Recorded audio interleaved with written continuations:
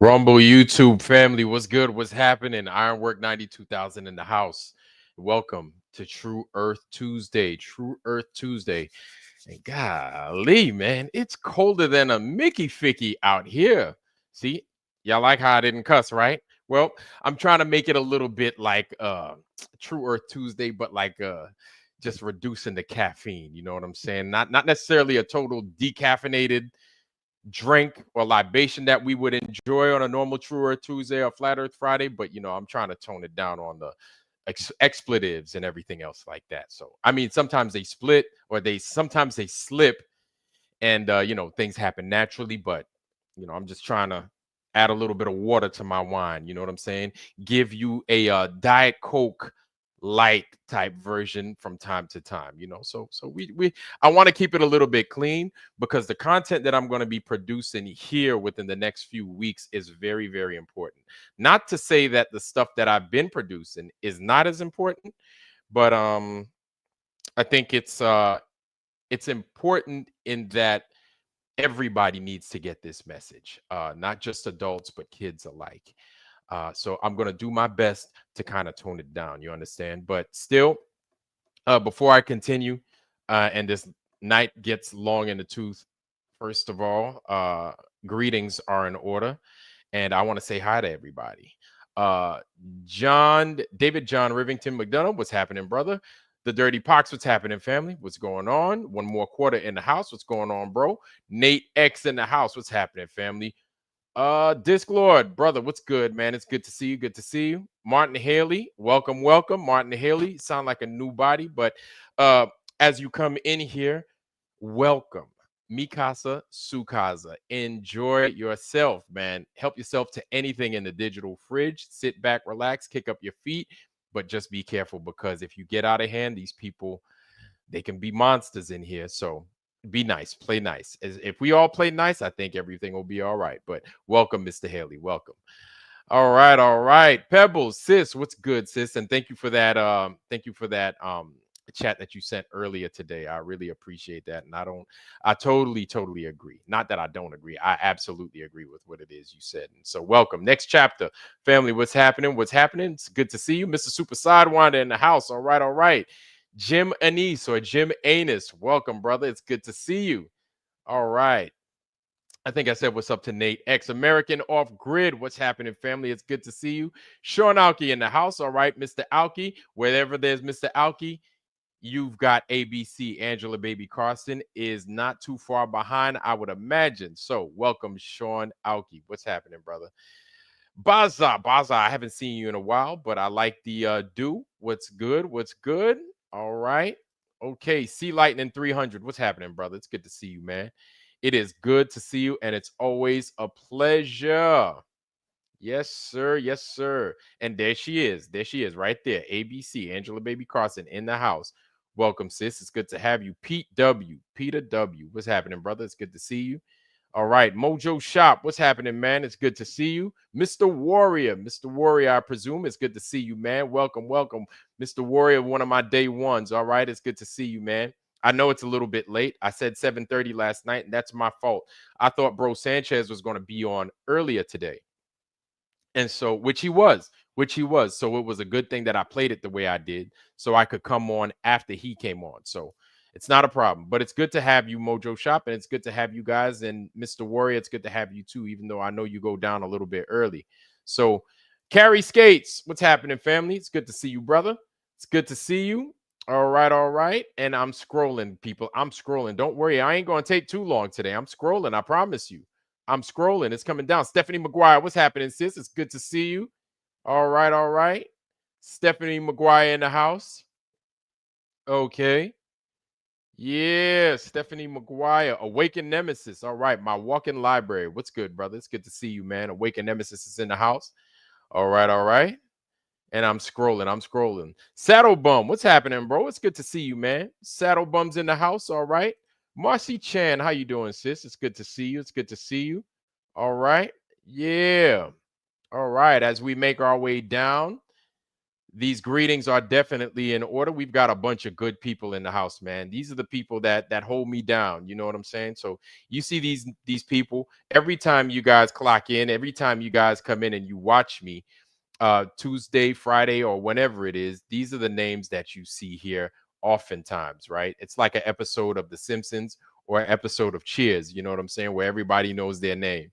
So you'll get used to seeing these people, and everybody has their own type of personality. And that's what makes this cornucopia as wonderful as it is in Ironwork 92,000's channel. You know what I'm saying? And it makes I love saying that our foundry, I don't call it a family, I call it the foundry. It's different, right? I love saying that it's unique. It's unique in this way, and that it's a little tapestry of the different points of view. But one thing we have in common is that we know that this place is flat and it don't move. Doesn't matter whether you think it rises, falls, turns sideways, or whatever. It's flat and it don't move. That much we can rock with, that much we agree with, and we're solid on that. That's all we need. That right there is all we need. You know what I'm saying? Um, XX Israel, what's happening, bro? It's good to see you. It's good to see you. Shannon Emerson, what's happening, sis? It's good to see you too. One of my day ones again. Shannon Emerson is in the house. All right, all right. Shannon Emerson. Okay, all right. We're making our way down rather fast this time. Leo Slayer, all right. Leo Slayer checking in on Rumble. Thank you, Leo Slayer. Thank you for that. I really appreciate you for that. Show some love, whether you're on Rumble or on YouTube. Show me some love. But if you're on Rumble, definitely show me some love. I'm starting to kind of wean myself from YouTube. You know what it is, man. So I've been cutting down on the cussing and everything else just to make things a little bit more palatable on YouTube. But y'all already know what it is. Ultimately, I will totally be off YouTube, and the only place you could find me on after that would be on Rumble. Either way, Chris Getz, what's happening, family? It's good to see you. Welcome, Mr. Getz. Welcome. Larry's in the house. Larry, what's happening, bro? It's good to see you. Jeff Gashead. Golly, man. Jeff Gashead, I hadn't seen you in a minute. Damn, post anything too, brother. It's good to see you. And Jeff Gashead, what's good? It's good to see you. Post anything too. What's happening, brother? It's good to see you. Just saw you not too long ago. Okay. All right, all right. Yeah, as we make our way down, we're almost down there, y'all. We are almost down there. Mikey Smith, I was just talking bad about you yesterday. I wasn't talking bad about you, psych. Let me stop. I wasn't, but Mikey Smith, I know you claim to have photographs of the firmament. So this is why you've been sticking out in my mind. I really would love to see these pictures, these photographs that it is you speak of. And I think pictures of this supposed firmament is in order. Indeed, indeed, indeed. You know what I'm saying? Chicago Cubby Bear, what's happening, family? It's good to see you. All right, Chicago Cubby Bear, my doobie brother over here. It's good to see you, man. Harmless 59, welcome from Rumble again. Thank you. Again, I'm loving the Rumble. I loved everybody in YouTube, obviously, but I'm definitely feeling that Rumble. You know what I'm saying? But howdy, howdy. It's good to see you, brother. Dr. Bose with all the hoes. That's not a cuss. A hose is not a cuss. Hose, I'm saying, or hose, short for Jose. You know what I'm saying? Dr. Bose knows. It's good to see you, Dr. Bose. Thank you. Thank you. Welcome, welcome. All right, all right. So we're almost there. We are almost there, family. We're almost there. Yes. Greg B's in the house. What's happening, Greg B? It's good to see you. Rebel Lion is in the house from Rumble. Okay, all right. Okay, I'm digging the Rumble people, man. What's up? Okay, they're paying attention to my Rumble. I love it, man. I love it. Make sure whether you're in YouTube or whether you're in Rumble, make sure you give us that thumbs up, family. Make sure you give us that thumbs up. Yes. Yes, Spitfire. What's good, family? It's good to see you. I hadn't seen you in a minute. but it's good to have you here tonight. It is good to have you here tonight. Victoria Salt Coherence 888 888. It's good to see you, sis. Welcome, welcome. All right. Eugene 12, brother. It's good to see you, man. What's up? What's happening? Cajun Art Guild Porter, what's happening, man? It's good to see you. Hopefully, Pebbles is taking care of you. She fed you. You know what I'm saying? And if you come on up tonight to the panel, man, it'll be good to have you, brother. All right.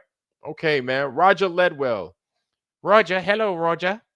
Roger Ledwell, everyone. Okay. It can't be both. Roger Ledwell is either one or the other. Can't be both.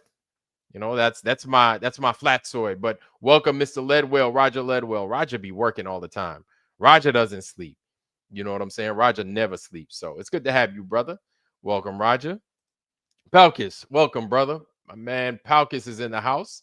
It's good to see you. It's good to see you. I got some stuff for you to take a look at in regards to the Antikythera mechanism. It's good to see you, Palkus.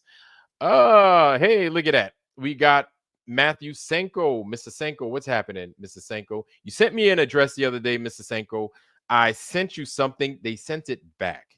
I don't know why. I know you are in Canada. However, the restriction of sending postage from the US to Canada has been lifted. It has been. And so for whatever reason, I can't get postage to you, or they sent it back. I don't know. But do me a favor, send me in my email your address again so I can resend it. I don't know. I think it was right, but for whatever reason, they sent it back. I don't know. Either way, it's good to see you all. It's good to see you all. Welcome, welcome. I hope I didn't miss any. Oh, look at that. I did. Flat Out Faith, what's happening, brother? It's good to see you. And from Rumble again, welcome, welcome. All right, it's good to have you. Zach Sullivan, what's going on, bro? I was not ignoring you, but it's good to see you. You were sending me a lot of information at a crazy time, but it's useful information indeed, and stuff that I think we're going to have to kind of display here on the show here in the very near future. Kane West, what's happening, family? It's good to see you. Good to see you.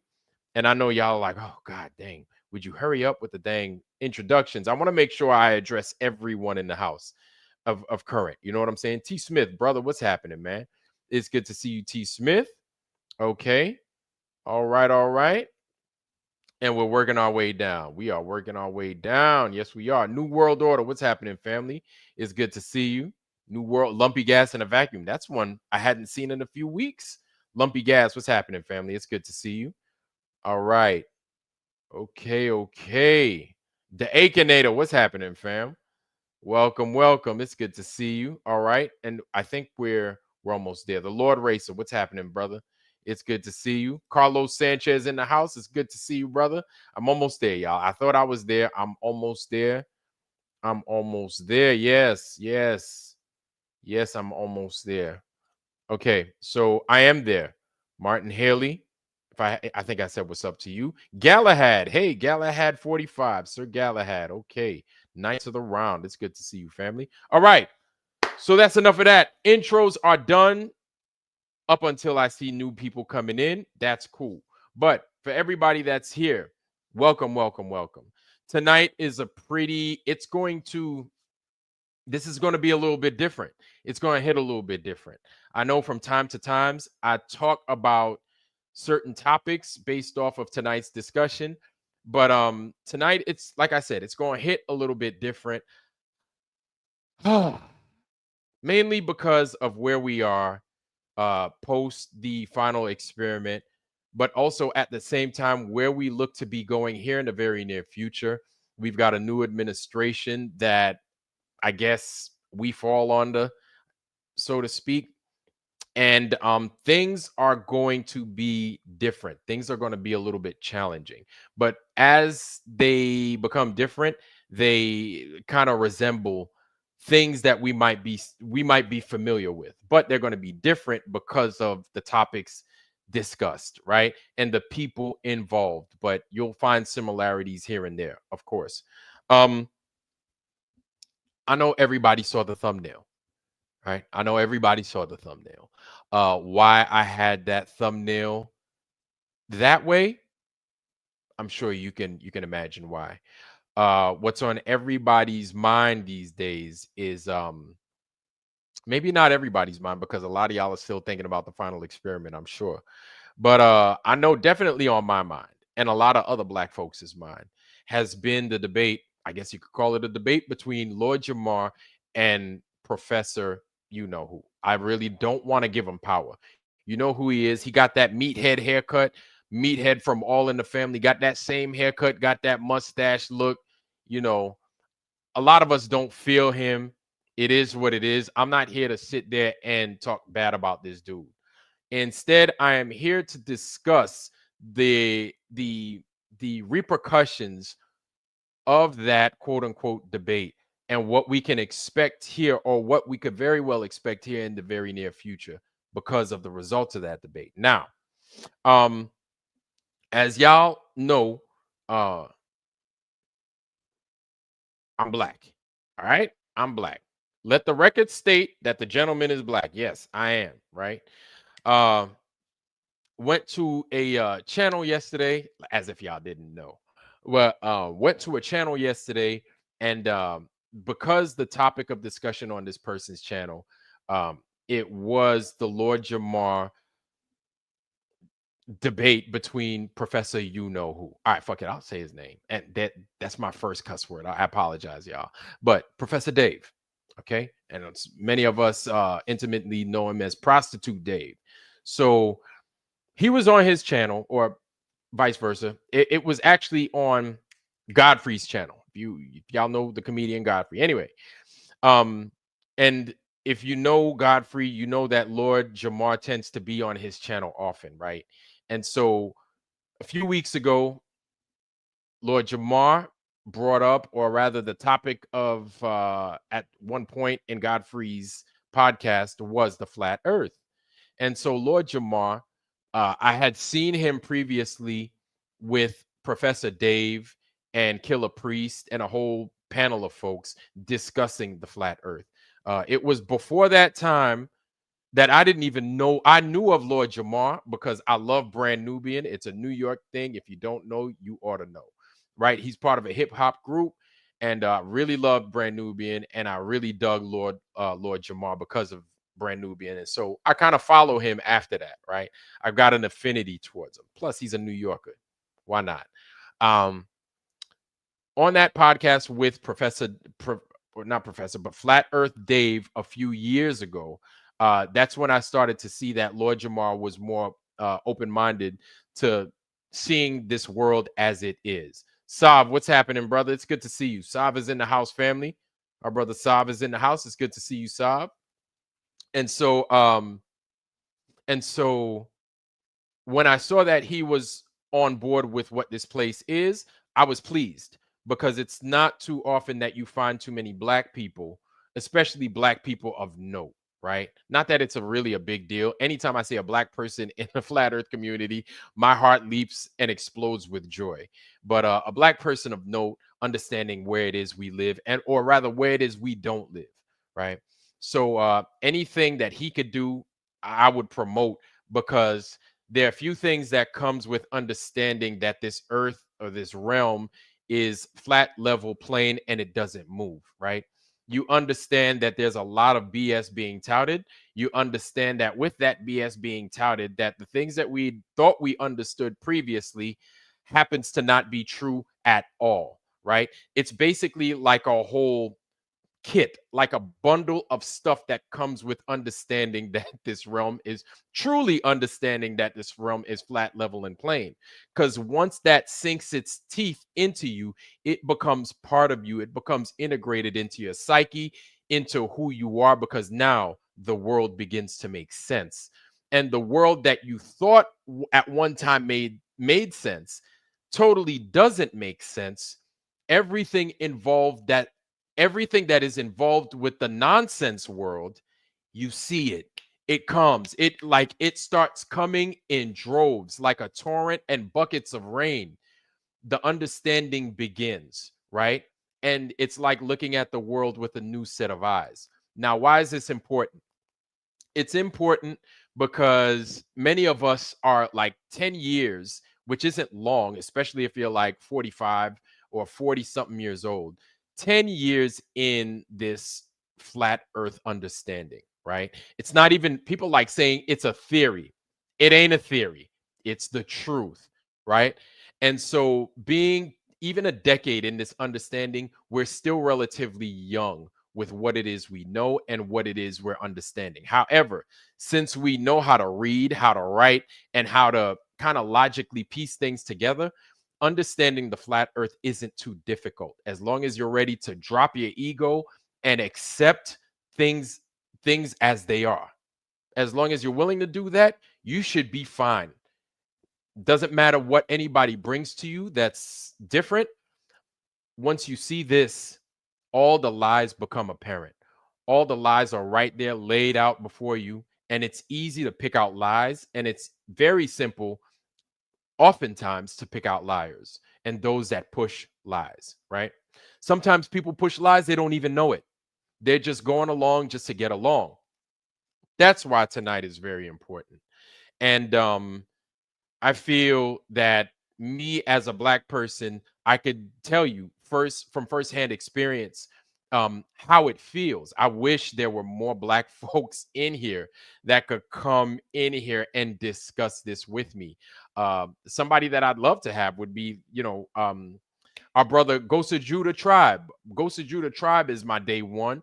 He's the brother that helped me get on here and kind of grease the wheels for me, so to speak, into helping me develop the platform and everything else. And so I give all the respects, all the love, and all the shout out to the Ghost of Judah Tribe. And if you haven't subbed to him, you better, especially if you're a Chicago Bears fan.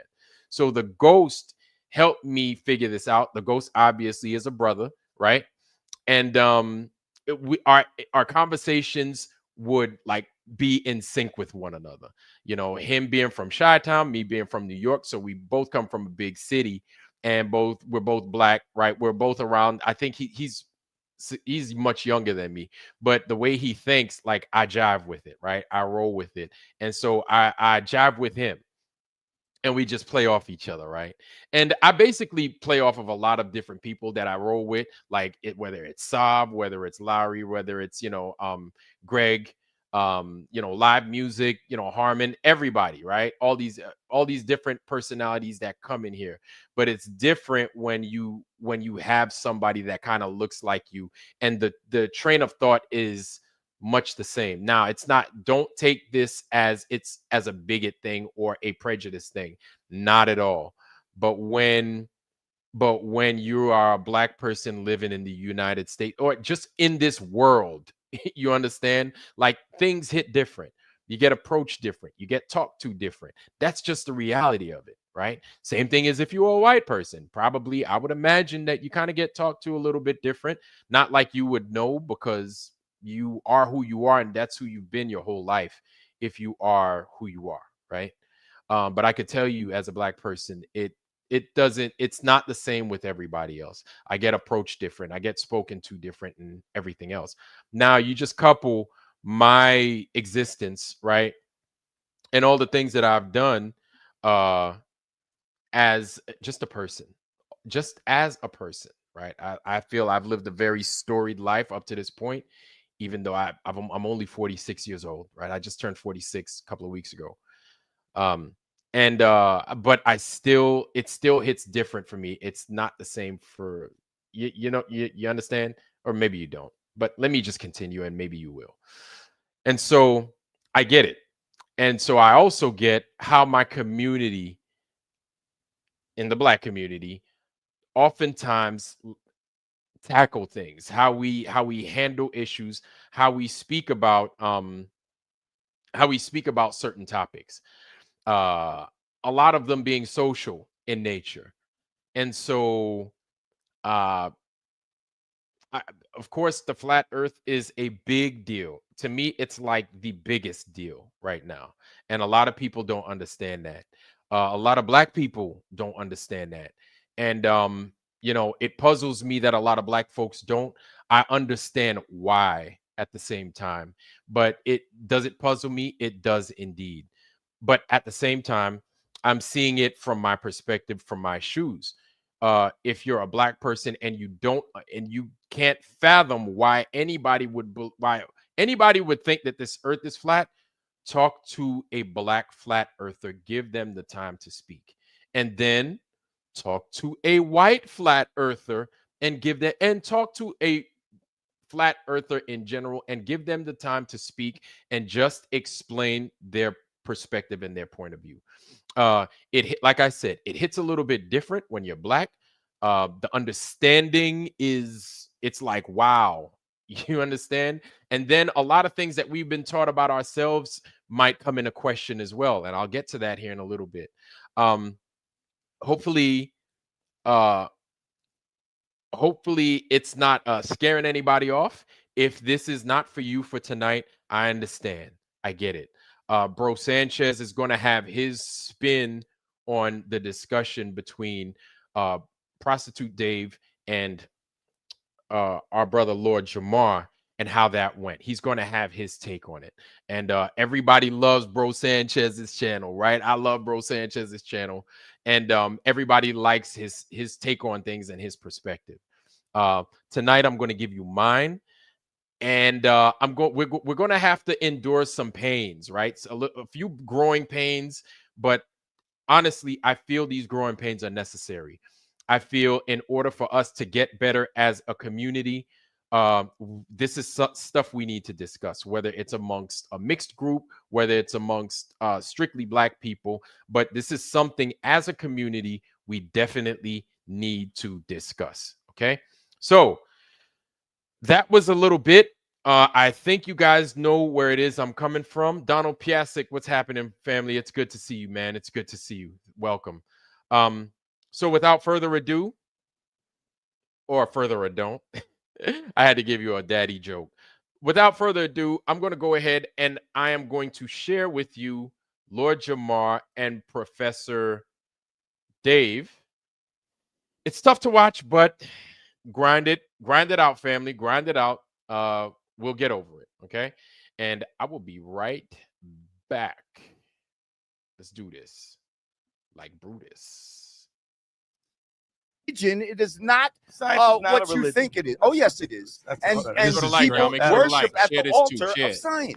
And these people are your new fucking deacons and comedian named Godfrey.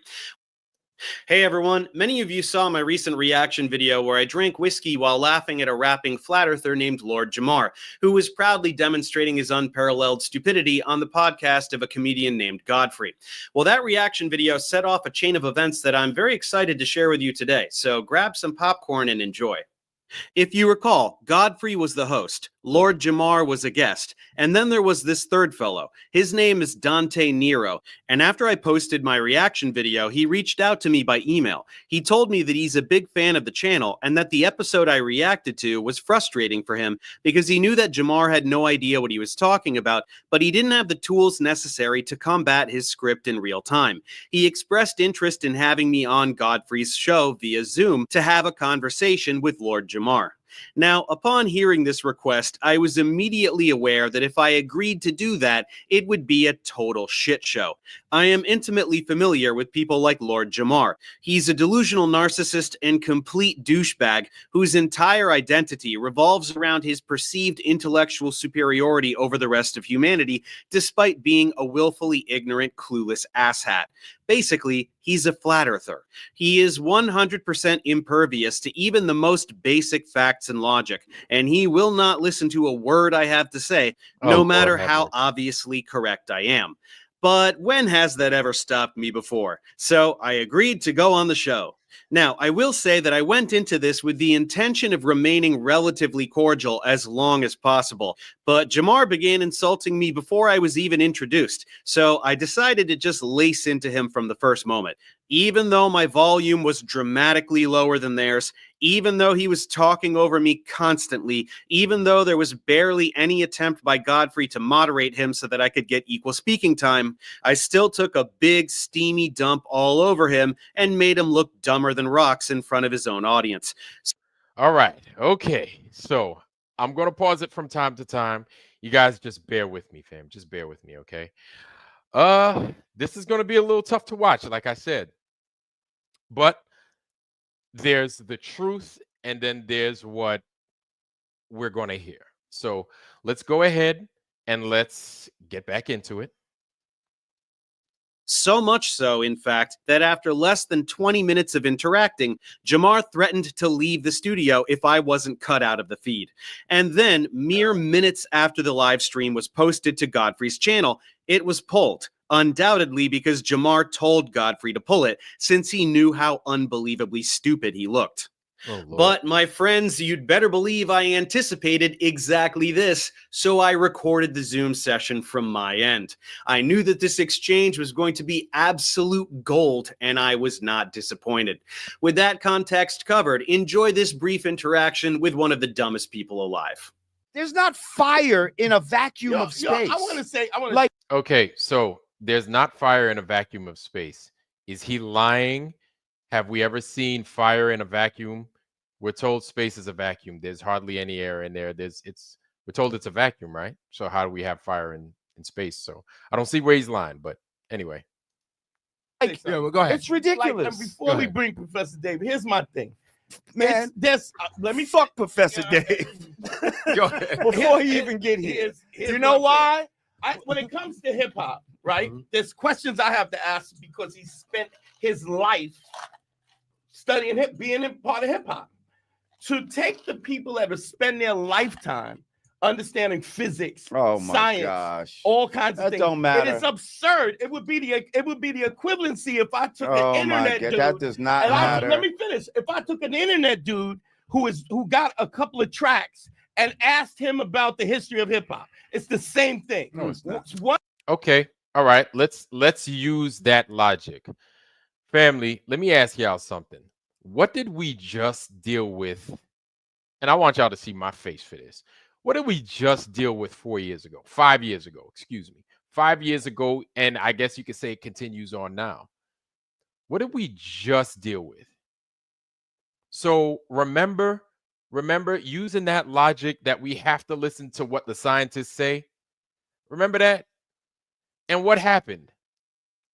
Yeah, exactly. So if you want to go up based off of that logic, this Rona, the jab, right? The cocoa, whatever you want to call it. So if we're going to go based off of that logic, then we should have listened to them. Is that right? Because they were right, because they're scientists, right? I think if anything, that would have been the last straw right there. That right there would have blown the gates wide open, but it didn't. So that's fine, man. People, I don't know. Hard head makes my parents would always tell me, boy, our hard head makes a soft behind. This world is full of people with soft behinds and hard heads. But let me stop flapping my gums, man. Let me give it back to the show. One person. But what about, you say scientists, right, that have been studying for a long time, but there are people that in these professions that have there to lie, just like medical apartheid against African Americans. There are trained doctors. When you follow the money, to black people about health, they're gonna say whatever the money tells. And let me tell you something. As a black person, you see it to this day. Hell yes. If you ain't familiar with it, let me tell you something. Have you ever heard of the Tuskegee experiments where they got all them black men and filled them full of syphilis just to test medicines and everything else, and basically to try and wipe us out and see what this stuff could do to us? That many times you've had science, in the name of science, do stuff to us as black people. So that alone, and that happened like what, in the 40s that took place, and then we didn't find out until like 30 years later. You understand? So as a black person, like, it just puzzles me when I hear other black people adopt white talking points. And no offense to white folks, but there are people in the power structure that run it, right? That have the money, that basically call the shots, and it ain't us. We ain't in that club. I tell you right now, we are not in that club. Let me tell you, and let me make it perfectly clear for you. You could be black. You could have all the money in the world. At the end of the day, this society, because it's woven into the fabric of most societies, you're still black. Y'all may not want to hear that. It's the truth. And so this is something that we have to deal with in a society. And then so many of us move accordingly just because of the color of our skin. It is what it is. You may not want to hear it, but I'm going to give it to you straight, baby. I'm going to give it to you straight. Let's get back to the show. Nobody is saying that didn't happen. No scientist is getting funded if they do not say what the money wants them to say, sir. Okay, that's conspiracy. Science, it's real. It's a fucking fact. You don't get to science is a religion now. Science is a religion. It is not what you think it is. Oh, yes, it is. And people worship at the altar of science. And these people are your new fucking deacons and bishops, and you believe that they have the power. They're closer to God than anybody else. No. Hang on a second. My whole disclaimer before we even start this bullshit, okay, is that, hang on, I issued a challenge, Godfrey, to even come here to talk to Mr. Whoever, scientist man, so this is the first time I'm hearing that Professor Dave or Prostitute Dave is an actual scientist. Y'all understand? So now Professor Dave is a scientist, right? He's a scientist. I do recall him tutoring folks, and I do recall him saying that originally I would rather be friends. Maybe friends. So I remember Professor Dave from his own mouth saying that, he gets his script from a group and then he presents it on YouTube and then he just carries on smartly, right? This is what I recall him saying. There's one. Two, I also recall him saying that he originally was going into the chemistry field and then he decided to switch it up. Ryan asked, "What's going on, brother? It's good to see you, man. It's good to see you." And so he decided he wanted to switch it up. I do recall that. Now, I'm not going to shit on him. I'm not going to shit on him. I'll play with his name, sure. But based off of the credentials that they're giving him, I don't recall him being a scientist. Now, if I'm wrong, please correct me. Bruce G, what's happening, family? If I'm wrong, definitely correct me. But I don't want to give him the respect that he might not deserve, right? Well, and even if he is a scientist, there's truth. And then there's lies, especially if you know what the truth is. So let me stop flapping my gums. I just wanted to pause it for that. Let's go back to the show. If he can present me a working model of a ball that water sticks to the outside. Now, that's the thing. The models can do whatever they want. The models can have Godzilla come out the water and burn the whole place down. So be careful when you ask for a model because you will get just that. You will get a model. It's rotating. Yes, as it rotates, I'll gladly sit down and have a talk with him. He hasn't showed me such model. I can give you a model right now as we sit here. Oh, is Dave around? Is he there? He's on. Can he hear us? A model right now. I can hear you guys. Hey, Dave. Dave. Hi, Dave. It's Godfrey. How are you? I don't see you. Doing good.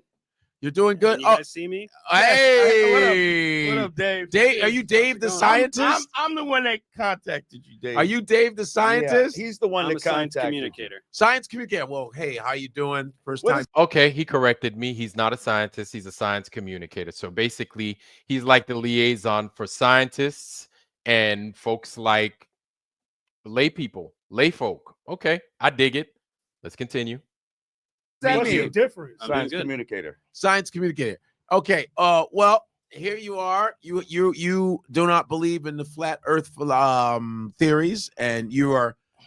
I've been taught that the Earth has been round for a long time, and when the flat Earth thing came around, I said, "Okay, what's this about?"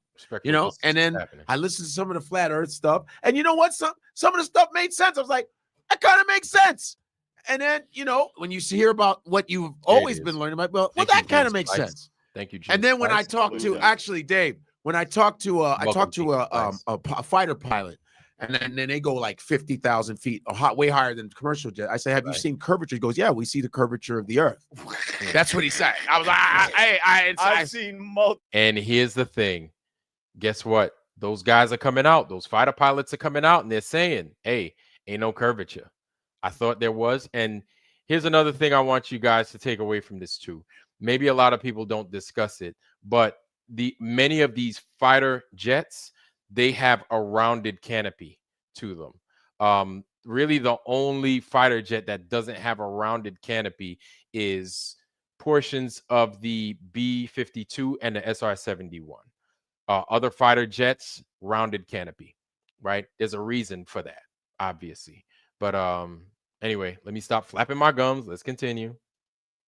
Multiple videos where they say no. You talk about we're supposed to take care of your video over a pilot who has thousands of hours. We've seen multiple pilots say that it's so Dave. So who's going to go first?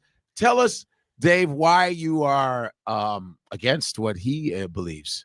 How about that? Yeah, Flat Earth is the dumbest hoax in human history. Jamar just watched some videos by Eric Dubé, who just spews a bunch of bullshit, memorized what he says, and repeats it and pretends to be intelligent.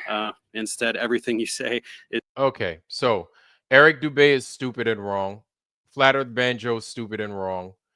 David Weiss is stupid and wrong. Taboo Conspiracy 3 stupid and wrong. Flat Out Truth is stupid and wrong. All these people are stupid and wrong. Correct? That's what it sounds like to me.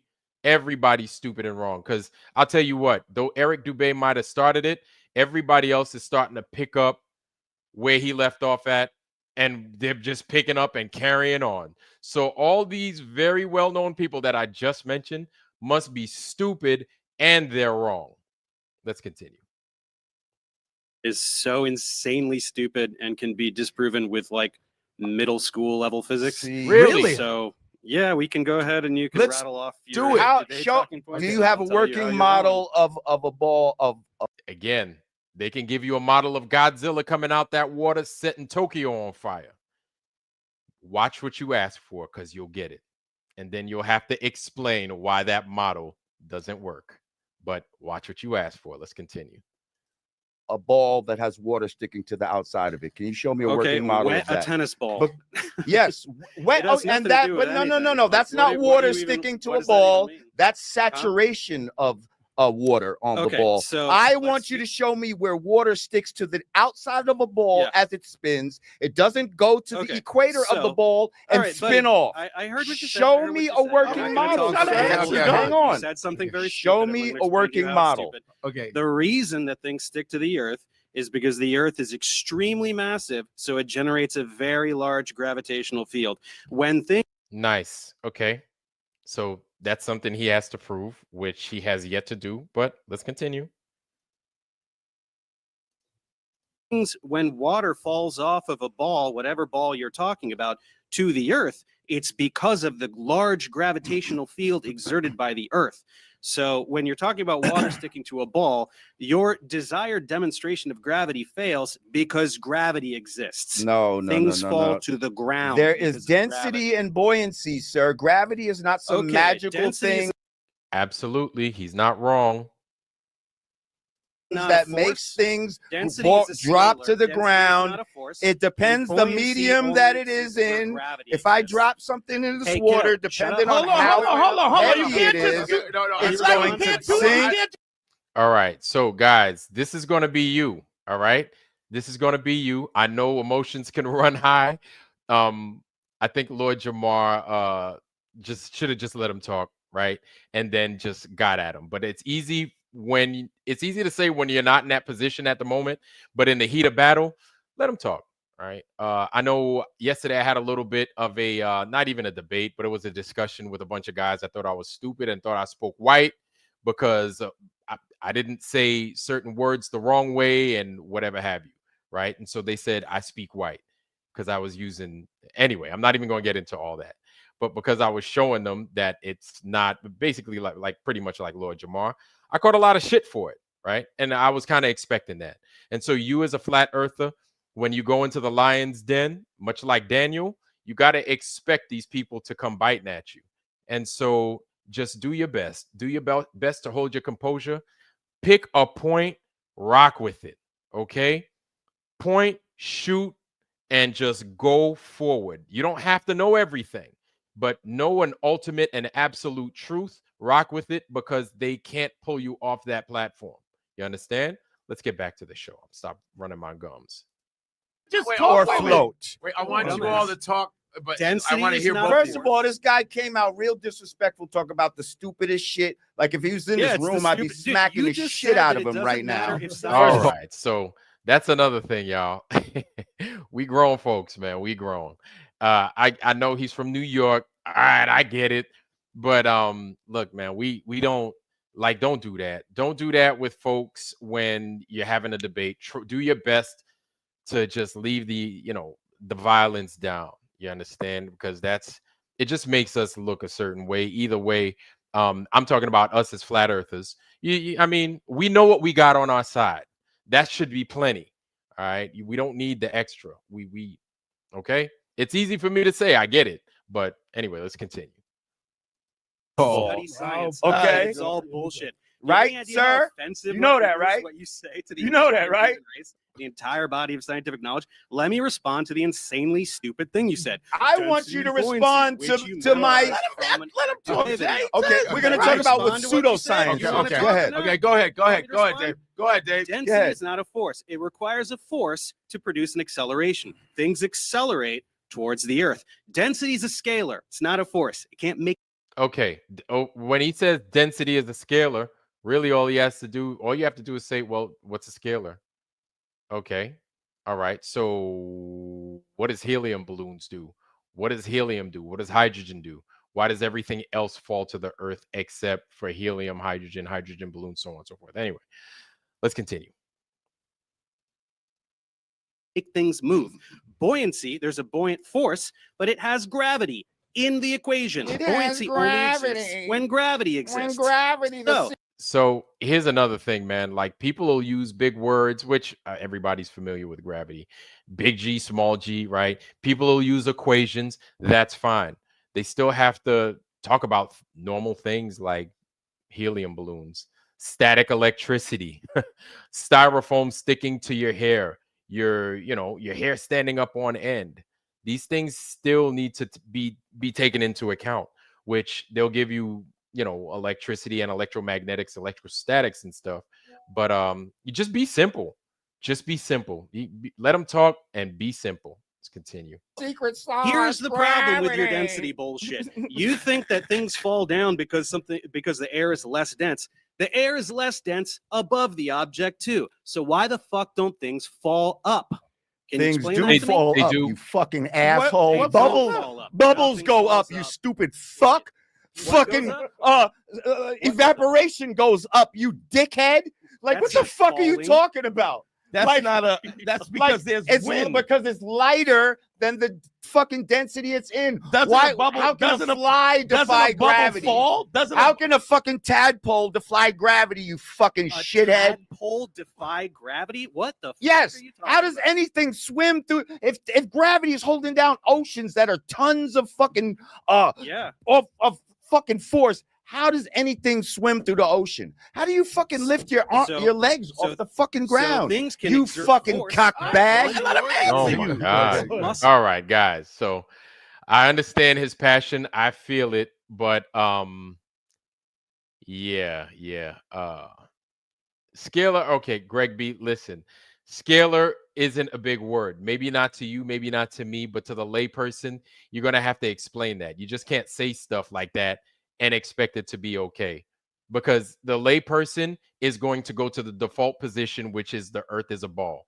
And then they'll go off and they'll start saying, yes, scalar quantities are, different from vector quantities and blah. And then it's like, all right, well, what the fuck are you talking about? You know what the fuck you saying right now? And most people have no fucking clue. They just parrot a bunch of shit that the damn people from the globe say. And this is how the globe wins, right? Because they sound sexy. They sound good. And the flat earth, not so good. But what I mean by not so good is like it's pretty simple explaining this earth being flat, level, and plane. But let's continue. Birds have wings, right? You can exert They have force, wings? which allows you to accelerate. Oh. Right? Doesn't that make sense? If you jump or if you throw a ball, you're exerting force and you are counteracting gravity until that momentum runs out. You throw a ball, it goes up, and then it falls back down. Why do things fall down? Speaking of momentum, do things No. Why do things fall down? Subject. Why don't things fall up? Why do things only fall down? Why do they? Why do things fall up? No. Why do things fall down only? Why don't they fall up? This is what he said.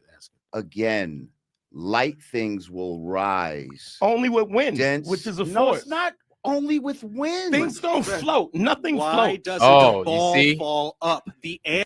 No, I'm surprised nobody stopped his ass with nothing floats, because really all you got to talk about is hydrogen and helium, right? And then we could take it from there. I'm not even going to explain all that, but anyway. Because it is dense. Because it is dense. Because what's dense? The air The ball is is dense dense. than the ball? Is that what you're saying That now? don't even make sense. That's not even what the what ball you're is saying. dense. If it's in regular air, it will fall to the ground. If it was in, Why does if it it fall was up? in, Isn't say the air a above the ball gel, less if it dense was than in the a ball? gel, what is it? What's the ball gonna do? Okay, I It's don't just know gonna about what the stop fuck you're there, talking about right? The gel in the air. Why There's doesn't the ball it fall depends up? on the air medium. is less ask dense Why the than does it question fall and then up? What does falling up have to do with anything? I don't No, understand. because what you you're think talking it he about. said he You said said what? there's no such thing as you gravity. you said there's Why no is such there a thing in preferred gravity. direction of falling? Why do things fall down to the ground? Because they're heavy. Because they have density. Okay, That's why. what is heavy? What is weight? Do you even know what weight is? Oh my. What's weight? Tell me the definition of weight. It's your fucking head on your fucking shoulders, you fat Oh, head someone's bitch. getting a little sassy because he Like, doesn't know the answer to the bro, question. What We're does not weight gonna mean? sit here and talk about all these. We're not going to sit here and define words that you don't Yes, know. that you're define trying to words. We're talking about what's heavy and what's light. use. Yeah. So what does fucking heavy mean, dumbass? You said the word heavy. What is heavy? What is weight? What is weight? What does that mean? You don't know the definitions of the words you're using, Bro. Should I define? Good. And Tell this them, is- yeah, tell them define what weight. weight is. See, and that's the thing is when you try to get a little bit sexy with the words and stuff like that, which it's just weight, and then you're gonna have to describe the difference between weight and something being dense and all that stuff, and explaining why weight is different than density, pounds versus kilograms and stuff like that. So instead of getting tied up in that BS, let them talk and then pick a spot and then just ride with it. But let's continue. There I go. Look it up if you want. A Look it body's up on the relative. internet. Oh, here we go. A body's relative mass or the quantity of matter contained by it, giving rise to a downward force. The heaviness, and then of course the heaviness of a person or thing By virtue of its position in a gravitational field. Things have weight because gravity See, exists. you say these things. These You are tell me the definitions. of words. These are and I definitions don't know that what to are given by people who are who here study things to and actually who know are here things. to reinforce a certain position. I'm talking Sweetie, about common money sense can't shit. change Did the he laws say of sweetie? physics. Are you There's no fucking amount homo? of money that Did can this- change the Yo, laws of physics. did this nigga just say sweetie? Yo, All right, okay. See, now when it comes to those things, making fun of folks, man, we leave that to folks like Professor Dave. We try to have as normal a discourse as possible without the craziness. And then when they're wrong, they're wrong. When they're right, they're right. Right. We do our best to just keep the making fun of folks at a minimum, but it kind of takes away from the discussion. But whatever, let's continue. There's no conspiracy here. You can't change what listen. gravity is. I'm or how talking about common electromagnetism sense. works. I'm not getting You into all of have this. to- You're not talking Do you about feel like you're common moving? sense has nothing to do Do with you any of feel this like stuff. you're moving? You can't just intuit how the laws of physics work. You have Bro. to probe them and learn about them, study them. Listen, That's what we know education is. about these things, bro. And all this we shit do you're and you talking don't. about You should learn is some bullshit. Like, do you know about corpuscular rays? What are corpuscular rays? Oh man, it appears to diverge because of perspective, kind of like. All right, so y'all know he's full of shit. Y'all know he's full of it right now, but it's all good. It's all right. It's all good. This is another thing. We don't need to be bouncing around all over the place. You know the position we're in. You pick one spot, you ride with it. Railroad tracks, what do you mean right? Appears to diverge? It appears to, from your perspective. So can you trace the rays back to its source? What do you mean? Yeah, okay, there's the sun. Sure. What? How far away? Know what you're trying how to say. far like away is the sun? Is the sun 93 million miles away? Okay, you already changed the set. You're already jumping away from the thing that you brought up. No. It's not a matter of. I'm talking about common sense, bro. Is the sun still 93 million miles away, Dave? Okay, but if it was, why do we have crepuscular rays? Your answer. I want to see where he's getting at. Why? It doesn't. Why do the railroad tracks appear to converge with distance? It's the same concept. It doesn't matter how fucking far away the sun is. What do you mean it doesn't matter? It's 93 million miles away. Yeah, and that's what these same people that you're talking about, all the definitions, say. And yes, here's the thing. It does matter. It absolutely matters, because as soon as you start poisoning the well, a clean well with lies, you might as well throw the whole thing away, because nobody's trying to get poisoned. So as soon as you start making stuff up from the hip, and we know ultimately that it's not true, then yes, that's something that needs to be addressed. So black people calling white people. Yeah, absolutely. If they're in here, get them out. If they're calling people the N-word, they got to go. That's it. Calling black people Negroes and stuff, and you shouldn't. You ain't got no place. That ain't you. You got to go. You got to go. Absolutely. White folks especially, man, you can't be doing that. Y'all know better. Here's the thing. I'm gonna let y'all see my face and the seriousness behind this. I don't accept it. If you're white and you saying the N-word, nah, not in my channel. You can do that somewhere else. You can say it wherever the fuck you want. You're not gonna say it in here, because if you say it in here, you're gone, and I don't want you back. I'm keeping it a buck, and it's that simple.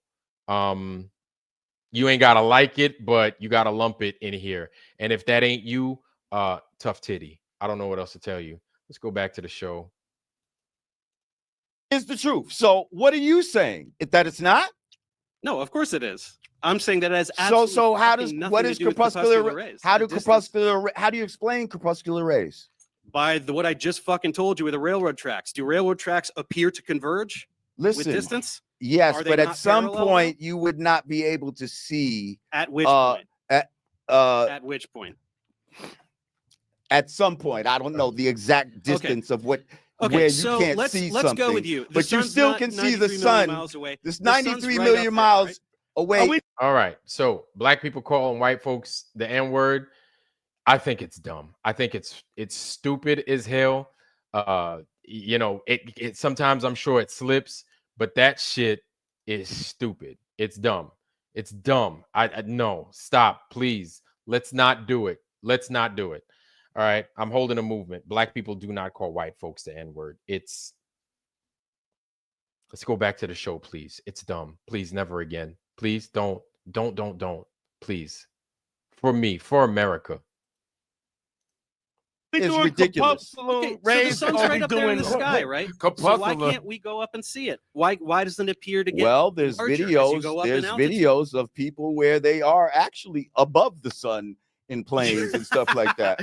Yeah, there's a video where people are above the sun. Is that right? Absolutely. We've seen it a million times. We're not going to go back and grab the video or the dang pictures, still pictures. But yes, there are a bunch of those that show the sun within the clouds. There are. Anyway, let's continue. Or are you completely full of shit? Nope. Above the sun. People pull it up. Let's find the video. Are they above the sun? Well, do you see anything in those folders that say anything like that? The sun is above, I got you, Leo. above the flat. But they don't, because they don't believe. Is it like a dome, right? We're like in a that's dome? what they believe is fucking ridiculous. But it's just like, how do you have pressurized air in something that doesn't have a covering? How do you have pressurized air? And you guys will say, I'll take care of that. let him answer. Hang on. Let me finish saying what I'm saying. You said what you asked the question. Bro. You asked the question. Go ahead. Do what you're gonna do. He's trying to be friends. But come on, man. Because you have to have a covering. People will say that the covering is the ozone layer or the thermosphere. These are basically imaginary coverings to say the same thing Rachel. That somebody would say I agree. Is a firmament. But go ahead. Tell me why you have pressurized air next to a vacuum of space, sir. Okay, so so this is really adorable. You think that space is a vacuum cleaner because you don't know what a vacuum is? Nobody said that, but he just said the vacuum of space. All you needed to do was answer the question, but Dave does shit like that anyway. You don't know what vacuum means. What's a vacuum? What does vacuum mean? Tick tock, tick tock, tick tock. What the fuck is a vacuum? It has no air. It's, you know. It's an absence of matter. Mm-hmm. So why the fuck would the vacuum of space pull air anywhere? Can you explain that? A vacuum also pulls things, sir. No, it doesn't. Vacuums don't suck. That's not a thing. Oh, boy. Oh, boy. All right. So, yeah, vacuums don't suck. But when you have... You guys know what it is. Low pressure, high pressure. As soon as you break the high pressure, everything wants to equalize. Or as soon as you break the low pressure, everything wants to equalize. So, of course, this is what happens when you just jump all over the place. Just make sure you just don't jump all over the place, people. Make sure you go in, know what I'm saying, with your machete. You coming out with your machete. Don't go in with a machete, a machine gun, a baseball bat, spiked fucking knife. No, excuse my language, y'all. I apologize. Yeah, bro, I've heard black people call white people. No, I didn't say they don't, Rebel Lion. I didn't say they don't. I'm just saying you don't have to. Please don't do it. Don't do it. Let's just how about we don't use that word, especially in here. Okay. You don't hear me using it. I have used it from time to time, but you don't hear me sitting here using it. So please. All right. Let's not even go there. Okay. How about that? We want to keep it as clean as possible. I'm trying to cut down on the cussing and everything. Okay. So please, peace. All right. Peace in here and the Middle East. Let's continue. If vacuum is so you don't know what a vacuum is, Dave. A vacuum is the absence of matter, right? Yeah. So why would that pull air anywhere? So we just have absence of matter next to pressurized air. Yes, which sticks to the earth because of gravity, which again you pretend doesn't exist. Which sticks to the earth, so it's spinning with the earth. I have the definition at 1,000 miles an hour. Okay, so I have the definition. Really jump into all the favorite talking points. So the earth spins once per day, bro. That's what a fucking day is. Did you know that? Do you know what a day means? It's how long it takes the earth to spin around one time. So all of this 1,000 miles an hour bullshit just makes you sound like an idiot because it spins once a day. It spins once a day. And if we break it up into miles per hour, it still turns at roughly 10,040 or 1,040 miles an hour at the equator, right? If you look that up, you would be correct. It's at half the rate of the hour hand on a clock. Not so fast, is it? Well, pretty funny shit, huh? Yeah, really funny. Any response? Oh boy. Yeah. You're full of shit. No. That's not how you want to approach that. You let him finish. And then you go in with your rebuttal. That's all. You let him finish. No name calling. It makes us look low, bro. But let's continue. Full of shit about what a day is. Is a day 24 hours? What's a day, dude? Tell me what a day is. I got a question. Go ahead. What are we living on then? If it's not flat, so some people say it's not. So round. People are upside down on the ball because of gravity. Upside down? Yeah. What's upside down? Why upside down? Because what does that mean? The ball has to have a top and a bottom, correct? Does it? Yeah. Why? Because it's a ball. Sphere. So y'all say the North Pole and the South Pole, right? Where's the top of a ball? You said it's at the North Pole. Take a featureless sphere. Where's the top? It's not featureless. Y'all say the North Pole, but you said the South Pole. You didn't say the Earth. You said a ball. Okay, that's so what y'all saying. We are on a ball. You said we live on the outside of a ball. So Dave, okay, is so the Earth, you're designating the North Pole as the top and the South Pole as the bottom. That's fine. So now, how do we orient ourselves down? Where is down to us? Where's down?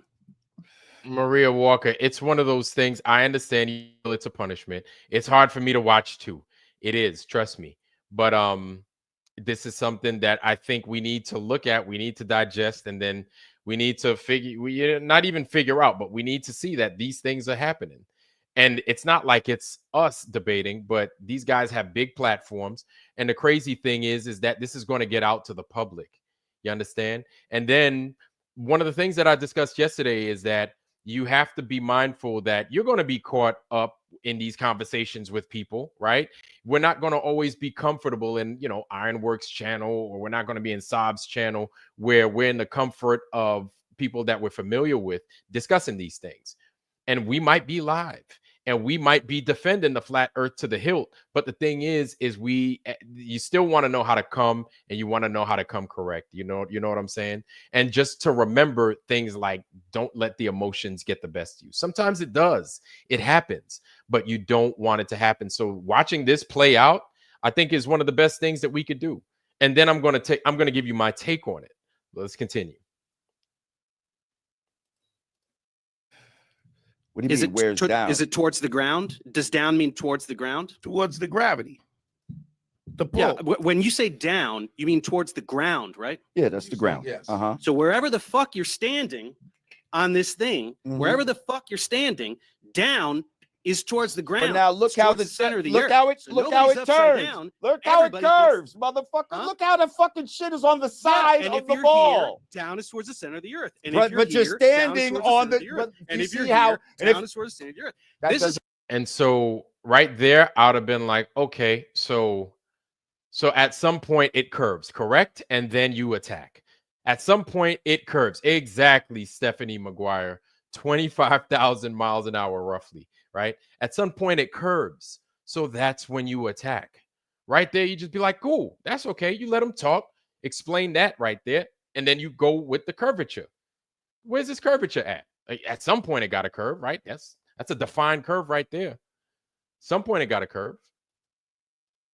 That's how fucking dumb that you doesn't are. make This sense, is how you fucking fucking dumb asshole. You That's how imagine dumb a you globe? are. That shit don't make no fucking sense. You think that there's You're on the magic side, down in and outer it's supposed space to be because you're tilted, imagining and the it's supposed to globe be in on your an house, axis. and you're This imagining shit is the fucking ground ridiculous. below Please the get this globe. clown out of That's here, why you please. think that there's Lord. a down All in right. space. Get this In clown out of reality, here. there's no fucking down. He's trying to get Godfrey sweating because he's embarrassed.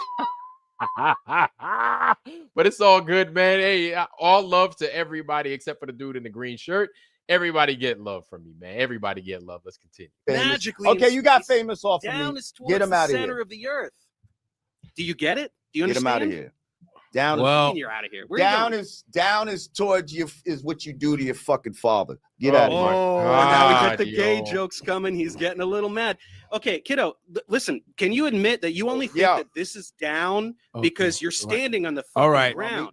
And so you're reinforcing what I is the thought actual this would truth. be, You want me down to the center of the I ground. told you. a nice discussion. I I told guess you. we got a You little can't bit present- aggressive. He's a pseudoscientist. So A and until pseudoscientist. you Dave, show and thanks. prove your shit with Thanks. a Where's fucking down? model, we're not going to Where's even down? take you seriously. Answer me so- this. Why is this down in space? Where's down? Where's down in space? What does that mean? You never been Why- to space. why is this person Nobody's upside been down? to space, so you What don't know should be- what is down in No, space. no. Stop. You're stop, taking stop shit. changing You're the taking subject. Stop somebody's changing the word subject. for it. Here's a guy that you Godfrey? think is upside down, Godfrey? right? Here's I'm a gonna guy ask him. standing right No, I'm here. telling you now, would be Godfrey. pulling it? Nah. It's, what's embarrassing? Godfrey's doing his best to play fair. This is what sucks, man. Like, it's a bad look. It's a bad look. We could say for the flat earth community, sure. But I mean, as an individual, if you're not going to take your licks because you kind of missed a point, then you look bad. So you got to accept those licks, right? Accept them, but then you come back and you're like, well, I just need you to explain this curvature part. Like, please explain that to me, because that's the part that I don't get. Kind of like we talk about play like Columbo. All right. I don't get this part. I'm stupid. You know what I'm saying? And then you go in for the attack. All right. You go in for the attack and you finish them off. Martin Haley, it's almost done. Give it a let it just finish up. Let it run. Why Yo, be pulled down? Godfrey? And to why? Hey, Mike, we're gonna. Hey, I'm Dave, thanks for you guys. We I'm tried. telling you. I thought it'd be like a. Are you better cutting me out conversation. here just because this fucking guy can't? get No, out of I'm here, not bitch. cutting. I mean, it's handle the not, heat. it's not because I guess he's done talking. I mean, you know what I'm saying. Yeah, Dave. fuck you. Oh, he's definitely done talking because Yeah. he can't handle somebody who actually knows what he's talking about, Nah, tearing apart all the you bullshit ain't that he tearing chose to apart believe from shit. the Eric Dubé videos. It ain't no Eric Dubé Who's the Eric video, Dubé? sir. It is. that? You that? directly parrot Huh? every Who's single Eric thing Dubé? that Eric Dubé Dude says. from Trust me, online. I've debunked all this shit. Oh, he's- I know your He's a whole flat script. earther. Density You ain't points, debunked. density You points. ain't debunked shit. No, I did. And that's why you're getting angry. We and on a throwing around flat gay jokes. You plane. can't answer any The of questions. water. Oh, now you're bringing the race card. We You're bringing living the race on- card, right? Wait, what? I- No, he said flat plane. We're on a flat plane. Oh, I thought I misheard you. Yes. No, whoa, Dave, whoa. Yo, tell your man something, bro. Like Yo, right now. Okay. You can't answer. Thanks. You can't answer. Thanks for coming, Dave. Appreciate You guys really that. cutting me out? I mean, it's not. We're not gonna get anywhere anyway. I thought it would be Of course like. we're not gonna get anywhere because he's I- a fucking brick wall Yo. that refuses to accept that there could be things that he doesn't understand, and that Listen, science isn't no, wrong just No, because you don't science take the is time to definitely learn wrong. about it. We're not taking your word for it. Your motherfucker's been You don't lying. have to take my word and for we're it. not- I'm and asking we're very not simple fucking with your questions that lines. you can't answer. We Right? deal with Down is towards the ground. and water you can't wrap always your head finds its around it. level. Water must have a container. It cannot what's stick to rain? the Where's the outside of container a on fucking rain? ball, you fucking asshole. Where's the container on rain, dumbass? Water must always have a container. Have you seen water in the International Space Station? It- It floats around. In little There's no blobs. fucking International Space Station Okay, then how do they make in outer. Oh no, the International Space Station is a whole nother animal. That's a whole nother animal. It is. It's a whole nother animal. Let's finish this up. Let's Space let and these Did guys all they wrap this put it up. fucking wires on the water, bullshit. moron? Did they make, Get the did they put fuck out of wires in here. the There ain't no water? satellite. Professor Dave knows that they use those wires and the green screen, and then they use the augmented reality and everything else to make a lot of these things happen. Let's continue though. And all this thousands of satellites. That's all some bullshit. Yo, bro. Everything is fake For real, because like, I don't seriously, like it. like, And it hurts my feelings. Who's I wanna the be guest that you special. want? Because All right. you know what I mean. Y'all can stay on with him. I mean, If you want to, guys, it's up to you. I don't study this stuff like you guys. I just Y'all want to stay on with him? I just no. Y'all want to he's a stay on guest. with him? No, I invited you here, So what then? you paid a couple tolls. All right, so then that's expensive. I'm done with him. All right, okay? are we done? Like, yeah. All right. Like, Oh. get him the fuck out. Wow. Yo, Wow. see, Woo. bro. That was. Wait, hold on. Pretty good stuff, huh? I thought you'd like it. Apparently, Eminem crapped all over Jamar in a diss track once. I've never heard it, but I'd like to submit this exchange as one of the 2 most humiliating experiences of Jamar's life. Who knows? Maybe he'll do some deep introspection and decide to get his act together. I'm just kidding. I'll see you next time. All right. Well, like I said, that And was like, that's it. That's what he. Nah. We good, bro. We good. That was yeah, man. That was it is what it is. And so after that happened, the reason I wanted to play that is because we needed to see it. That's something we needed to deal with. If you hadn't heard of Lord Jamar, that's who it is. Typically, he's on Godfrey's podcast, or he's on a Killer Priest podcast, and they talk. They drink tea, they smoke a little bit of herb, and then they talk. And they talk a lot about, obviously, the flat Earth. This time around, he didn't have anybody really to oppose him. That dude, the bigger, heavyset dude, I think his name is Nero. And Nero is usually the one that debates him, but he really doesn't go in deep like Professor Dave does, and Professor Dave did, and we saw the outcome of that. Now, that was interesting. So that was, it almost looked easy for Professor Dave. Nothing against Lord Jamar, but that didn't look good. It wasn't a good look.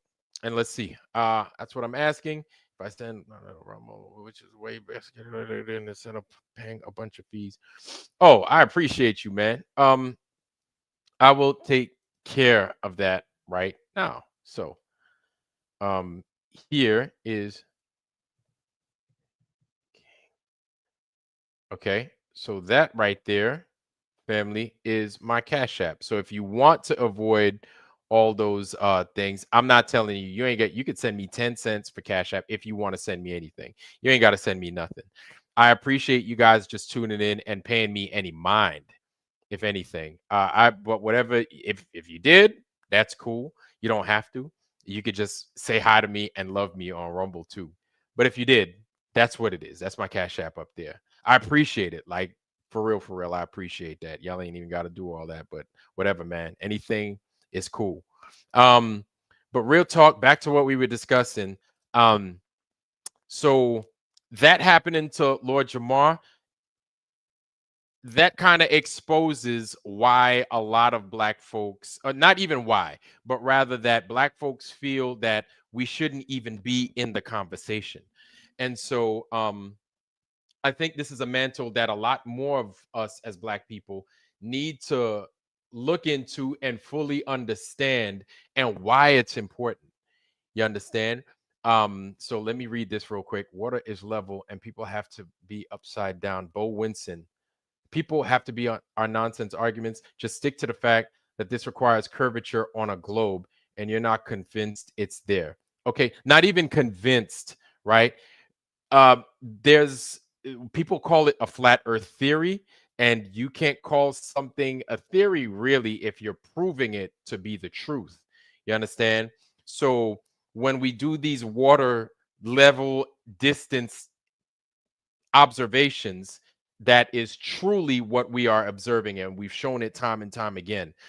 This is something that Taboo Conspiracy 3 Benjamin always shows every single time on his videos. If you don't know who that is, the guy that starts every single one of his shows, hello everybody, I'd like to show you you know, love him. Awesome dude, awesome videos. That's what Benjamin does. That's like his bread and butter. He does the distance test. Now, as of late, we're starting to see Anthony Bear, the guy out of Michigan, start to do a lot more of the leveling tests, even though Anthony Bear comes with a mixed bag of experiments and everything else. Now, it's not a theory because we're showing that it is flat. We can show it. The theory is that it's curving. That's the problem we're coming across. And so, honestly, if you could show me a curve somewhere and not from a mountain or a hill, I'll look into it. Like, but there's no curvature. That's the problem we come across. There is no curvature. It's not that we did believe it. You know, that's the difference between being a flat earther and being a glober, is you don't believe it at all. We did believe it. We did believe what it is you believe, which is lies. And so we came out of that hypnotherapy, and we understand what it's not. So yeah, you're gonna have to take that, put it in your pipe and smoke it. You understand? It is what it is, but we have to continue, and I'm gonna still give it to you from the Black perspective and why it's important. Because now you've got a bunch of these channels. Hold on. You've got a bunch of these channels, Black driven, right? That are basically showing this exactly. That are showing this. And I'm going to get into it with Mark Lamont Hill. It's a little bit wild, man. I'll just show you. I'll just show you what it is I'm talking about. Golly, man. This is tough to watch, but y'all got to watch it and y'all got to see it from this perspective. You got to. In my interactions with him. I hate it here. But he's got some quirks. Me and him went at it on Piers Morgan a couple months ago when he was saying that Kamala Harris wasn't qualified to run a Dunkin' Donuts. Again, I'm not a Kamala person. I'm a Green Party member. Plenty of things to criticize Kamala Harris for. However, saying that somebody who was an attorney general, even if you think that's the cops, it is, but it's a qualification to run an empire. She was a U.S. senator. She's the fucking vice president right now. By definition, she's qualified to be president. Oh, Lord. So when you say she's not qualified, that to me says more about your politics and your worldview than it does her. So me and Jamar went back and forth about that. He's a Trumper, you know. Him and Fat Joe went at it. We can get that another time about hip hop and the origins of hip hop and whether Latinos were involved in the formation of hip hop. I don't know where these new stories is coming from. I don't know where this stuff is coming from. I agree, Sky. Lord Jamar. Not the Lord. But apparently he's not qualified also to be a scientist because Lord Jamar also is a flat earther. And when people used to say this, you see, let's let him talk, let him cook. This person's a flat earther. I used to think that was like a diss, like calling somebody a knuckle dragger. Okay, you know what I mean? Or God damn, you never heard that before? Nah, I have. That's it's like it's crazy. But Lord Jamar literally thinks that the world is flat, like the actual Earth, the thing that spins. Mm-hmm. Where did he learn that? Is flat, like he thinks this is Earth, and I don't know what to do with that. And let me explain something to y'all, man. This right here, that right there is what a lot of black folks do to other black people that believe what the truth is, that know what the truth is. And so there are many of us that are probably flat earthers, right? Or that believe that the earth is flat, but we're not going to come out and we're not going to say it because you're going to get that kind of backlash from people that have a lot of pull within the community. By acting like the globe contradicts itself. Level and flat aren't mathematically identical. Say water is flat, not just level. It's different. Okay. Boy, I don't know where you want me to begin with that, Bo Winston. The water's not curving. How about that? It's not curving. All we want to see is the curve that everybody keeps talking about. Anyway, so it's a unique position that we're in as black people, because that right there is what you get from the majority of black people when you are in black circles and you have to explain yourself. And then with the yelling that you hear, the consistent yelling and the derision that comes with it, even if you bring up good points, it's going to be hard to break through this right here. And automatically he goes to what he thinks is a default position, a world that's spinning. So then with him, a world that's curving and a world that's moving. Mark Lamont Hill. But he's a doctor, by the way. So automatically that is gospel to him. He's not a scientist either, but he's a doctor, Lamont Hill. I think he's a lawyer or something like that. But this is how he thinks, and there are a lot of folks in our community that think this exact way. And there are those that don't think that way, but they don't want to say anything for fear of ridicule. Yes, asking for curve is a good question. Saying water is level is not globe debunk. No, I got you. Your thoughts on this? That one of the blackest things someone can do as a black person is to be a flat earther, considering the white with the globe out. No, that's one of the blackest things you could do is be a flat earther, because one of the things that I'd mentioned is the mountains of lies that black people have gotten. I'm going to get into the mountains of lies and how it's like spilt over from not just you guys but from us to you guys. What I mean by you guys is folks that ain't black, right? Or folks that didn't think you could care less, but we're here and we do actually care about the lies and why they're so important. And so, yeah, that's one of the blackest things you could do is be a flat earther, believe it or not. Us in the truth community, it's a big deal to us, because you want to know what's common about us in the truth community. We don't like the synagogue of Satan. What I mean by the synagogue of Satan, I'm not saying people that specifically pray to a particular deity. That's not what I mean. I think I'm talking about people that have this ideology that feel that they are above a certain group of people and they read the Talmud.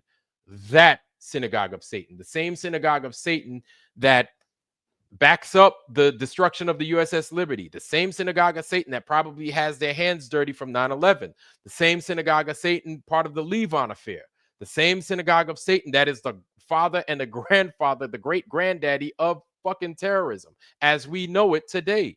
That synagogue of Satan starts with a Z, a Zulu, right? We know who it is, Zulu, and then finish off with the Ionism.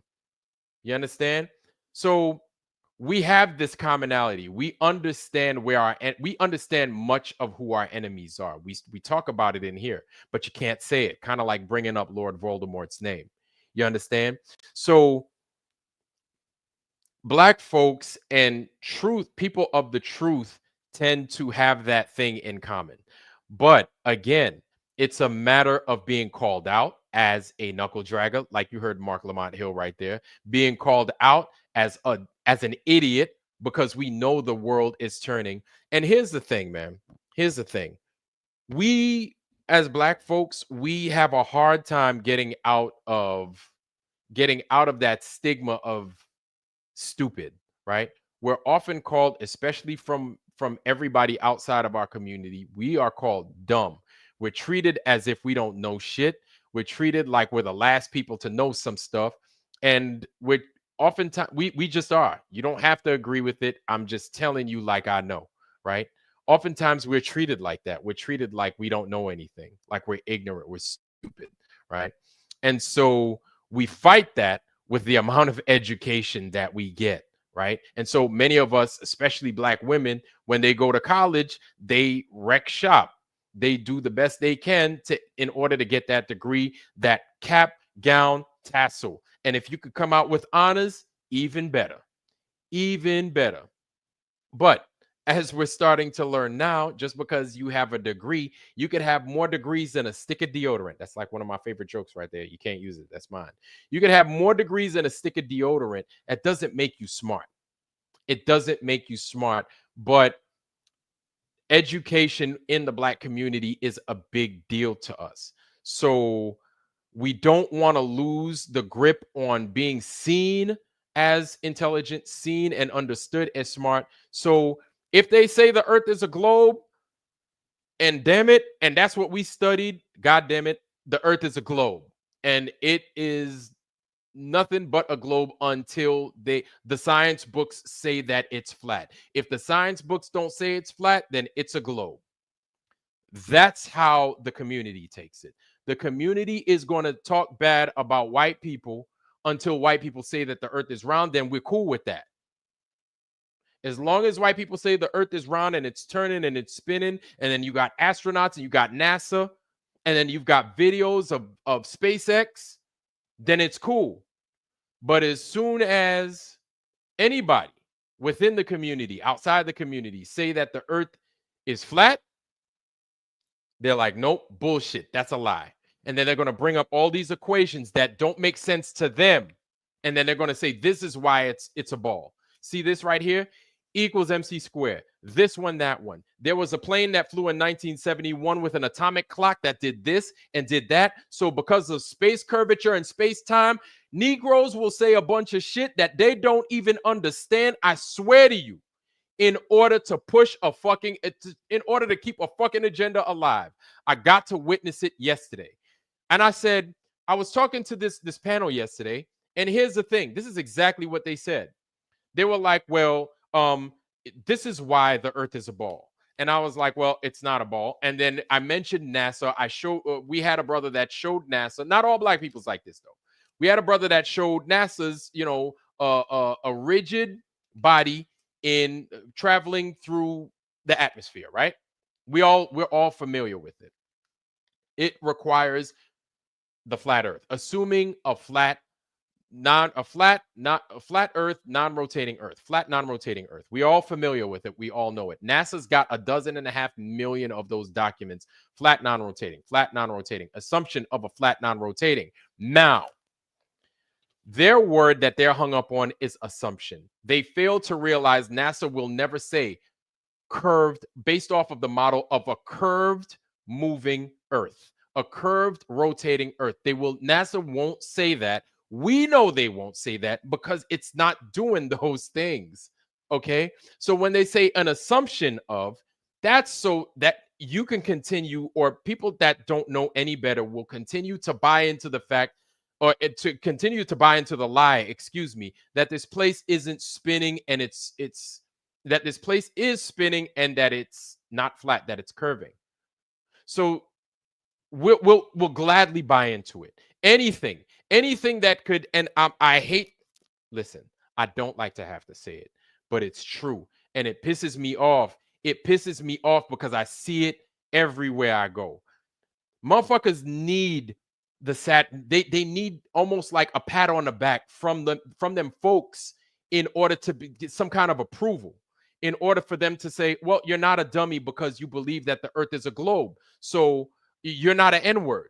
You're not a dumb N-word. You believe the world is a globe. And I hate to have to say that, but there's so many of us that buy into it. Shit. Yo, we just had this fucking shot a few years ago.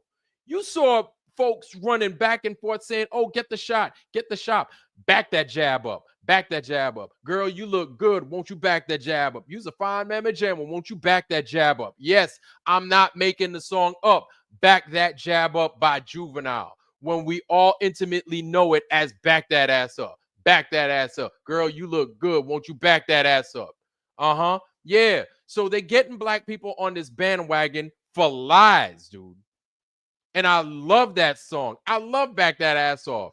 Anytime you hear that song in the club back in the day, doom, doom, doom, doom, doom, doom, doom, doom, my heart would skip a beat. You know what I'm saying? Now, anytime I hear it, I'm disgusted because they use things like that to get our people riled up. Oh, let me get this jab. Let me go ahead, put this poke in my arm. Let me get that little Band-Aid with my little mask. Let me get my mask with my Louis Vuitton mask. You know what I'm saying? Like, you saw it everywhere. This is how fucking brainwashed we get. Excuse my language.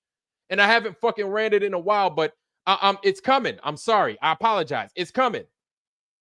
Okay? I said I wanted to keep it clean. I understand. But the gravity of this thing, it's tremendous. I use that word. I use the G word. Big G. You understand? Big G. But anything for approval. Anything so we get the attention off of us. But the truth is the truth. It is the truth. So Lord Jamar's approach, I mean, that's something we need to work on. I'm not going to tell him how he needs to do his thing. He's got gray in his beard. He's a grown man. He knows how to live his life. I can't tell him how to live his life. I get it.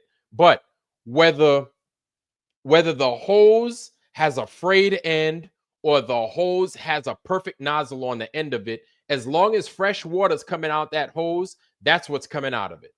If it's coming out in a perfect stream or it's coming out in a freaking 75-degree cone, it's fresh water. You take it, whether you're putting a fire out or you drinking it, take that fresh water. As soon as you poison it, abandon it. As soon as you poison it, shut the hose off. As soon as you poison that water, do not look back. Go to another source. There's absolutely no fucking reason black folks shouldn't be looking at the flat earth, at a bare minimum, looking at it. But the problem with many of us is we're looking for the fucking approval of white people. We're looking for the goddamn approval of rich white people or just mediocre white people. So white people don't talk bad about us. That's the honest to God truth. Whether you want to believe that or not, that's what it is. Vax that ass up. That's what it is. Vax that ass up. Thank you, Lord Racer. Back that vax up. Vax that ass up. Thank you. Thank you. And so it's a painful reality. I don't like to talk about those things. I don't. From time to time, I'll mention hidden colors. I'll talk about some of, those shortcomings within the community. Yes, sure. But you want to know something? Black people are going to say, hey, it doesn't matter if the earth is a ball or if it's flat. This is what we need. No, it does matter. It totally fucking matters. Because black people, the first thing black people will do a lot of times, as long as I know my Jesus is by my side, this, that, the third, blah, blah, blah, talk, rap, rap, rap. They don't even know what the hell's in Genesis. They don't pay attention. And hey, listen, me too. I'm not a biblical dude. I'm really not a biblical dude at all, but we're a very spiritual people. And we will grab that Bible, we'll latch onto it, and that's no fault to any one person. It's not. I'm not saying that at all.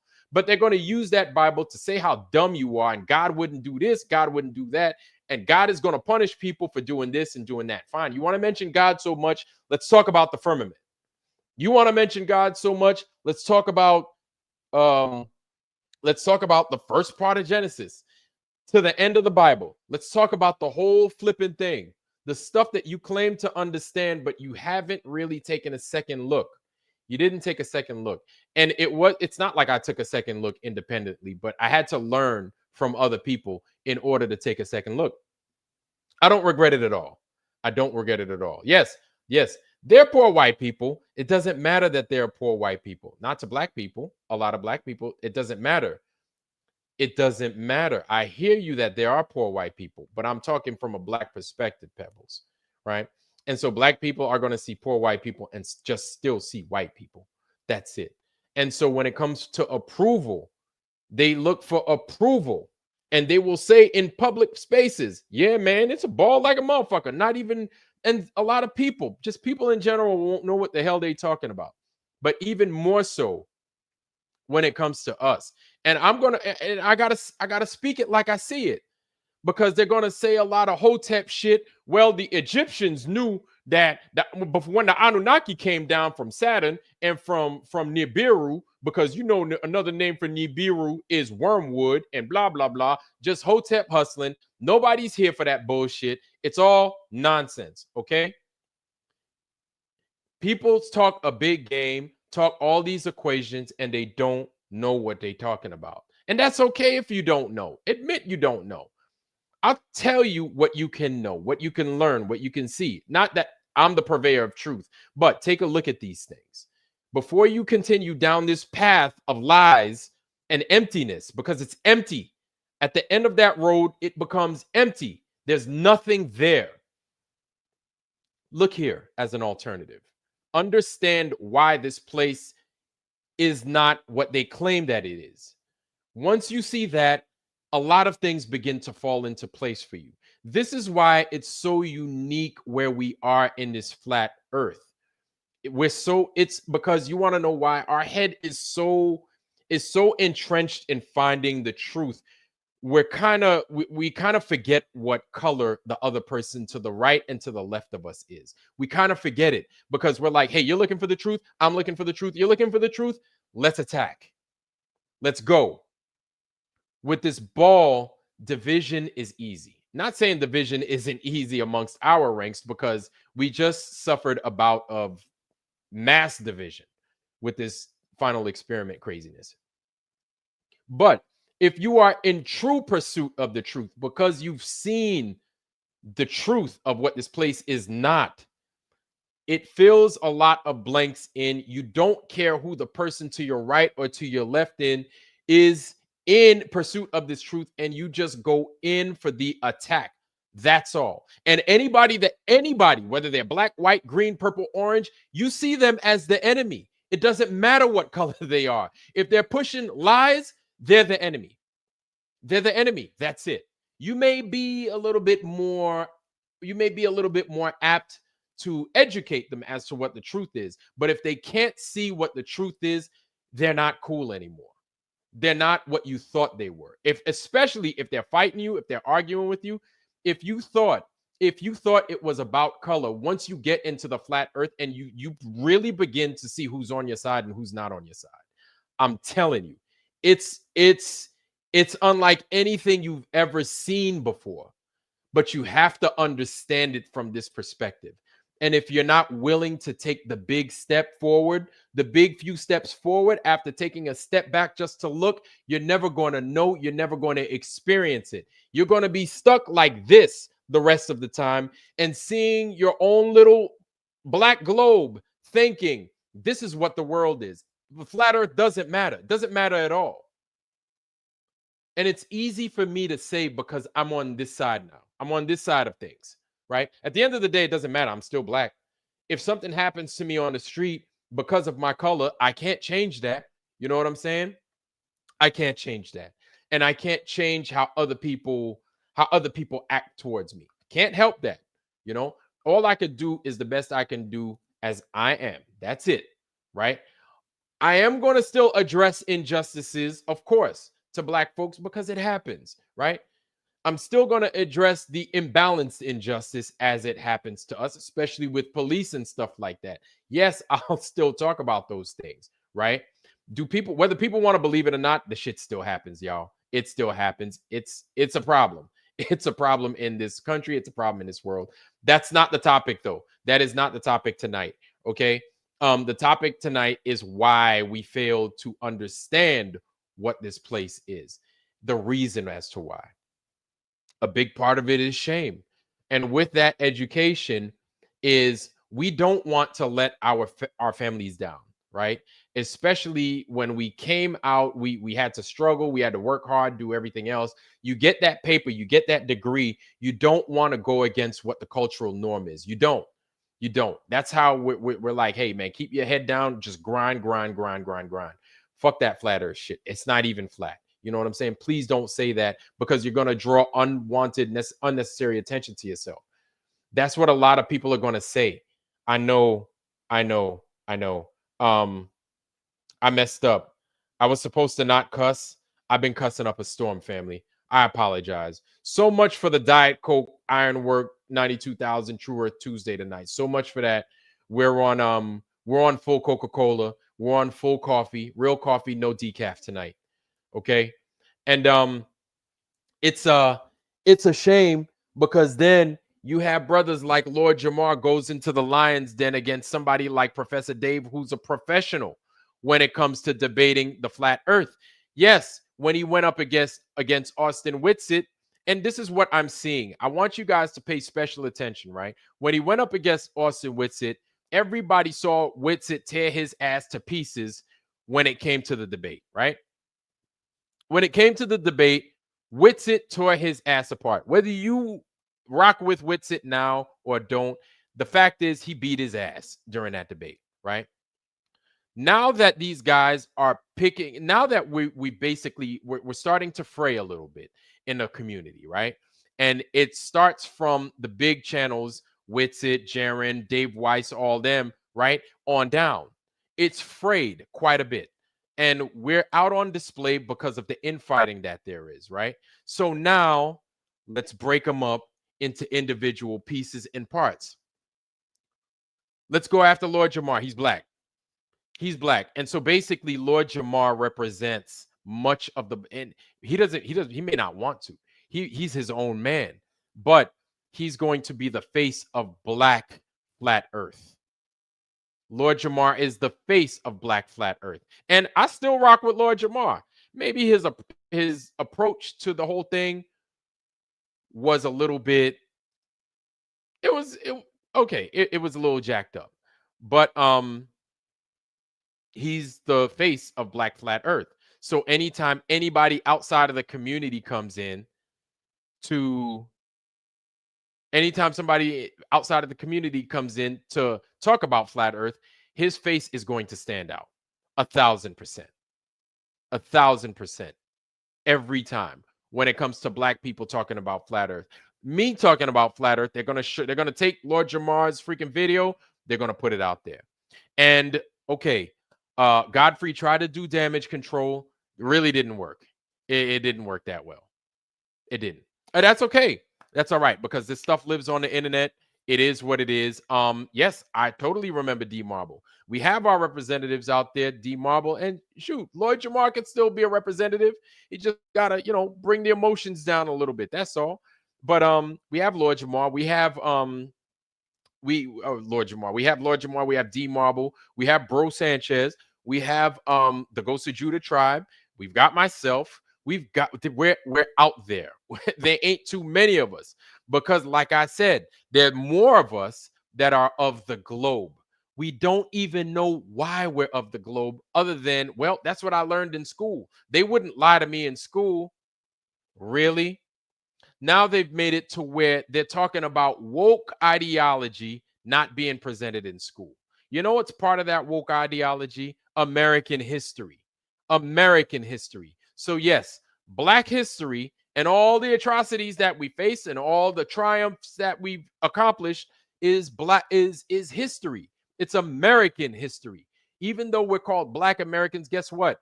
Damn it, we're Americans. We are Americans. Now, the thing is anytime people say American people, you automatically, folks default to just white people. A lot of Black people default to just white people. However, if you are born here and if you have lineage here, you are an American. You should be. They're Black, white, Chinese, green, orange, purple, Puerto Rican, don't matter, right? You should be. But that's not how we're perceived. We are perceived still as Black Americans. And so even in this country that's supposed to be a melting pot, we're separated as other than.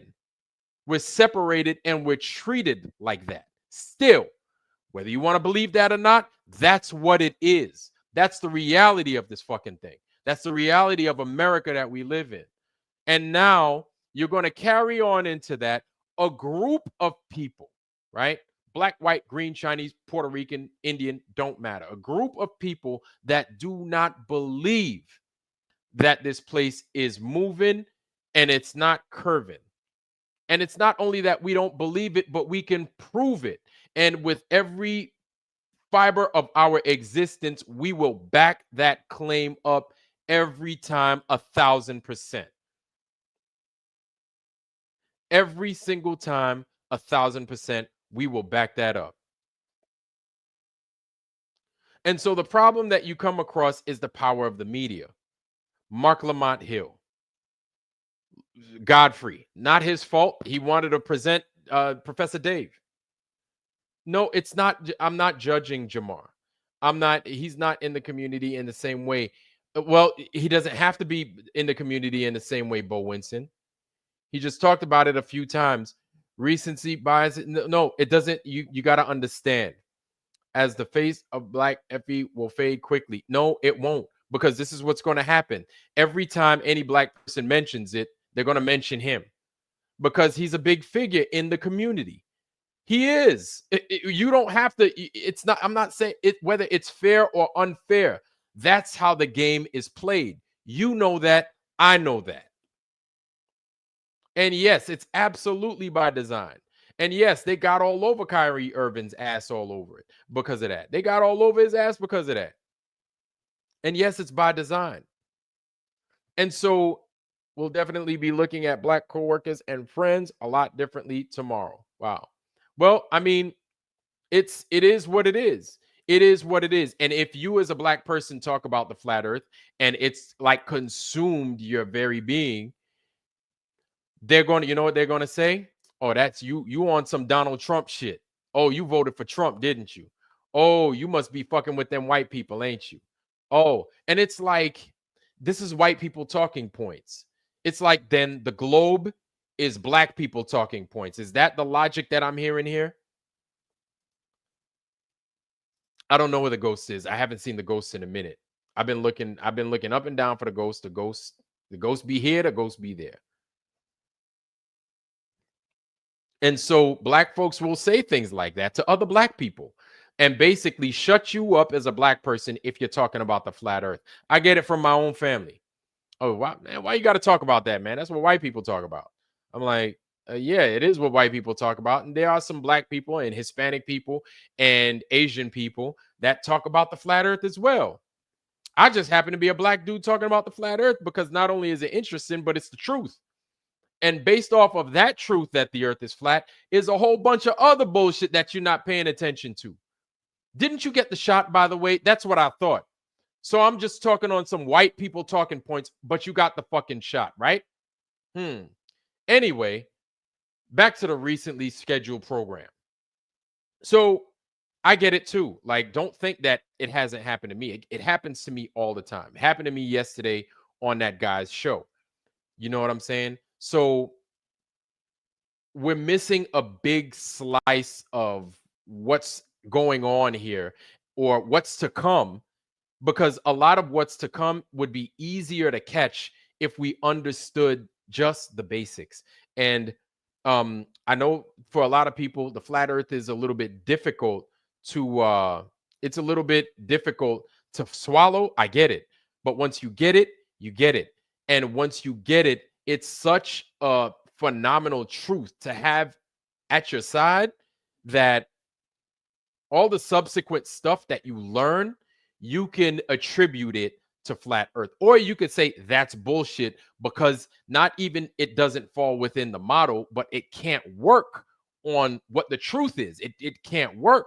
Or I got to look at that again because that shit that y'all said supposed to work, because it's not doing these things that you claimed it's doing, it don't work. It don't work. So then here's the thing. You still have a great mass of people that still don't fall for the bullshit, right? So a lot of the stuff that's happening bad to everybody, a lot of us as black folks, we dealt with already. So the water being poisoned, guess what? Black people have dealt with it already. The air being poisoned, you ever heard of Cancer Alley? Black people live there, mostly black. We have a couple of Cancer Alleys, actually. Places being flooded, you ever heard of Lake Lanier? Well, before it was Lake Lanier, it was a town. Matter of fact, you have a bunch of places. Before they were flooded, they were black towns. Before they got flooded, now, all this shit that's going on now, this shit been happening to black people. So I'm amazed, absolutely amazed that black people don't understand that, yeah, the stuff that happened to us, like some of us is over there like, well, that's what y'all get. Y'all should have listened to us. Yeah, I understand that. But take another step back, take a few step backs and look and explain to them like, hey, or somebody explain to these black people that think that this place is, that the black folks that think that this place is moving and curving, like take a step back, chill, breathe, take a drink of water, look at this place again. The truths that you told us, yes, they're still relevant. They're still true. Add this to it. Now, what do you see? So if you've already been pushing the truth from day one, but you don't see this as something being relevant or something being true, that's a problem. You still have these on. You still have these blinders on. Mark Lamont Hill is a perfect example of that. I honestly don't fuck with Mark Lamont Hill like that. I don't. He still has a big following. He still has a big following. He's still a person of note within the community. He just is. He just is. And so I know I'm going to get a lot of shit from a lot of people. Guess what? Like usual, I don't give a fuck. I don't. I've been told that I was an idiot when I fucking said the fucking Zionists are dangerous. I was called an anti-Semite because I said, hey, you might want to, and years ago, decades ago, I said, look at a book called the Talmud. This says quite a few things. And it's a dangerous book that some people still tend to follow, and they use it against us. You know, they call me an anti-Semite for that. And I said, well, fuck it. Whatever, sure. Read it anyway. Check it out. Look for yourself. And you know, you want to know what everybody told me? Everybody told me then that, oh, there are brothers and sisters in Christ. I said, wow, you's a dumb motherfucker. You know that? You just dumb. I don't know. You know, you so dumb. If a fucking goose had your brain, it would fly north for the winter. That's how dumb you motherfuckers tend to be. Not you guys. I'm not talking about y'all. I'm just saying in general. I know I'm skating on thin ice, man. I'm always skating on thin ice. I'm always skating on thin ice. And so I bring up these realities, and it takes fucking a whole group of people to be removed, absolutely fucking genocided. You probably have like 10 people from fucking Palestine left that are alive. For people to start to wake up and be like, hey, maybe we shouldn't side with those motherfuckers at all. And I'm like, bitch, we've been fucking trying to tell you that since day one. And so because that right there happens to be involved with some lie, everything else is the truth? No, Listen to the people that told you not to get this fucking jab nonsense. Listen to those motherfuckers because they might be in this chat tonight. Listen to the same fucking people that told you, hey, those guys that are fucking the synagogue of Satan right there, they might not have your best interests at heart. You might want to slow it down on the porn. You might want to slow it down with these fucking movies, especially the ones that they back. And anything that those guys back, you might want to tone it down. Cut down on the consumption of it. Cut down on how much of that you put into your life because it is going to harm you. Well, Bo Winston, I don't need you to agree with me.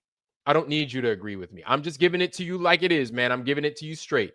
Whether you agree, that's your business. That's your business. I'm not giving you any fiction.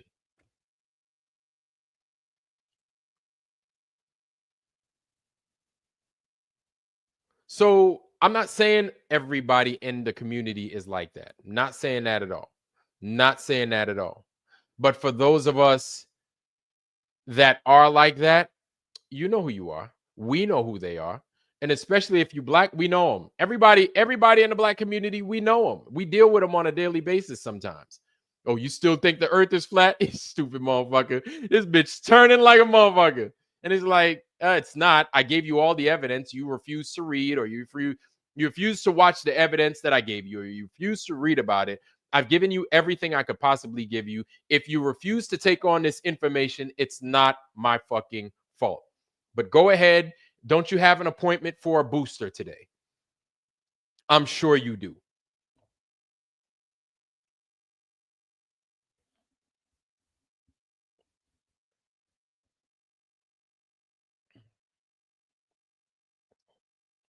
So it's a little bit of an uphill battle. It is. I'm not expecting likes. I'm not expecting clicks. If you give them to me, great. I'm just giving it to you straight, man. Where these times are coming are interesting. They're very interesting. And this is another way that they're peeling us apart. And they're coming at us, the black community. Let me tell you guys something. So I know you guys are familiar with the bomber that bombed New Orleans, right? They said he was he was a black dude and he was part of ISIS. Well, it came out, or it was pushed out. This information was pushed out that he was part of ISIS through the Nation of Islam. Now, why is that important? Here's why. We know, especially in the black community, that that's bullshit. We know that, right? The Nation of Islam has tried, and they've done, whether you agree with them or not, that is not my concern, but you're going to have to hear this. The Nation of Islam, since day one, has never, not one time, committed a terrorist act in the United States. However, against Americans, whether they were black, white, green, Jewish, purple, orange, whatever, against Americans, you have a homegrown Ku Klux Klan, KKK, that have been terrorizing, whether you're Irish, Catholic, whatever, been terrorizing people for over 100 years. You don't have to agree with me. The proof is in the pudding. It is what it is. It is what it is. Now,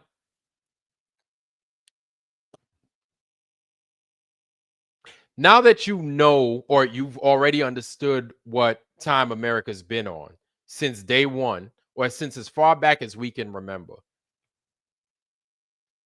and the news media comes out and says that this black dude that bombed a whole bunch of people in Louisiana, and shout out to Louisiana for dealing with that, because I'm sure it's difficult to lose a loved one, however which way, but it probably really tears your ass up again, really tears you up for having to deal with that, especially recently, especially with the holidays, right? You mean to tell me that the same people that have been lying to you from day one, they're going to come and tell you the truth about the Nation of Islam, a group that you already know they've been like public enemy number one. Actually, public enemy number one, Louis Farrakhan. Public enemy number two, the Nation of Islam. They've been doing their best for a long time to bring down the Nation of Islam, but to no avail, because you want to know something? The Nation of Islam's hands are clean. If they're guilty of anything, they're guilty of going in black communities and feeding poor folks, getting people off drugs, pulling people out of, getting people straight that's been in jail, get them on their street, get them off the street, get them on their feet to live a different way, to live a different kind of life. That's what the Nation of Islam is guilty of. Whether you believe in their practices, how they practice, how they follow their religions, they don't use guns, they don't use knives, they don't harm people, they defend themselves. This is the Nation of Islam. They've been giving America a truth, a fundamental truth, for a long, long time, since their inception. Nobody wants to hear anything that a lot of black people say. So this is the junction that we come up in, right? Nobody wants to hear nothing that the Nation of Islam says. Louis Farrakhan's been calling out the synagogue of Satan since day one. You can check him out word for word. And really nothing that he's, you know what? I'm not even going to go there. I'm not even going to go there, but he's been calling them out since day one. And you want to know something? Here's a truth that I observed. I could be wrong, but a truth that I've observed is that a lot of American people don't want to believe, or didn't want to believe, that the synagogue of Satan was against them. But Louis Farrakhan was calling this reality out for a long time. And he said, basically, and I'm just paraphrasing, that America, if you don't straighten out, all America, whether you black, white, green, purple, whatever, America, if you don't straighten out, because you believe these lies, it's going to tear you apart. It's going to bring the whole house down. So when I say these things, I'm part of this whole construct. I'm part of all this, right? It doesn't matter how much truth I think I'm telling. I'm part of the whole America structure. I'm part of it, right? Fought in the wars. I paid my dues in the service, right?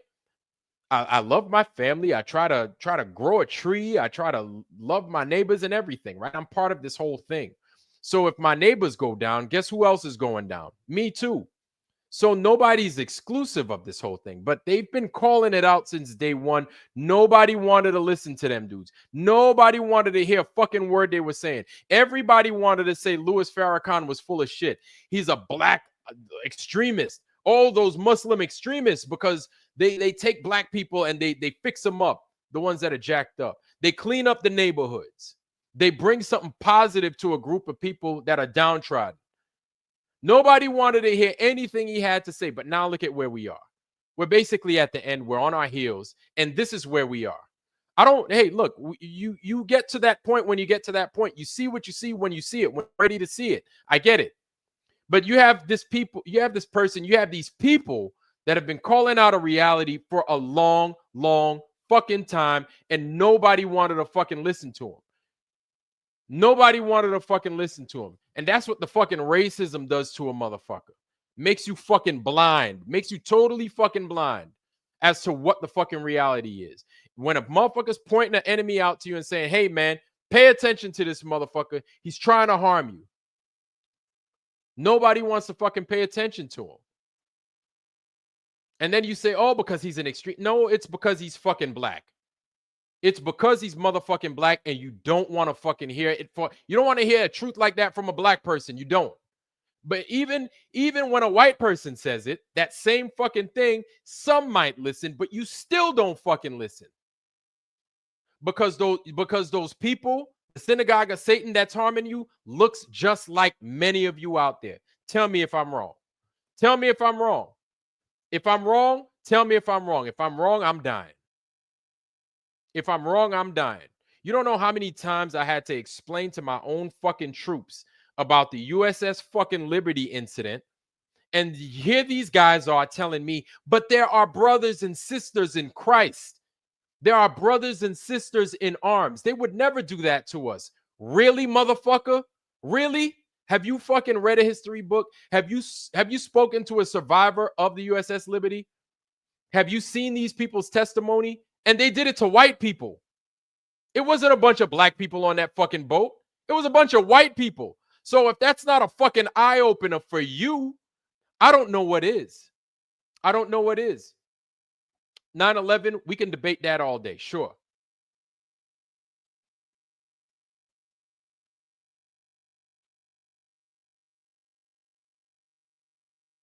But now you've got truth, and then you've got lies, and you've got what meets in the middle. And this is black people right there in the middle, right?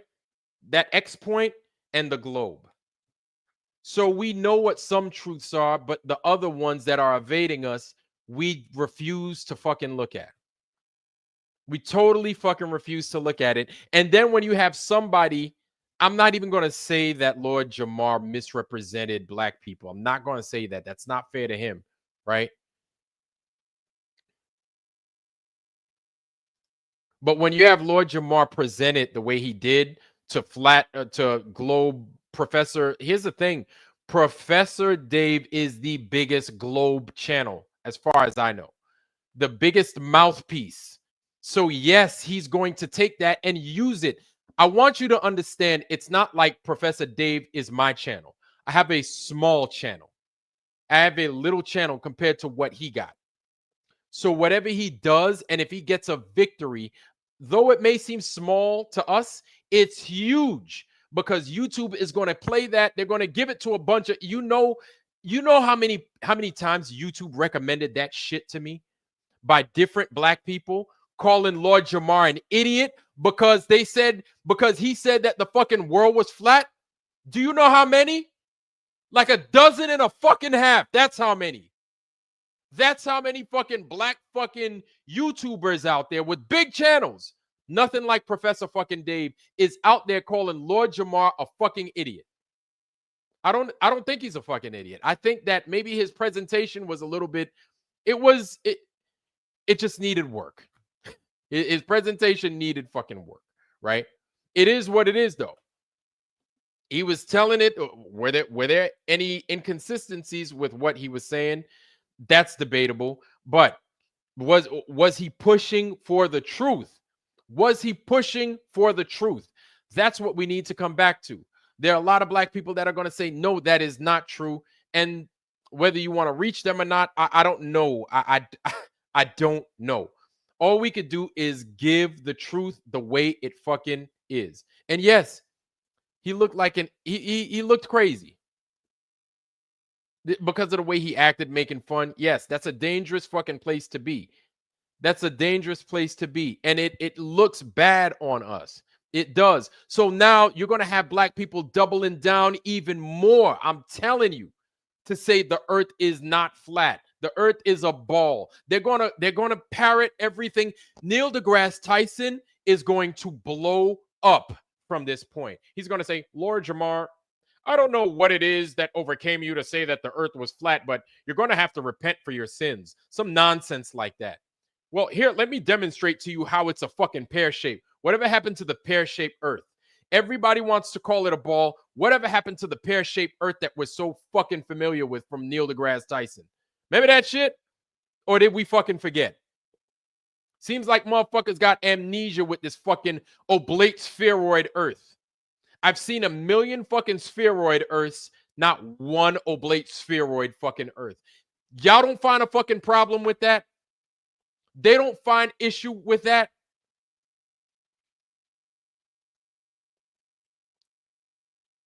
I mean, it's going to get crazy.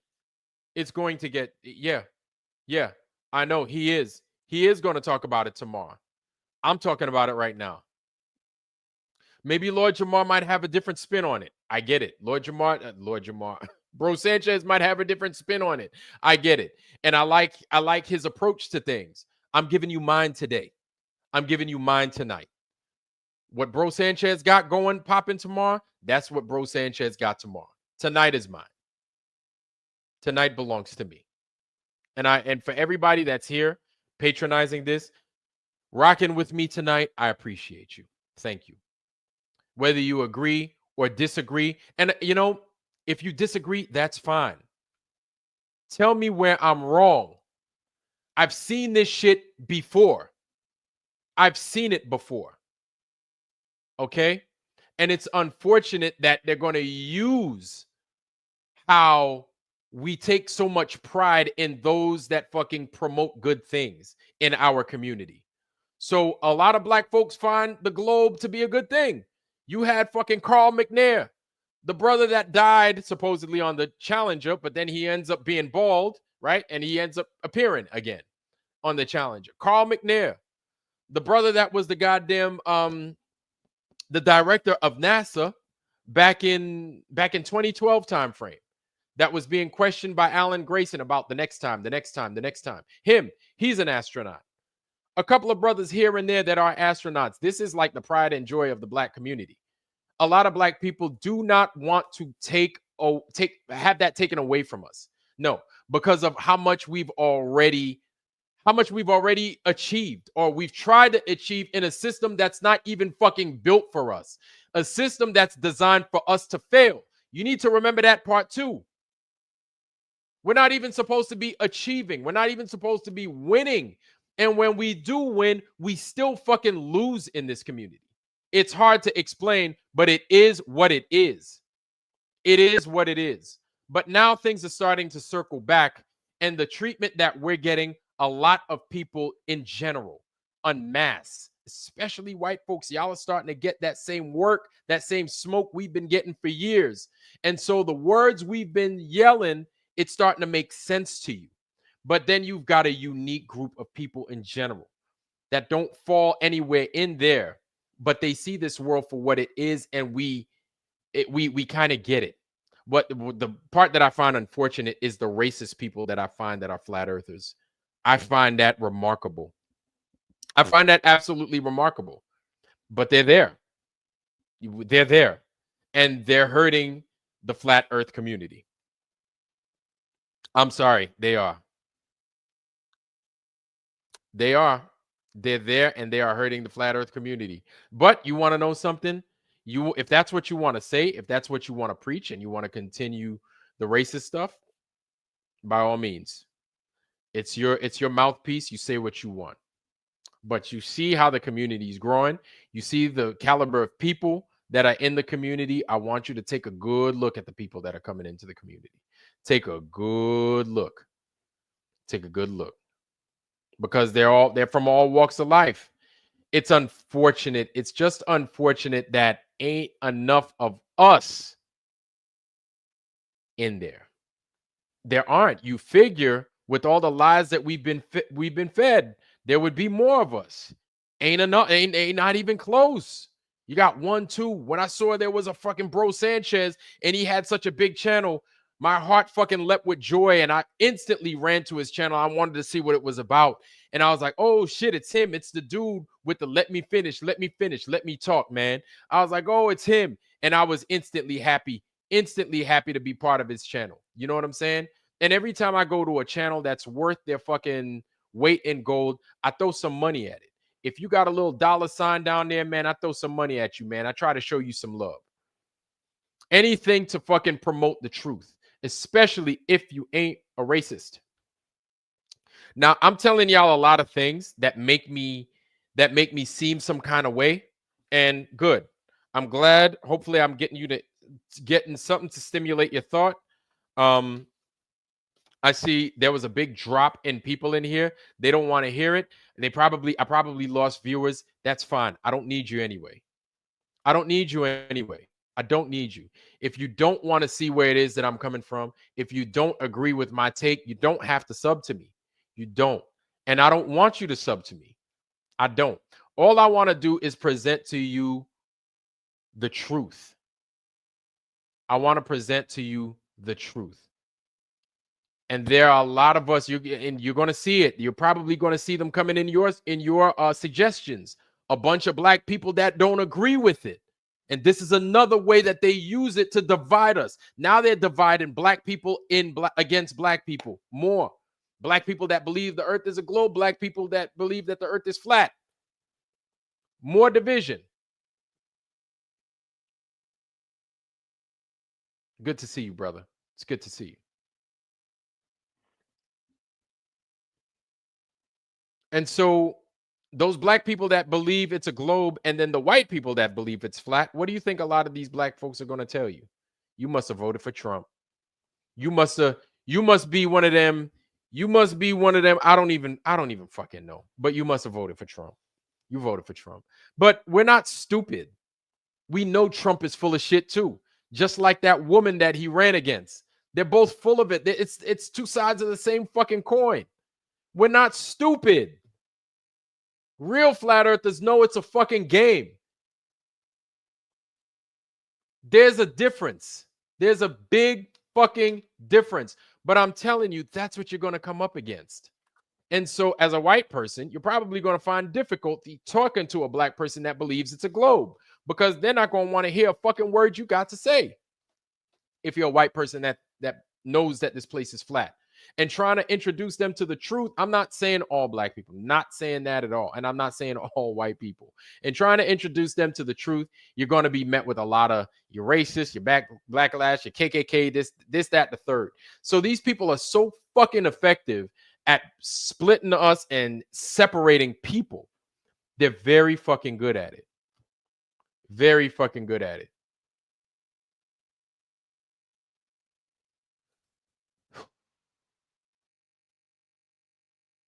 I don't know, family. We're in a very peculiar place. I really hope that of course you know, y'all already know, man. I always hope for the best. I'm always hoping. I'm always optimistic. At least I do my best to be. But just seeing this onslaught of all these black channels, you're going to have all these black channels that think they're spiritual and they think they know everything. And they're going to be parroting the same bullshit. 9.8 meters per second square. Well, where does gravity come from? Well, what about all these what's the stars? So you mean to tell me the sun's not 93 million miles away? So they didn't land on the moon?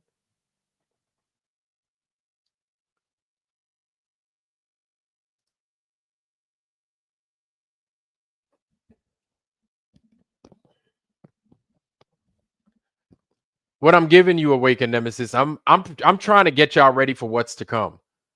That's pretty much what I'm trying to do. A lot of y'all don't rock with the whole black-white thing, and that's okay. But I'm giving you a black perspective because I'm black, and you have a lot of you have a lot of people that are looking at the flat earth from their perspective. I'm giving it to you from my perspective. Mine. Okay? It's a little bit different when you're black and you're a flat earther, in that you have to hear it from your own people that you're an idiot and that you're adopting white talking points. That's what I'm trying to tell you. And this is why I reiterate again. So the globe is a black talking point. So then it's a lie. So what black talking points are is a lie then. Is that what you're saying? So it's a fucking problem that needs addressed. Yes, absolutely. Absolutely. It needs to be fucking addressed. You don't have to like it. I'm not. Here's the thing, man. Here's the thing. I understand that I probably have more white folks that watch me than black people, which is fine. Black people don't rock with shit like that. They just don't. For everybody that rocks with me, I don't give a damn what color you are. I rock with you. You rock with me, I rock with you. It's that fucking simple. If I'm giving you information, it's not to divide anyone. It's to inform you. I'm giving you things from my perspective because I'm informing you. This might be something that you can take on and you can use to your advantage. You can learn from this. I'm telling you, I'm putting you on game because there are a lot of black folks out there that ain't going to tell you some shit like this. I'm trying to put you on game right now.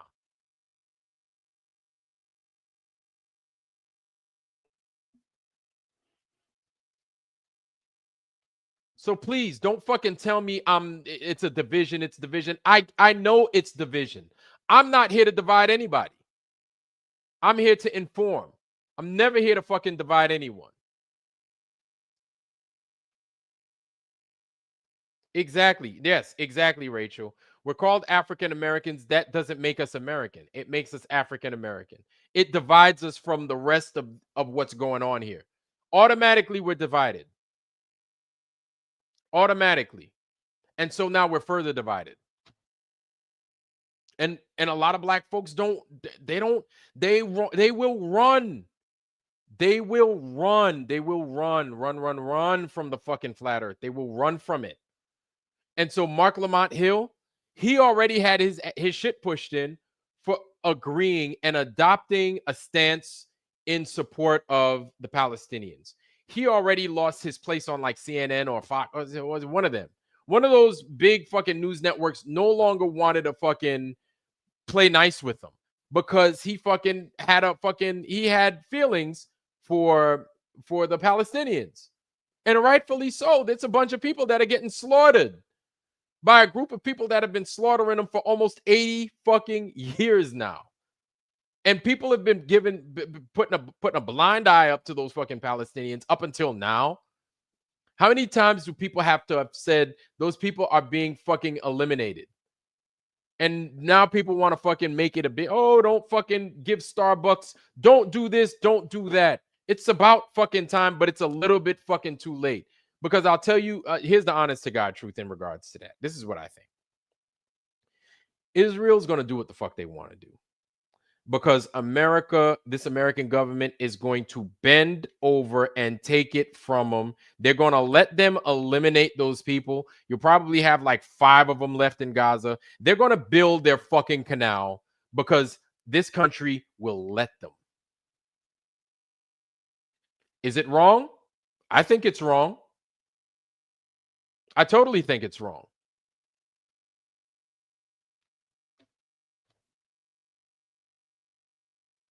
It's going to happen. This government will let it happen. They will let it happen. All in the name of money.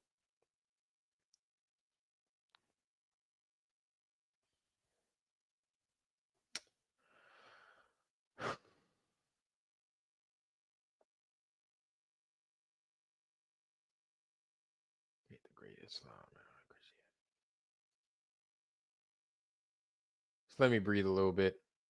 Excuse me, y'all.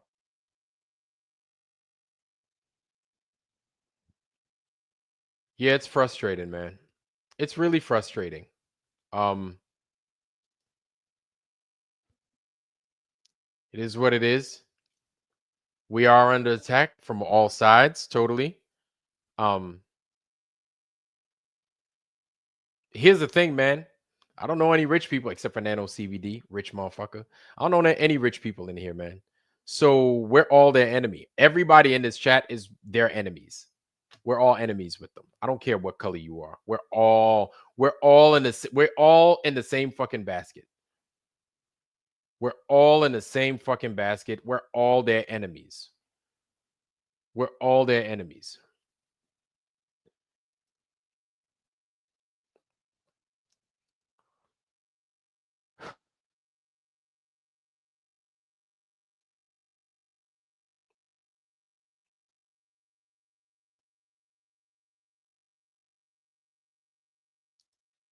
Yeah.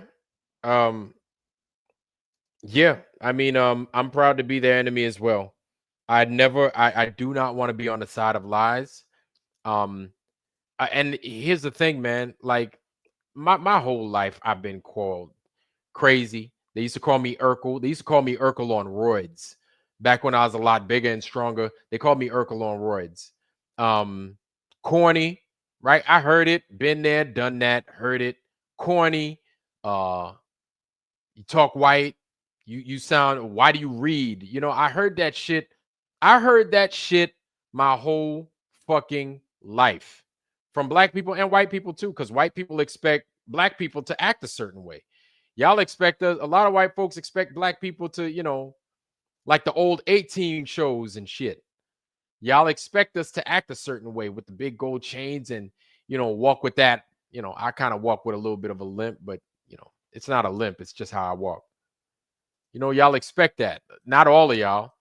But I got called that from white folks too. And it's like, no, I'm not speaking white. I'm just speaking the way you're supposed to speak, proper. Every once in a while, if I get upset, like, hood comes out, I get it. It happens. It happens. It does happen. But for the most part, no, I just speak normal. When I was in the military, I do my best to speak normal because I've got to communicate with people and I've got to get my point across to people. So certain words might go missing, sure. Like, oh, damn. Instead of, hey, sir, you're late, I'd be like, he late. He late. She late. They late. That's it. They late. They're all late. Simple and to the point. But I would get that from everybody, man. But when it came to telling the truth, man, I tell it like it is. I tell it like it is. And it's painful to have to fucking deal with. It's really painful to have to deal with. But here's the thing that I think a lot of people don't understand. And I'm gonna wrap my point up just so I could drive it home. Y'all have heard it fucking enough. It hits different when you're black. You ain't gotta agree with it. You just gotta understand it. Just do this right here. Hit the I believe button. It hits different when you black.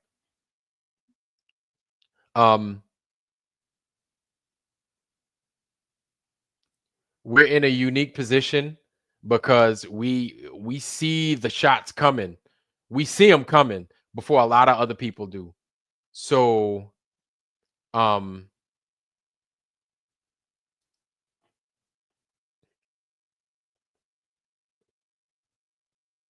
we see them coming before a lot of other people do. So we're in a unique position.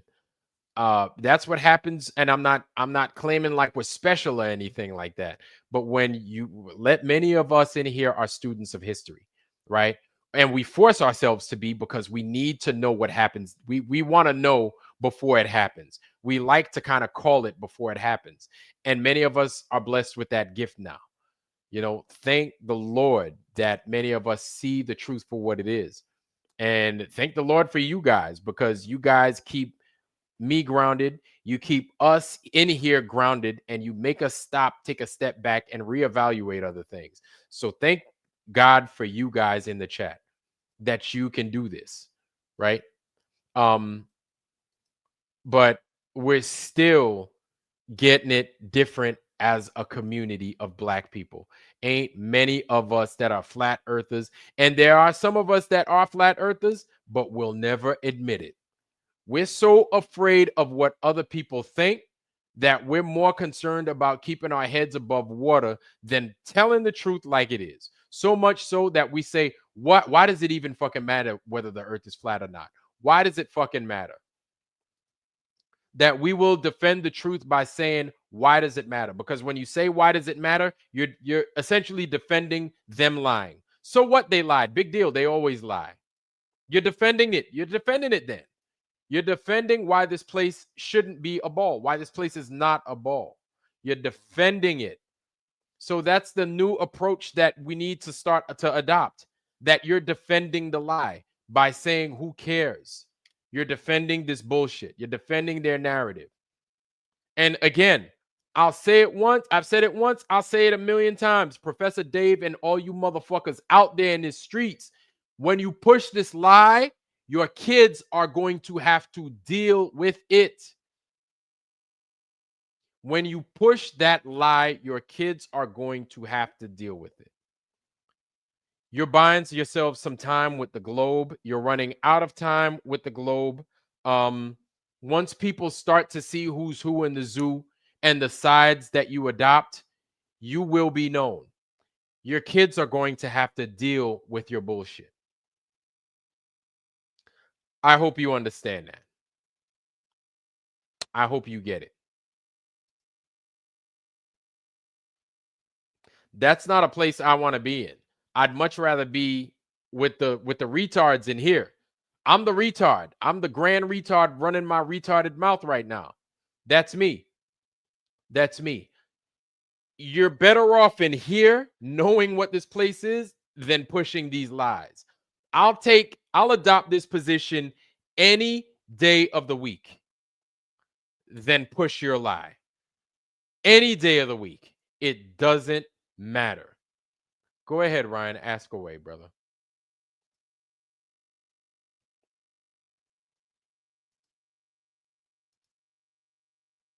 Yes, the almighty retard. Yeah. Mm-hmm.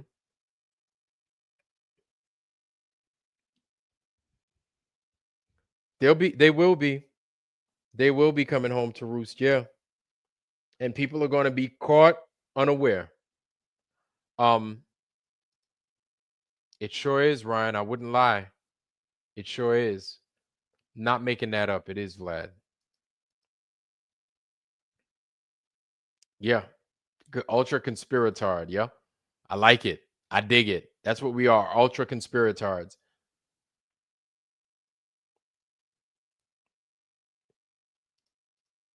Rachel, yes. In the eyes of black people, yes. We move cultures. We do all that good stuff. Here's the thing. A lot of us are afraid to take that next step. So we're going to push lies and not even know we're pushing lies. A la Mark Lamont Hill, a la, pick a channel that's saying, oh, Lord Jamar, I don't fuck with him. He's an idiot. No, he's telling the truth. Maybe he said it in a weird way, but he's still telling the truth. He's still telling the truth. But here's the thing is it's a problem when you're a people known for calling out injustice. You're a people known for telling it like it is. When we say, hey, shit, right on, tell it like it is. We coined that phrase, tell it like it is. We made that shit up. We make shit hot. When you tell the truth is hot. The truth is good. When it's a lie, we have problems. Houston, we have problems. When you're pushing lies, all that good shit you did starts to go out the window. It goes out the window, and it goes out the window fast. Because it doesn't matter how many truths you tell. As soon as you start to push one lie, it throws all that shit out the window. It does. So you don't have to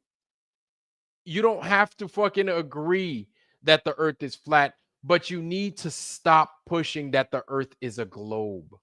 You need to stop, and you need to see why everybody is talking about that flat retarded bullshit.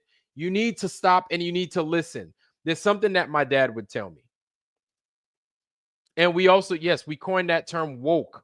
And woke means you are aware, you're awake, your eyes are open, you're coming into the truth. That's what woke means. But people wanted to take it and twisted it up, fuck it all up, and make it seem like you on some old bullshit. That's not what woke means. And so now we use it for evil intent and not good. But something my dad would tell me, if a dog is telling you that the house is on fire, instead of ask why a dog is telling you that the house is on fire, you need to stop and look around and see if the fucking house is on fire.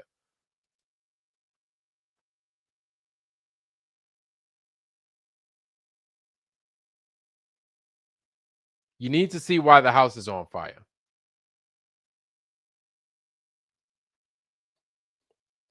You need to look. And so for the black people in here that's coming in here for the first time that are mad at me saying this, good. Get mad. I want you to get mad. I want you to be upset. But at the same time, while you're upset, check me out. Where am I wrong? Where have I lied? Where have I lied? For black people that are of the globe, go out there and say that the earth is flat. Watch what happens to you. I dare you. For black people that are on the fence, if you're on the fence and you're considering that the earth is possibly flat, tell somebody that don't believe that shit that's black, that think the earth is a globe. Watch what they give you. Watch the backlash that you get from that person that's black. I'm not saying just any old white person. No, I'm talking about a black person. And then let a white person that's of the globe, let them know that. Watch how you get treated. You'll get the same treatment from both. It hits different, though, when you black. It hits different when you black. This is why so many of us are afraid to fucking tell the truth, man, like it is. That's a part that we're like, I don't want to fuck with it. We just experienced, like I said, man, I don't want to go in circles, but we just experienced that with the shot. You know, a lot of people knew that shot was bullshit. We knew it was bullshit. We knew it. We knew it. But we wanted to go out there and we wanted to fucking make smile our teeth and shit, make friends with a bunch of people that don't give two shits about us, our health, or our goddamn family. By saying, yeah, that shot's good, man. Look at me. I got my little Band-Aid. Fuck what everybody say about that shit being poison. That ain't poison, man. That's good. Look at me, man. I feel good, man. I feel good, man. They put that shit in my arm. Hell yeah. Meanwhile, you fucking your whole body up. And then you got the nerve, that same bullshit you put in your fucking body, you put that shit in your kids. You put that shit in your wife. You fucking push your parents that might be elderly. You made sure they got that bullshit. Tell me I'm wrong. If that's you and you're in here, I'm sorry. I'm sorry. But I'm not sorry. It is what it is. It is what it is. Yeah, medical records are supposed to be confidential and private. You know, all that shit went out the window. Hippocratic oath, everything went out the fucking window. All that shit that they practiced but refused to preach, all that shit went out the fucking window because everybody wanted to know, hey, you got your card? Let me see your card. When'd you get your shot? How many shots you got? When was your most recent fucking shot?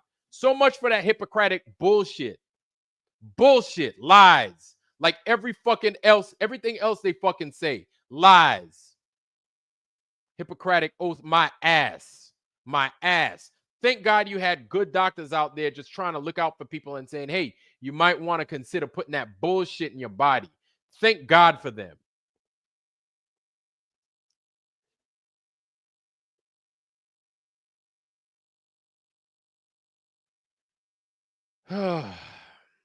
Ooh, what a tangle web we weave. When first we conspired to deceive.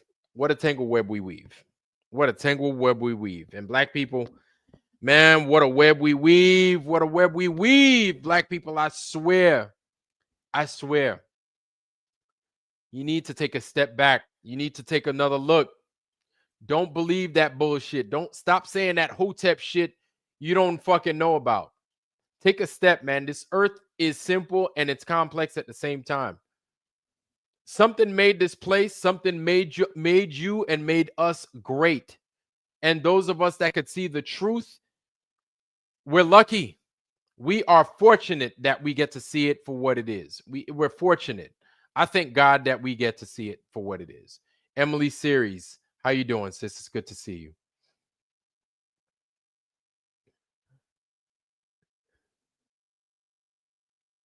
It came from a black civil right. No. Woke came from no. Woke originally came from what's his name? It was Marcus Garvey. He said woke. That basically meaning that we awake. Came from him. Marcus Garvey was around during the 20s into the 30s. He was trying to build a basically like business, commerce, a nation, and everything like that for us in Africa. Marcus Garvey did. He was a Jamaican brother. Shout out to him. Him and his.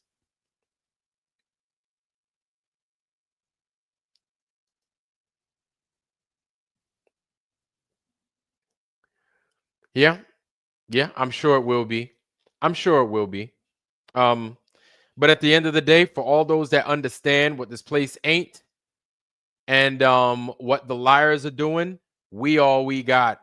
Ain't too many of us, man. So we need to hold on to what we got. We need to hold on to each other. We all we got. We all we got. If you're a flat earther and you with the shits like I'm with the shits, we all we got. We all we got, man. We understand the stuff that a lot of other people don't. Maybe we come at it from a different perspective, but we understand things that a lot of other people don't. We speak a certain way. We see the world a certain way now.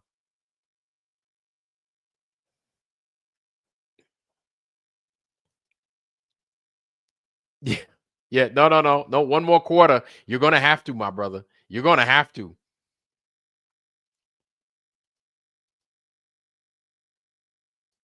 Yeah, ain't too many of us. So when we see these debates take place, or these people that are talking bad about flat earth and everything else, doesn't matter what it is. You're gonna have to go in there. You're gonna have to give them the truth. Sometimes you're just gonna have to go into that fire, and you're gonna have to draw attention to yourself, and you're gonna have to give it to them like they don't want it, and they're gonna tell you how dumb you are, and how ugly you are, how much you stink, and how big your nose is, and how crazy your teeth look on camera. They're gonna tell you all that, right? They're gonna say your mama, your mama's so ugly, they had to freaking tie a sausage links around her neck so she could play with the dog. They're going to say some dumb shit like that. They're going to say all the jokes. No, yeah, ignore them, but totally give it to them straight. Be ready to give it to them straight. Don't be afraid. Give it to them straight. You're going to have to give it to them straight. And they're not going to like you. They're not going to like it. They're not going to like your message, because they totally disagree with it, because they see this earth and it's comfortable to them for it to be a ball, even though a lie is always going to be fucking uncomfortable. The lie of the globe is going to be comfortable to the ignorant motherfucker on the goddamn street. Always going to be fucking comfortable. Well, shake them up, clean them up, give them a dose of fucking truth and reality. Give it to them straight. It's not a globe, sir, ma'am. Here's why. And you stick with that point, you give it to them straight. And everybody's going to throw stones at you. Everybody's going to fucking tell you how dumb you are, but that's okay, because you're giving to them the truth. You're not doing anything wrong. You're giving them the truth. Lord Jamar was on that quest. I'm not going to say he failed, but he had a hard time. But you know what? Shout out to Lord Jamar for that, man. Shout out to Lord Jamar, because you know what? He has balls, man. He has fucking balls. He has fucking balls going up against people that don't agree with him. He has balls because he's going to go up against a crowd. He's going to go up against the vast majority that think otherwise. And they could think otherwise, but the truth is, we know what the truth is. We know it's not curving and it's not fucking moving. So does Lord Jamar. The only difference is we're not in front of those motherfuckers saying it. Lord Jamar is. Lord Jamar was. And you want to know something? Fuck it. I hope you know what? I hope he goes back out there. He picks himself back up. Lord Jamar, take your black ass out there. Do it the fuck again. Do it again. God damn it. Do it again. Go out there and tell it like it is. It's flat, motherfucker. Here's why. Just tone it down on making fun of people. That's all. You ain't got to do all that, Lord Jamar. But tell it like it is, Lord Jamar. Shit. You being real with your craft, Lord Jamar. And Lord Jamar, this is a small channel, but these are good, honest people in this motherfucker, man. We got your back. Fuck that. Your approach may have been a little bit crazy. Fuck all that. You told it like it was. You told it like it was, whether they wanted to hear the shit or not. That's what fucking matters. That's what fucking matters. And we rock with each other because real recognizes real. Fuck all that. So they could make fun of us. We could lose some shit. We could look like idiots or whatever, man. But the truth is going to be the truth, whether you want to fucking hear it or not. Whether they want to fucking hear it or not, the truth is going to be the truth, Lord Jamar. So you go out there and you spit the fucking truth. When people fucking rap, you want to know something? They don't rap about bullshit oftentimes, man. They rap about their fucking life. They rap about their fucking reality.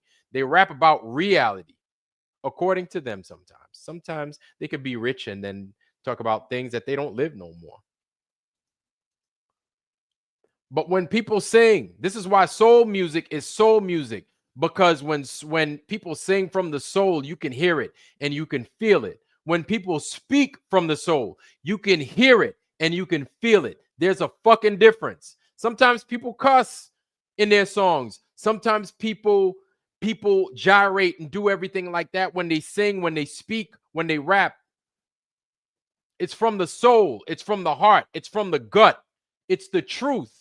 And you know it's the truth. You know why? Because real recognizes real. You can hear it and you can feel it. Those assholes are going to be there. They're going to be like, he doesn't know what the fuck he's talking about. Well, let him come and let him come fucking test us. We don't need to do much. All we need to do is present to them reality. That's it. That's it. That's it. You think he's a crisis actor? I don't think so. Prodigal Son Ian. Prodigal Son Ian. I'm going to check him out. Prodigal Son Ian. I'm going to check him out. But yeah, man. Shout out to Lord Jamar. Okay. You know what, Lord Jamar? Yo, I would, you know, my thing, I would have left that shit up. I would have left it up if I was him. It's okay. It's okay. It's all right. You take your licks, man. You take your licks. You ain't going to be perfect all the time, man. You ain't going to be perfect all the time. I tell you what, we, even us, come in, yo, maybe it's a rebirth. It's a feeling of rebirth because it's painful. Maybe us, man, you know, coming into the goddamn flat earth, we came in stumbling. It wasn't pretty. We didn't understand the shit that we understand now. We didn't know. I didn't know. I don't know if you guys did. I know I didn't. I already know I didn't. So for everybody that fucking sees the world as it is, that's not an easy fucking feat. It's not easy at all. And so there are those of us that, or not even those of us, but there are those that don't understand that and that think that you're just being stupid and you're being an idiot and you're just being contrarian. Oh, you just want to fucking fight. You just want to argue.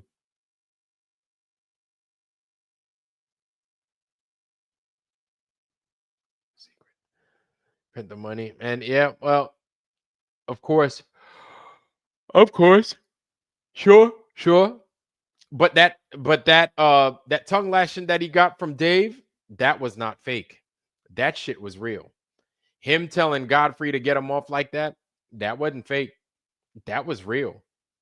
Bro, that shit was real.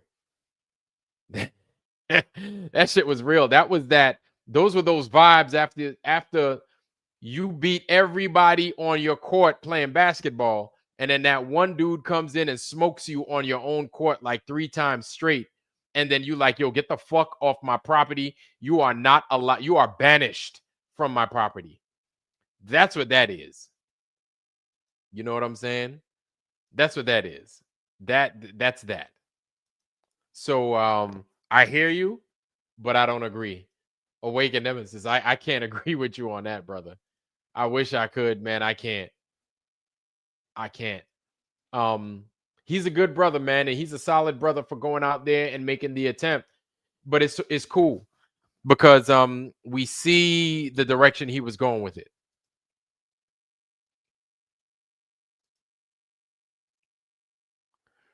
Where she said delusional people hate the truth. Did you read the other comment? Says it's having to do with Vlad speaking about making about who she? I don't know who she is.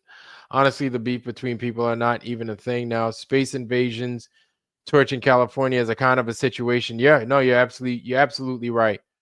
And you know, I don't know if they're doing it from space. I don't know what they're using. They could be using lasers, sure. I don't know. It's debatable, right?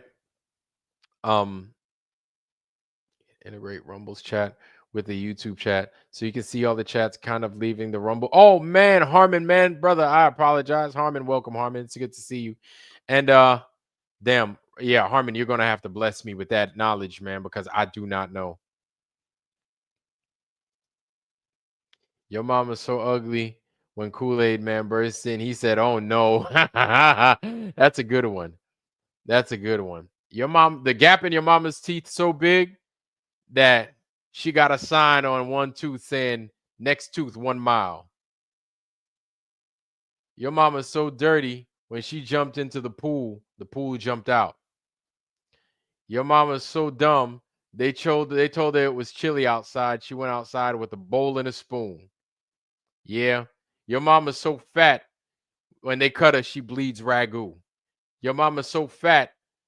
She wore a jacket with the X on the back, and a bunch of helicopters tried to land on her. Oh, Lord. Yeah. Yeah. We used to have those mama jokes on reserve. Oh, boy. We used to have those mama jokes on reserve back in the day.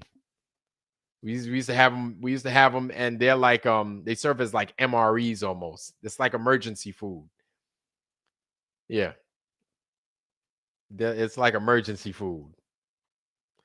Your mama's hair so short, she got to curl her hair with rice. Your mama's hair so short, she blow dries her hair like this. Your mama's so skinny, she hang glides with a Torito. Yeah. Yeah, man. We used to have them mama jokes on standby, man. We used to have them always on standby. You had turkey flavor now and later for Thanksgiving.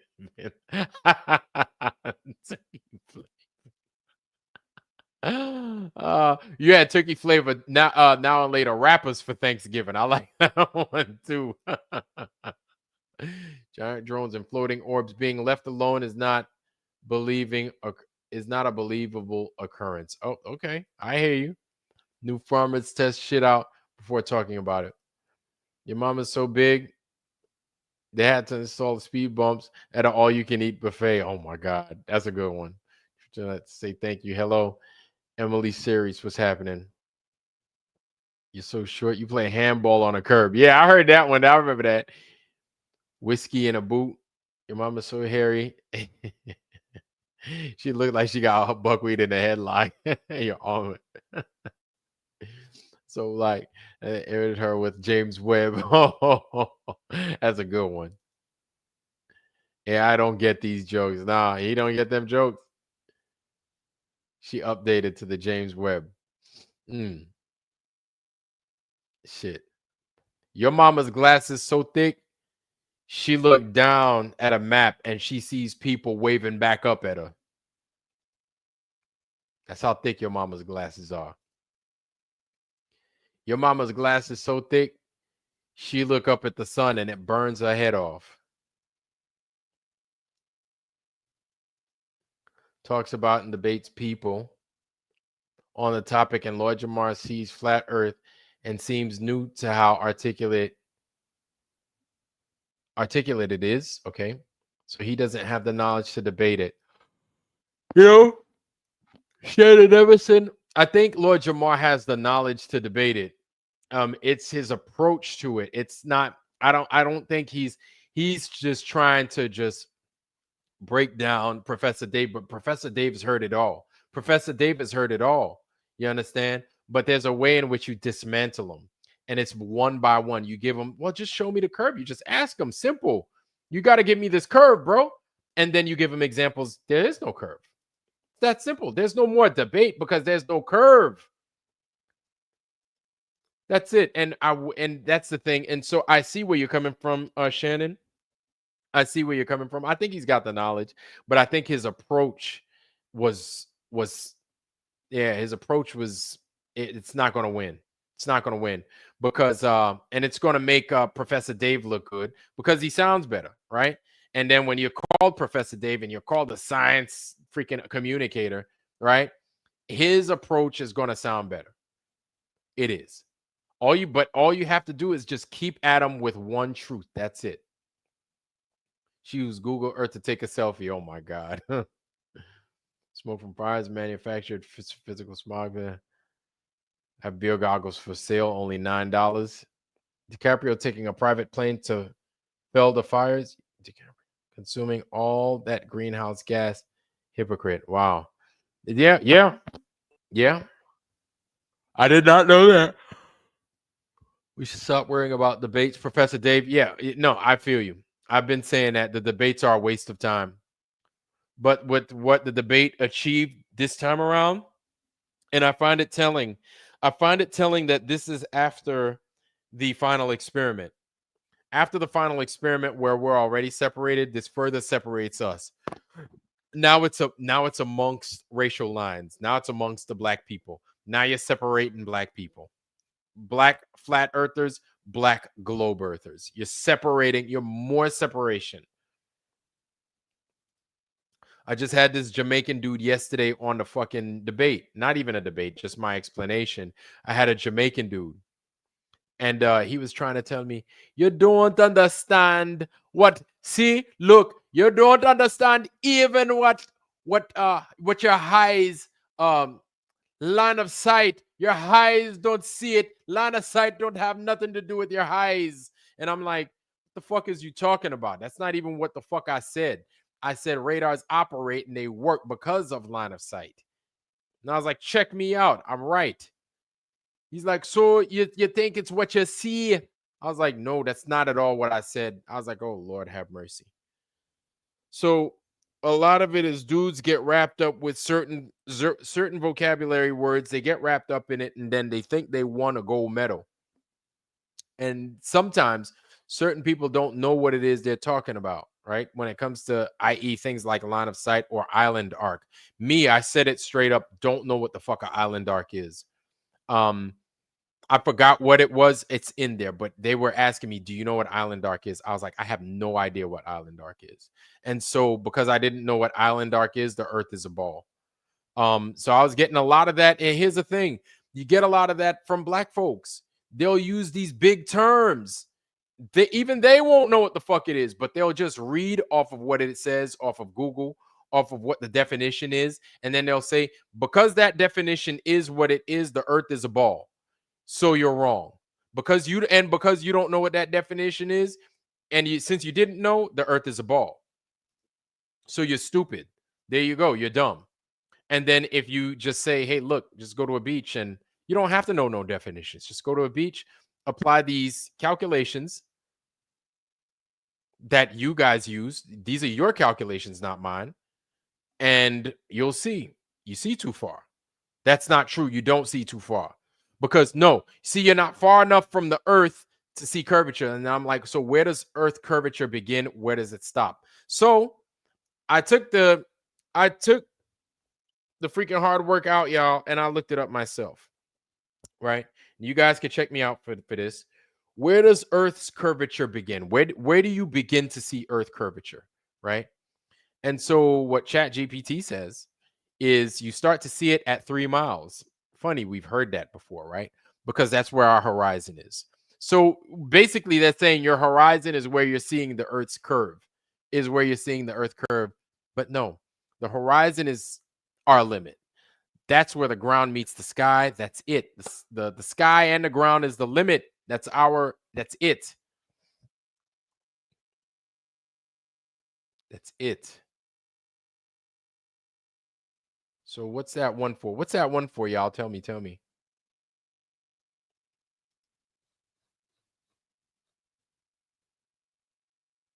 Yeah, they get caught up in big words and don't nobody know shit. What's that one mean? Tell me. Fill me in. I missed it. But I mean, when you use those big words, you sound cool. You sound like you know what the fuck you're talking about. You sound important. You sound important, and it shows people that you can be trusted because you have these big words in your fucking arsenal. But then when you fucking pull them aside, they're like, you know what the fuck you just said? Do you know what you just said? Tell me, please. Tell us in lay terms what it is you just said. Do you understand it? They can't repeat it back to you. Not all of them, but a lot of them.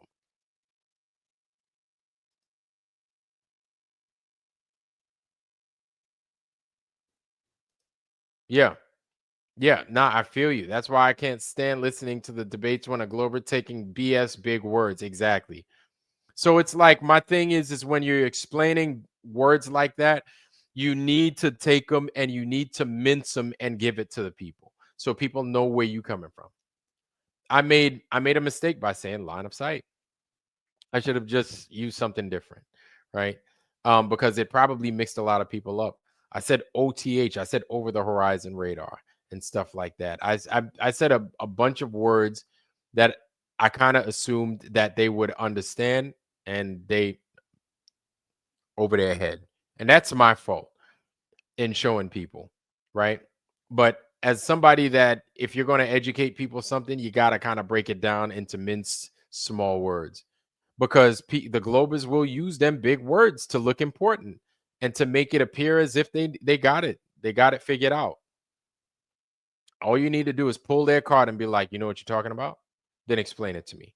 And then tell them, okay, I got something easier for you. Go on the beach. Look out there. You'll see this. Use a laser rangefinder and how it functions. Get a binoculars. End of discussion. You won. You see too far. You see too far. And here's the thing is they used yesterday against me a diagram showing the curvature of the earth at 3 miles. They were like, right here is the limit, as far as you could see. I was like, okay. So why is it then I can see further with binoculars or with the telescope or with the periscope or any other object, zoom on a phone, I don't know, zoom on a camera? Why is it that I see farther? Oh, nah, and then this is what you will hear a lot of time from a Hotep hustler, is that it curves. That's why you're still seeing it. They don't understand anything about attenuation or the ground meeting the sky or anything like that because of our height. If our height changed, we could probably see a little further.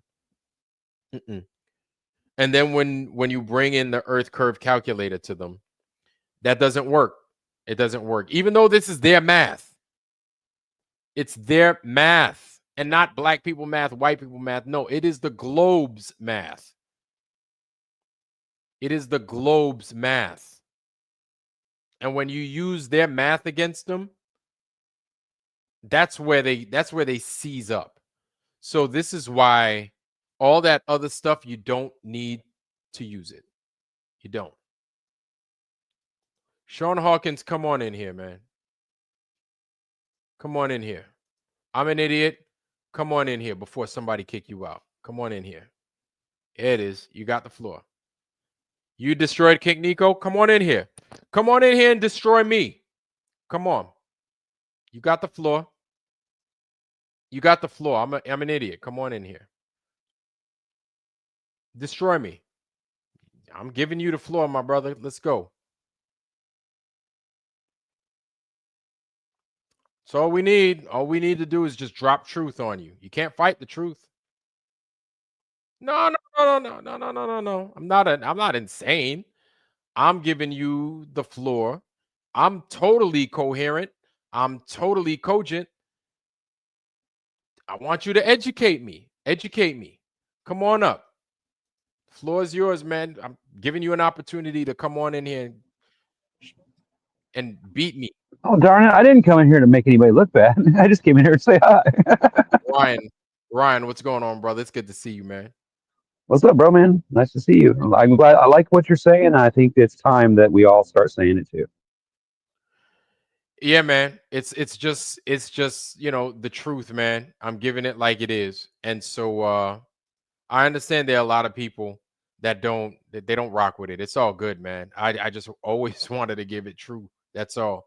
You have no truth and you won't accept truth. You're a clown. Okay, well, Sean Hawkins, prove to me that I'm a clown. I've given you the link. You're more than welcome up here to explain to me how I'm stupid. Oh boy, my favorite person. Yeah. Sean Hawkins been given he's been given the link many a times, man. Sean Hawkins, if you ain't gonna come in here with respect, bro, then leave. I'm not even going to kick you out.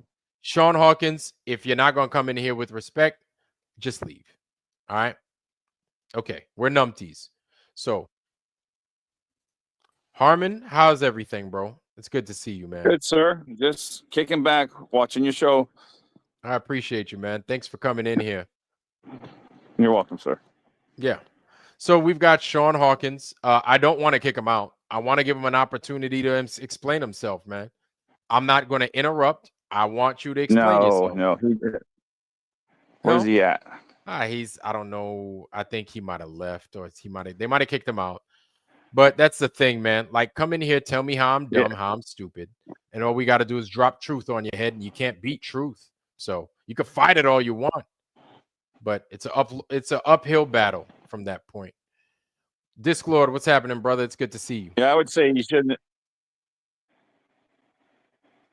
Flat out. Anyway, fudge. I was saying, yeah, you shouldn't let. Can you hear me? I got you, bro. Sean Hawkins. Okay, I'll give you a little quick story. I personally never would let him up. He doesn't need a voice. I made a thing about the moon making cold light and not making cold light, and I swear I made this channel 3 or 4 years ago now. Right. And I didn't do anything. And within 5 minutes of posting this, never done on that channel. It's a virgin channel. Mm-hmm. Sean Hawkins was in my chat saying a bunch of, he didn't even know what my channel was about, but he just kept saying anti this and this. I mean, within 5 minutes, Sean Hawkins was there. Now figure that out. You have a new follower, do you? You have a new follower. Is that Sean? Oh, I'm just saying, bro. Like you kind of have to expect it. Once you push past that once you draw that line in the sand and you say, okay, I'm going to be for truth, and you start putting it out there, this is what's going to happen to you, bro. Yeah. Like I mean, I wish I could say that I felt bad but I don't, because I get it all the time. So I think it's just part of it, bro. It's just, you have to live with it. There's always going to be people that are against you, and they're always going to try to make you look bad because they don't have an argument. So that's all you got to look. You just got to hold on to that, bro. It sounds like Ryan talking. Ryan, me. Yeah. Oh, Ryan? Yeah, I don't see no names on it. No, I'm just saying he was the only one that commented on it for a month. It was just in the first 5 minutes I put it out, too. So they've got hooks in it all the way somewhere. Mm-hmm. I'm just saying that's what Sean Hawkins. And God, he was so disgusting in 16 and 17. He would be spitting his stuff right on the floor as he's talking, his sunflower seeds or whatever he's eating. The guy was the most unhygienic. He was just a filthy, no good person. Damn, Sean Hawkins, man, he calling you Pigpen, saying you walking around with a big old dust cloud over your ass, bro. With a big ass dust cloud. He calling Sean Hawkins. Mr. Harmon calling you Dusty. Dusty Sean Hawkins, where you at? Defend yourself. He knows what he did. When you need him. Where's Dust? Where's Pigpen at? It's always snowing around him. Hey, Pigpen, is that true? Pigpen, where you at? Oh, now he want to puss up. No, don't kick him out, guys. Please don't. Sean, well, if Hawkins, he starts saying bad things. Sean, Dirty Sean Hawkins. Oh, Dirty Sean Hawkins. Where's he at? It might not even be him. It might not even be him. You sure? I don't know. It's hard to steal a silly symbol like that, isn't it? I was gonna say, where's Pigpen at? Sean Hawkins, is that true? You wipe your shit. Yeah. Oh, is this him? Yep. Then what is it? What you got? Oh, let me mute your channel. Hold on. God forbid. I'm here. Okay. Prove me wrong. Where am I wrong? Yeah, the Earth has been measured spherical for over 2,000 years. Okay. By who? Really? By geosurveyors. What geosurveyors? Thousands of them. Yeah. Thousands of them. Like who? I don't know their names, dude. What are you talking about? Oh, of course you know their names. We know their name. We know his name. Are you fucking with me? You gotta be. No. Sean, come on, Sean. Well, when you're a liar, what else do you have? I'm not a liar. You're not? You can't prove that I lie. Go ahead. Okay, well, maybe not. Prove your flat Earth. Give me flat Earth measurements. We're using your measurement. And based off of your measurement, you said it's been measured curving, right? Okay, so I'll make you a video, Sean. No, Sean, where does this curve begin? Please tell me. At your feet. Tell me. How many? At your feet. At your feet. You're right. You're okay. standing so on when the, do you you're see the standing curvature? on the Sean, tangent of the Earth. Okay, you're right. So Sean, when do I see the curvature? When do I see it? When is it most notable? Depends on how high you are, what the refractive conditions of the day are. I'm a short guy. I'm 5'8". So when do I see it? I'm short. About 3.5 miles. 3.5 miles. Okay. Yes, we see the tangent of the Earth. That's the horizon. Okay. All right. 3.5 miles. So based off of your numbers, right? Let's just say 3 miles. Let's just round it off. Let's say 3 miles. Mm-hmm. So at 3 miles, at a distance, the Earth should be curving at 72 inches. Should be at 3 miles. That's about 1/60th of a degree, or 30th of a degree. 72 inches, bro. That's not curvature. No. That's it drop. Should be. It's drop, curvature, whatever. You know what the hell I'm talking about. No, that's drop too. That's drop from horizontal. That's drop. It's curving. It's curve. That drop is considered what? Curvature or no? We don't measure curvature in drop. Sean, we measure listen, it you're splitting. In degrees. Sean, you're splitting hairs. No, so, I'm being specific. So those 6. So then You're those 6 feet. Hairs. So then those 6 feet. So what are those 6 feet? What are those 6 feet then? Tell me. What 6 feet? Okay, so at a distance of 3 miles, I'm experiencing how many inches or how many feet of drop? You're experiencing 3 into 60, which is okay. So we're using your. I'm sorry to cut you off. I'm sorry to cut you off, but we're going to use. Okay, you said you wouldn't talk over me, right? No. Hold on. We're going to use your calculations. We'll make it easy, and I want to be fair. That's when you said you wouldn't talk over me. I want to be fair. I'm just letting you know I'm going to use your stuff. No, you're not being fair. You said you wouldn't talk over me, and now you're talking over me. That's not being fair. This is why I don't come into these places. All right, go ahead, Sean. You talk over people. Sean, go ahead. Go ahead, yes, Sean. we measure curvature in degrees. Okay. There's 1 degree every 69 miles. Now divide 3 into 60. That's the percentage of a degree that you see. Sean, here, I'm going to give you this right here. And if I breathe heavy, it's because I've got COPD and I'm having trouble at night. So. Okay, hopefully you get better. Yeah, me too. All right, distance to the target 3 feet. Horizon distance, hidden target height. Are you using Walter Bisselin's calculator? Who? Because that one compares curvature. You've come a long way since 16, Sean. I haven't listened to you since then. Walter Bisselin's model. Well, you've come a long way. You realize how bad you were in 16? Excuse me? I was talking. I said, you realize how bad you were in 16, 17? I like the way I when you paused, I went in there, then you started talking again. I didn't pause, man. Stop talking. You're one not good person. Oh, you did. Well, your brain did because you got COPD. Do you even know what COPD is, man? But you got a breathing problem, bro? Yeah, it's breathing. It's not mind, you dummy. Jesus. I know what it is. Then why did you? I didn't call you a name yet. My mind? I didn't call you a name yet. So check this out. If you have you ever seen this guy live, Bad? Jesus fucking Christ! Are you kidding me? Who you? There he goes. There you go. There you go. There you go. You got him, man. He doesn't know how to behave like an adult. Keep on, baby. Keep on, baby. Oh, Shawnee boy. Mouse. So let's use. See, this is why I don't come to these dumpster fires. Dumpster fire. Yeah. When a person comes in and a jerk like this in the gold helmet starts talking over you to drown out truth, that's a dumpster fire.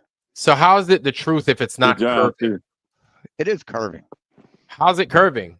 Because if it's curving, then it should be moving as well, correct? Yes, it absolutely is. It's not. We measured it. And Bob so Nodell here you go.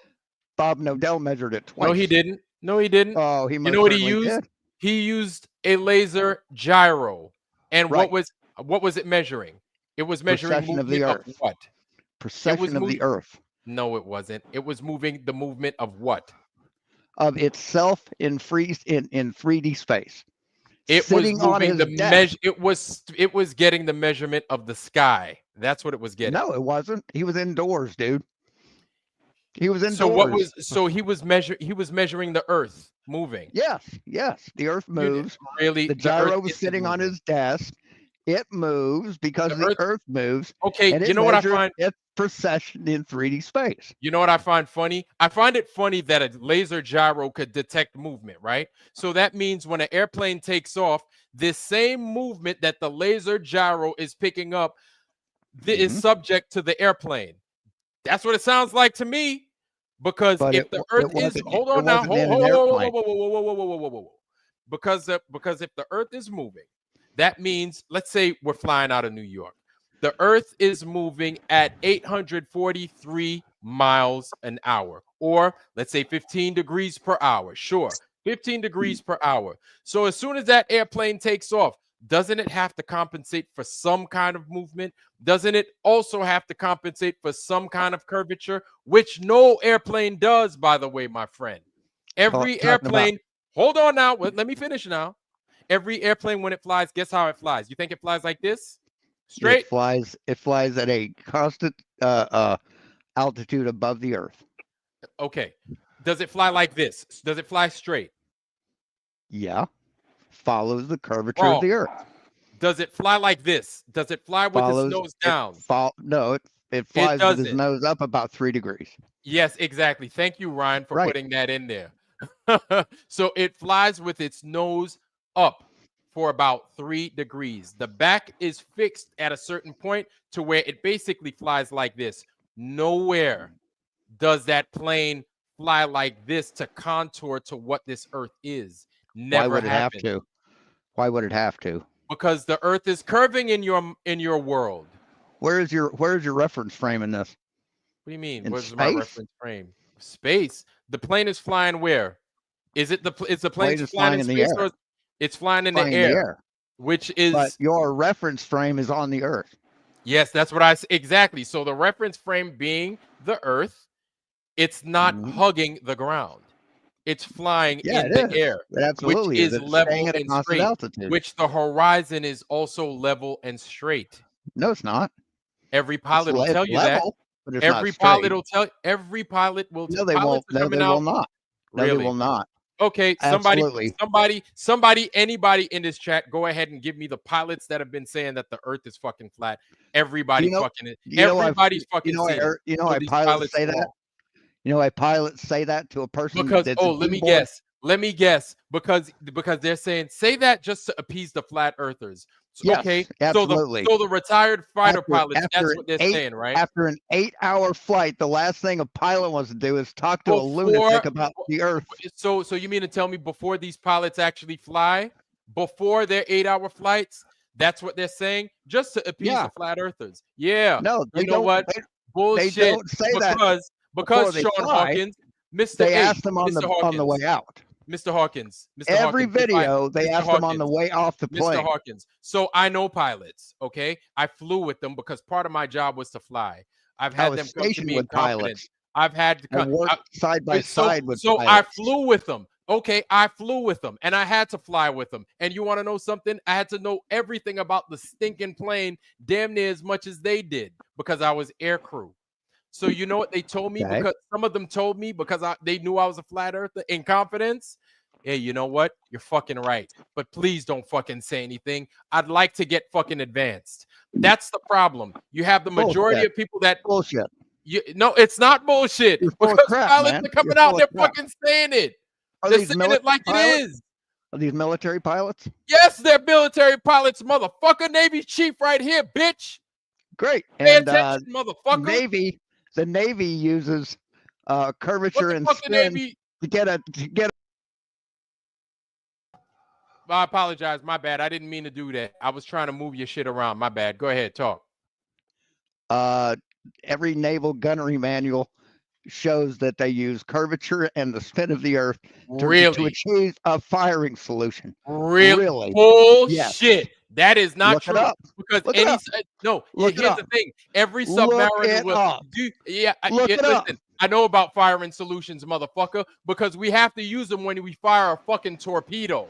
in the goddamn water. That's not which the air, apparently, no, it is that's the same not artillery. thing. That's not artillery. It's a torpedo that apparently That's not curves. artillery. It's a torpedo that apparently curves with the rest That's of the water, not right? artillery. So, it's not a fair comparison. Firing solutions. Not a And fair here's, comparison. hold on. Here's another thing. You can ask a naval fucking gunner, a naval gunning weapons officer, excuse me, that fires one of the fastest fucking projectiles known to man, a fucking railgun. He'll tell you, dumbass. So they don't yes, suffer from yeah. parabolic Oh, drop? a railgun uses what? Line of sight to fucking hit its doesn't. target. Yes, it does. No, it doesn't. And you want to know something? No, it doesn't. Yes, you do. And you want to Do know they go something? further than 3 miles? Yes, absolutely. It Then they goes don't use hundreds line of of miles, sight. motherfucker. They Pay don't use line attention. of sight. And with that, bitch, you out. You canceled, motherfucker. Get off my goddamn channel. Get out of here. Anyway, like, hey, Dojo, what's happening? Yeah, I'm good, thanks, bud. I didn't want to do that to him. I didn't want to do him like that, man. That's his. You did a great job. You should have kicked him before you got mad, though. No, I didn't. Hey, you wrecked me. Have you ever seen him? I know you're not mad. Video? Huh? Go ahead. Vlad, have you ever seen him on a video? Sean Hawkins? Have you ever seen him? No. Yeah. I'm gonna go back to 16 and 17. Try finding some of his videos. You'll see what I'm talking about. He looks like what he looks like and how his hygienic is. Oh damn, Sean Hawkins, man. Sean Hawkins. No. I hate to say it, but he borderlines homeless. I'm the only one that I think dresses as dirty as he does. Oh God, who's this? Who said that? Me, Ryan. Oh I dress like a homeless person. I do it on purpose. I live in a bad neighborhood, bro. Shout out to the homeless people out there, man. Damn, that's fucked up. I didn't want to. I'm not saying it to be negative. I'm just saying if you look like a homeless person, people don't want to rob you, bro. They think you're already broke. Oh damn. I didn't. Hey, Sean Hawkins, man. You may be I'm not kidding, bro. Man. You may be an asshole and get on my fucking nerves. But damn, man, I ain't calling. I called you Pigpen and shit like that. I ain't know you. It was like that though. Damn, bro. My bad, man. Jono, what's happening, bro? It's a long time, man. Well, the poo has officially hit the fan, my friend. Yeah. So here's the thing, man. Sean Hawkins, on a serious tip, though, man. On a serious tip, I got you out of here, man. I fucked with you like that. Cool. But on a serious tip, you do have, just like our brother Dojo right here is presenting us. Yeah, like there's nothing going over any curved curved water, nothing. It just doesn't happen. It's so not curved. He can't speak it right. Yeah, exactly. So Sean Hawkins, what you got to understand, man, he probably left. Well, he asked you if a railgun could shoot over 3 miles, like he knew what he was talking about. Oh my God! It could shoot over 3 miles. He didn't. Yeah, he didn't even know. Sean didn't even know. He didn't know. He didn't know. Yeah, it's. Yeah. And here's the thing: shoot over 3 miles. Huh? Like it could shoot hundreds. Right. Of miles. He didn't know. He didn't know that Z is level. He didn't know that they go by the level of the ocean. He didn't know. He didn't do a lot of things. But I'm just saying. Yeah. And so, yeah. And Flat Earth Recon. Hold on, brother. Let me let you in. Go ahead, man. Flat Earth Recon's in the house, y'all. Flat Earth Recon, where you at, bro? It's good to see you, man. Yeah. 250 nautical miles. Probably 250 nautical miles. I'd like to say nautical miles, even though it's... What kind of travel trailer is that? Say what? That ceiling fixture, it's inside of a travel trailer. What kind is it? I'm guessing it's, I don't know, Trojan? Oh, Dojo? Yeah, I'm assuming he's either in an RV or he's in a trailer. No. I'm in my study. That's an interesting light, dude. That's really interesting. Yeah, my parents picked it up when they were in Cambodia, so it's kind of like a souvenir. I swear it was. I thought it was one of those little ports in the ceiling of the trailer. I really did. Hey, everybody! Welcome, Samuel Abukaya. How you doing, sir? Hey, how are you? Flat Earth Recon in the house. Welcome, man. Welcome to the channel. I just woke up late. Oh man, it's all good. It's all good. It's good to have you though. Thanks for coming through. I woke up. I said, well, I have to go to work. I'm late to work, and then I just, so you. Oh shoot, man, I got you. I gotta work here in the next 5 hours, so whatever. We in here strong. But it's good to have you. Anyway, Vlad, I googled how to integrate the chats to one chat on YouTube. You have to go to the Rumble. You can Google it too, and there's some settings in there that you set, and you send it to whatever chat you want to join with. Okay. While it's live. Okay. So why do you sound so damn familiar? Coming into the YouTube chat. Thank you, Harmon. Appreciate you, bro. Who's Porter? What's happening, man? It's a long time. Oh, that's Harmon. Oh, what's up, y'all? What's happening tonight, y'all? Man, we I hear y'all putting it down up in here. How you doing? Man, it was a little bit wild, man. It was a little bit wild. We were discussing the Lord Jamar craziness, how he's getting that work from everybody in the Black community that is now a freaking self-proclaimed scientist. So now this is what I find funny. Black people want to not believe scientists, but then Black people want to believe scientists. So it's like, oh, it's they're lying to you about this and they're lying to you about that. But then things like the things like the globe of the earth that they're claiming, they're like, oh, scientists say. It's like, oh, so now you want to believe these scientists, even though it's clearly not what you claim that it is or what you think it is. Wait, now you know what gets me that's going on right now though, Vlad? Mm-hmm. It's the ivermectin thing. And the thing that gets me is by now, people should know that I don't own a medication corporation. I don't own a dispensary for it. I don't make it. I don't know anybody that does, but they want to run up there and go buy something from corporate anyway. It blows my mind, dude. Man, who you telling? You think people would have learned after that thing from 4 years ago? You think people would have gotten a clue? Yeah, that's right. I'm just saying. That's the same type of calculated, misguided perspective that people just it's no one wants to free think. No one wants to sit down and really weigh out the consequences. If I really take this, they jump on board on this narrative because it seems so true and alluring. You know what I'm saying? So. Yeah, and Vlad, it's been 5 years. That's how fast it's gone by. You know what? You're right. It has been 5 years. I keep saying 4 years like I'm in 2024, but it has been 5 years. You're right. It's so quick to me. You know what? It's going to get even quicker here by the end of the year.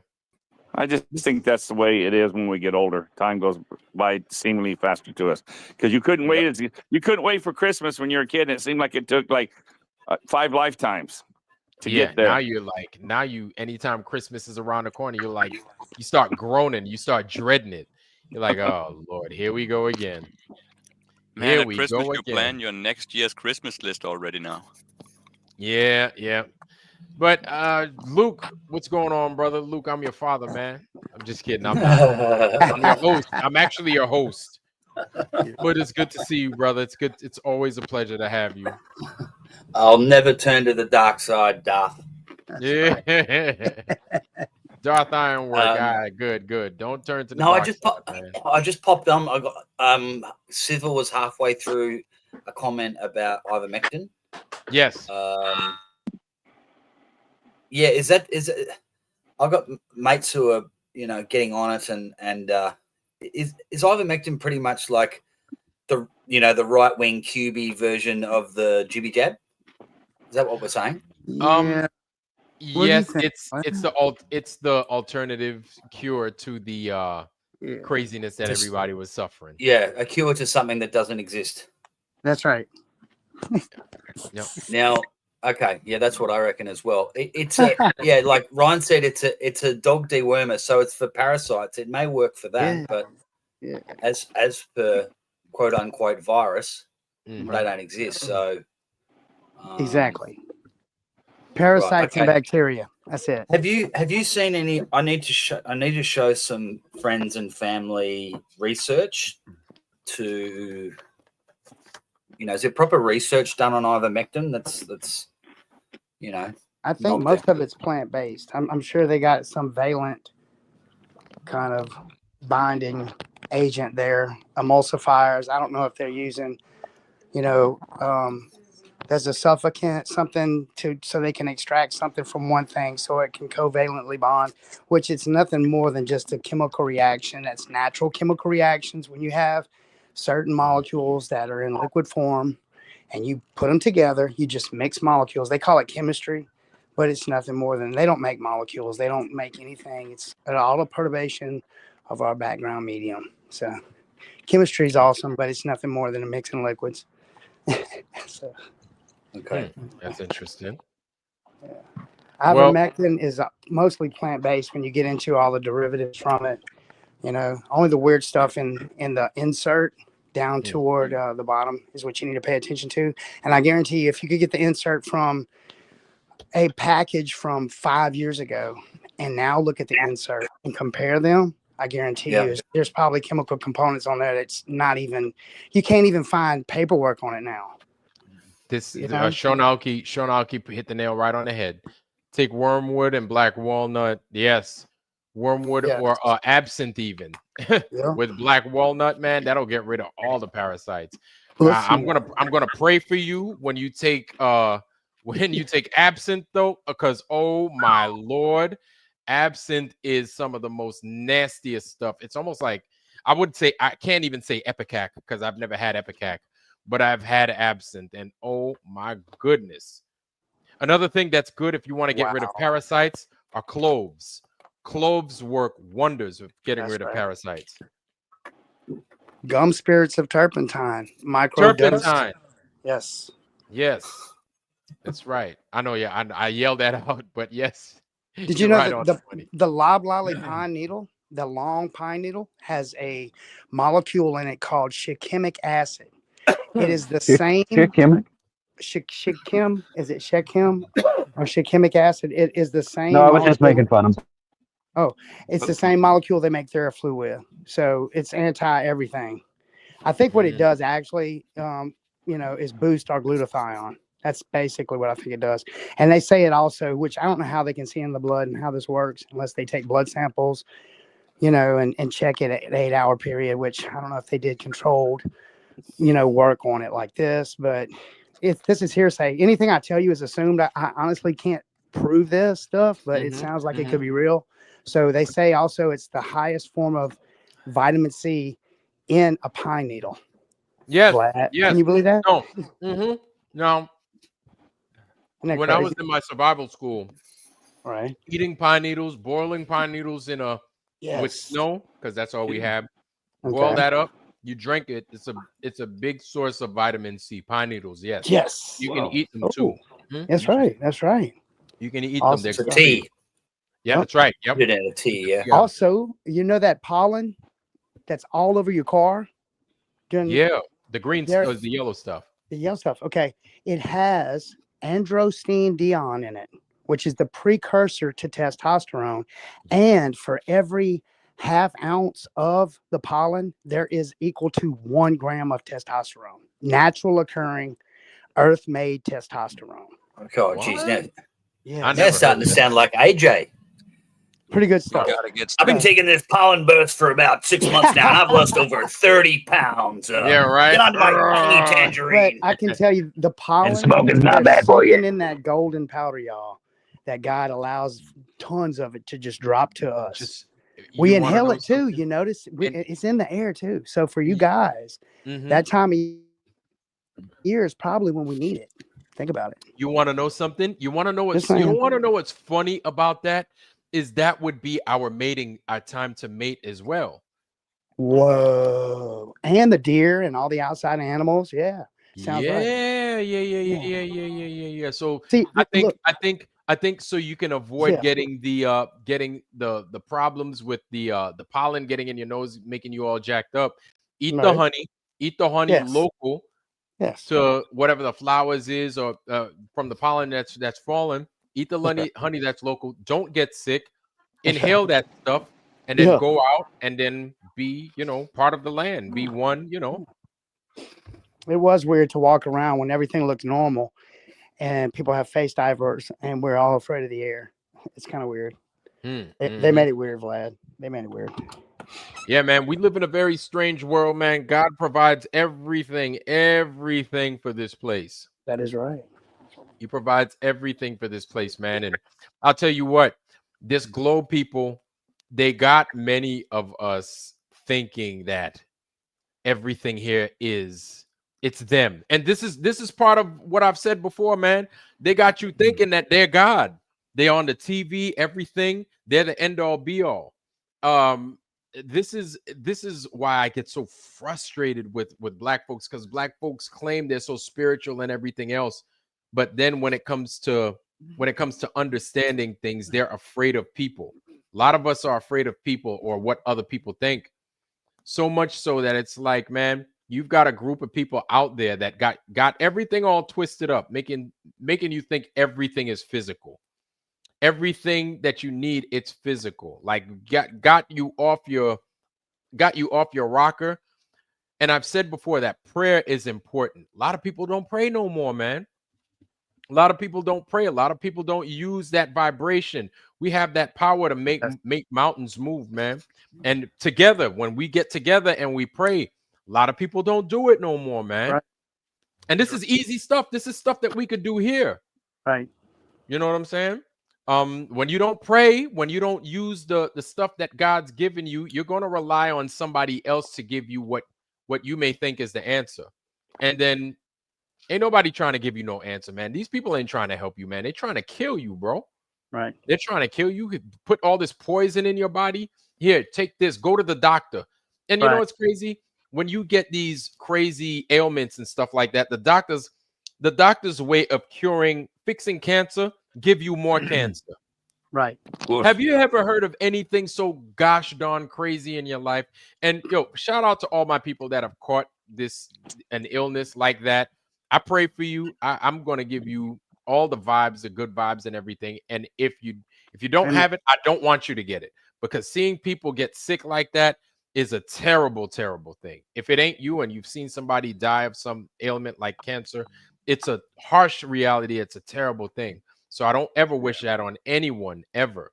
That's right. But science has it all screwed up, and they know it. They know they got it screwed up. Of course.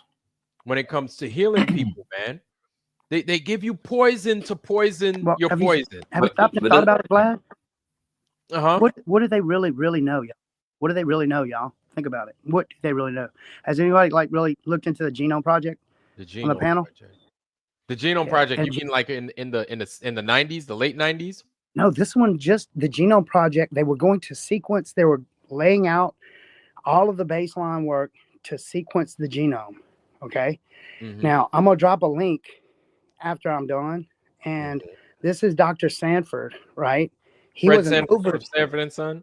Just kidding. Yeah, Dr. Sanford. He's this dude that got into genome entropy, genetic entropy, because he was trying to modify foods for the sun and stuff like that. You know, they did the eggplant because the beetle was eating it, so they put an enzyme within the base of the ribosome whenever it was flowering. So basically, the whole concept of them trying to sequence the DNA, what they found was it changes twice a day. Vlad, check that out. It changes, not enough to change your morphological makeup, but enough to where when they went back to check the sequence, it wasn't the same. So this, they got this thing called genome, engineering. Are you familiar with that? Genome engineering? Genetic I've heard engineering? Of this, yes. Mm-hmm. So Elon Musk says, eventually we'll be able to give you butterfly wings. So I was like baffled. I was like, okay, now these people are playing God, right? So I looked into it. Hold on, Sam had something to say. I'm sorry to steal your thunder. Sam, just to tell you that it's not crazy, it's normal. Because the people on top of us are people that hate nature. They hate humanity. They're gonna reverse everything. You see, for example, not to cut you off, but the thing is, they want you to think that way. That's what it's about. Because when you look and when you peel it back, they are not sitting there with a probe and a genome inside of a person going, look, his hair's turning blue now. Look, oh, his eyes are turning gray now. No. So what they do is most of their work is under a microscope and a petri dish, and they have to do control variables only with those types of situations in a lab frame. And so you get down to the nuts and bolts of it. They found out also that not only does it change twice, but within 1,000th of a second, when they get a certain distance of seeing, it collapses and forms an octahedron, a 6-dimensional shape that even the most advanced computational analytics programs can't even begin to decipher. You mean this like isn't even in the textbooks? You mean like a cube in a cube? Yes, the helix collapses within itself, lad, and forms an octahedron on observation, dude. They can only see the base pairs from a distance. Yes. So then 98% of the entire helix is non-coded. It's transparent. They say the explanation is it looks like a fiber optic strand on each one of the base pairs. There's no code present. Only 1% of our entire helix has X, Y, and chromosome and the actual base pair numerical code present. The rest, they say, transmits and emits light from either the sun or a perturbation from some other excitation. So then with them making those claims, and then without the sun, then what? Well, we know that without the sun, plants can't grow. So they say that they is people that are, I believe, on our side, because when the guy was finished with this, I know a lot of people may freak out about the Bible, but the firmament proves creation to me. That's who I choose. And I think that the whole biblical account of the cross is one of the most admirable and selfless stories that I would never even imagine to even be able to conjure up and create, to have some kind of selfless story if I wrote a novel. I couldn't even imagine that story.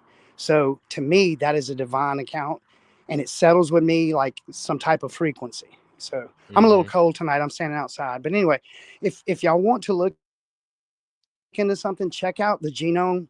You know, who we are, where we're at, and where we're located, I think are way more important than the left, right. Even, you know, with some of the history lessons. So when it comes down to Stalin and Hitler, none of that matters now. Who was here? Yeah, that's pretty intriguing. I think with Tartaria, I don't even know the truth about that. That could have all been rewritten as well in the 1800s. Yeah. Like this stuff is getting stranger and stranger because we're here. You understand? And now AI's got control of it too, Vlad. Oh, I know. AI has control of much of it, but if you don't have a computer, what's the use of AI? Right. You know? Well, it's fallible. I don't think it'll ever be consciously aware, y'all. I'm sorry. I think it'll run off the numbers, codes. I think it'll run off numbers. Not unless they connected with human brain tissue and human brain stuff. You know, they would be able to do that, but that would be a cyborg, you know, a hybrid.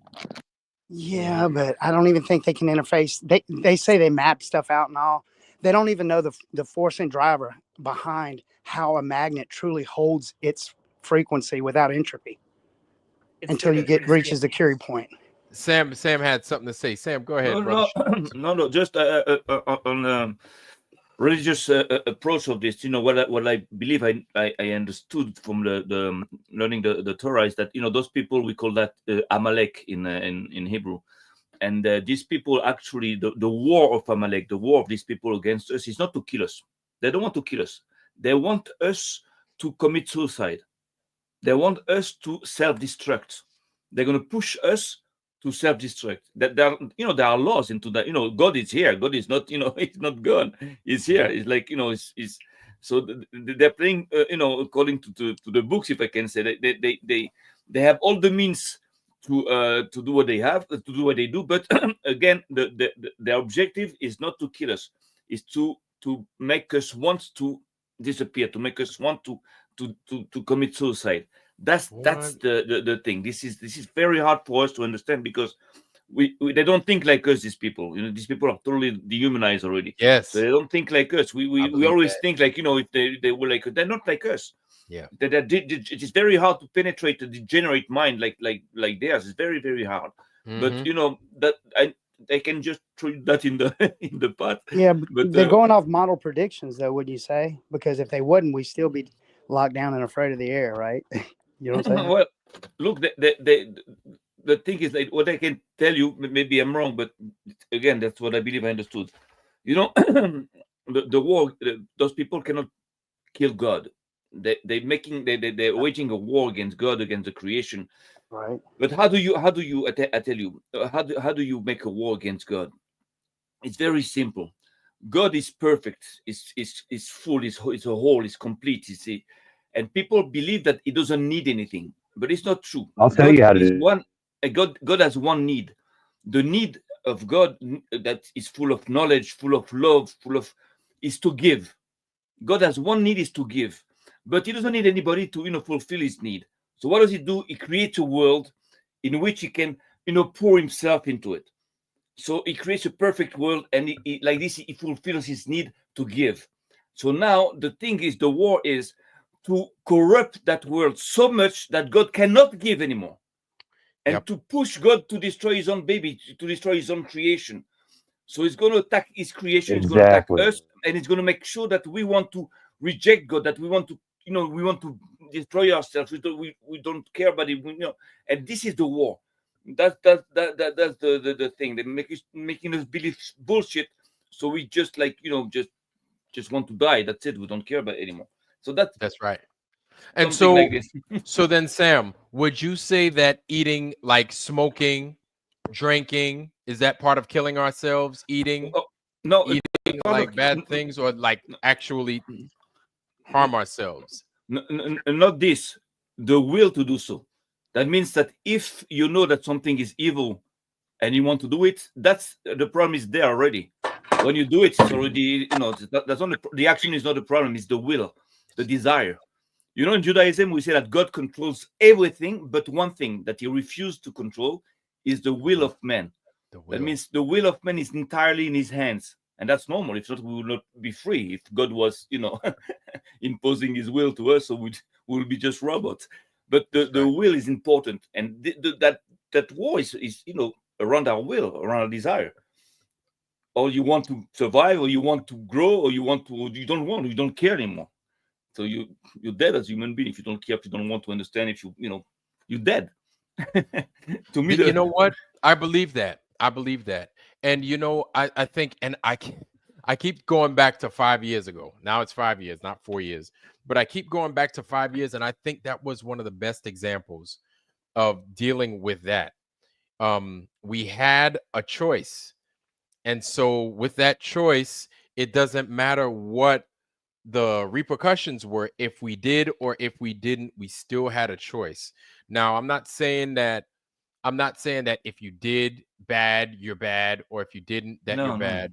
But I'm saying that with that choice that you were given, that we were all given, it was still a choice. Nobody put a gun to our head or nothing. They did threaten to take things away. They did. But this is all earthly things, right? Somehow we can make it. We can always make it, man. Of course. But you know what? That is deep. That's deep, and that's proof. Everything you just said right there, that's proof of it right there, right in our face. And then we just, that's right. A lot of us don't even think about it because we're like, well, I don't know about that. All I know is that I need to get paid.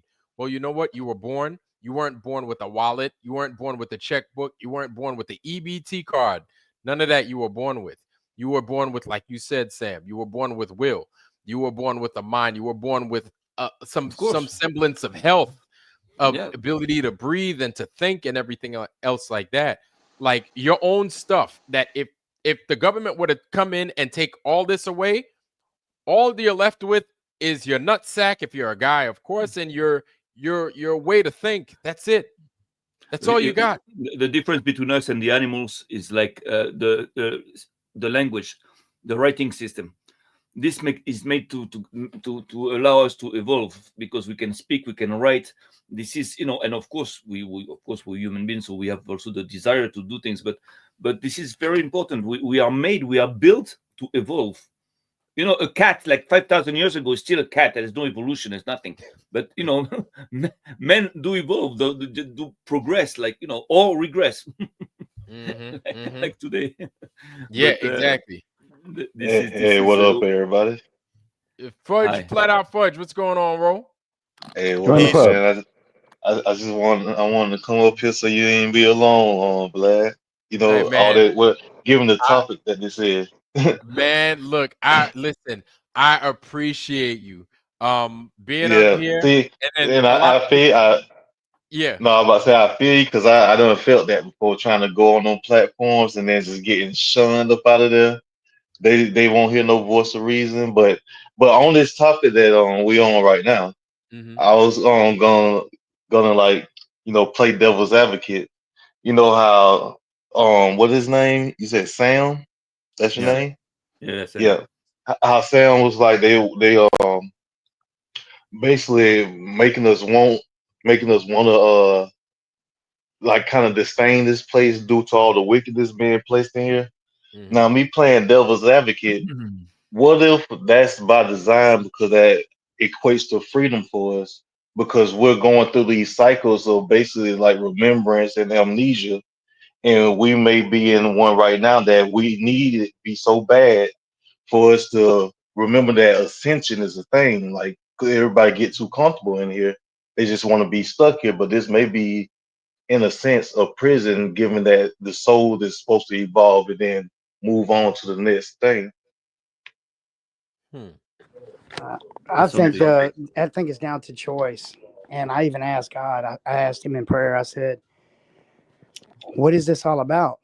And I had this download come, and he said, get a pen and a piece of paper, and every time that you make a decision, if you go to take the dogs out, if you go to get something out the fridge, no matter what you do, if you decide to do something, write it down. And at the end of the day, I looked at that page, and there was hundreds of minuscule choices that I made apart from anybody else being involved. And then I thought, and I looked around at all the stuff that I thought I knew that was taking over my life, that I had no control over, stuff that was totally out of my grasp. And then I started thinking about it. Who am I? Where am I at? And why am I here? And I'm out on this porch right now by myself, y'all, talking to some people in the panel that I totally believe in, that are looking for the truth. But I'm honestly going to say, out of my 53 years in experience, I think it's about our will. I think it's about our voice. I think it's about finding how to break through self and be selfless and love one another and do what it takes to make it through without having to take something to make it through. It's very simple because the will comes with a responsibility. From the moment you choose, you're responsible. Yes. You understand? But there is something about the will. There is something about the will because also in the Bible we talk about like free will. And I've been thinking about this a long time. I said, what does that mean, free will?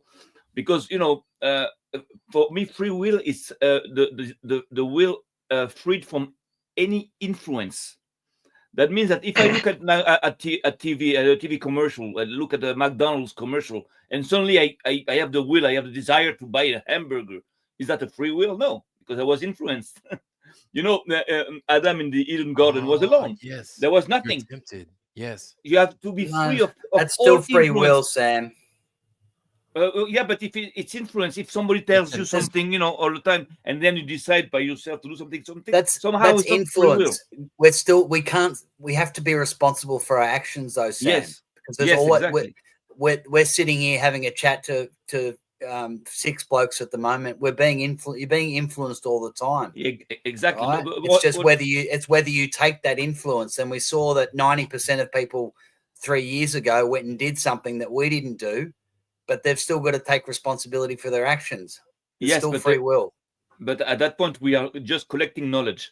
That means we're not taking no decisions for now. We're just like collecting knowledge. So we, of course, listening to everybody, everything. But at one point, when you get to that moment, when you have to take a decision, then you have to clear out and, you know, just, you know, check out what the information you collected. And if you have enough information to make the good choice, so you do it.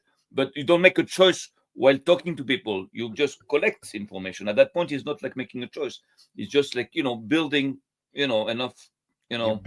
You're building a reason to take the route that you take, right? You're building reasons. And then once you come across a good enough reason, even if it's a bad choice, like if you're smoking crack, you know what?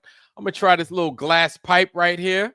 a little bit of crack, take one pull, I'll be all right, man. I spent this $5 spent well.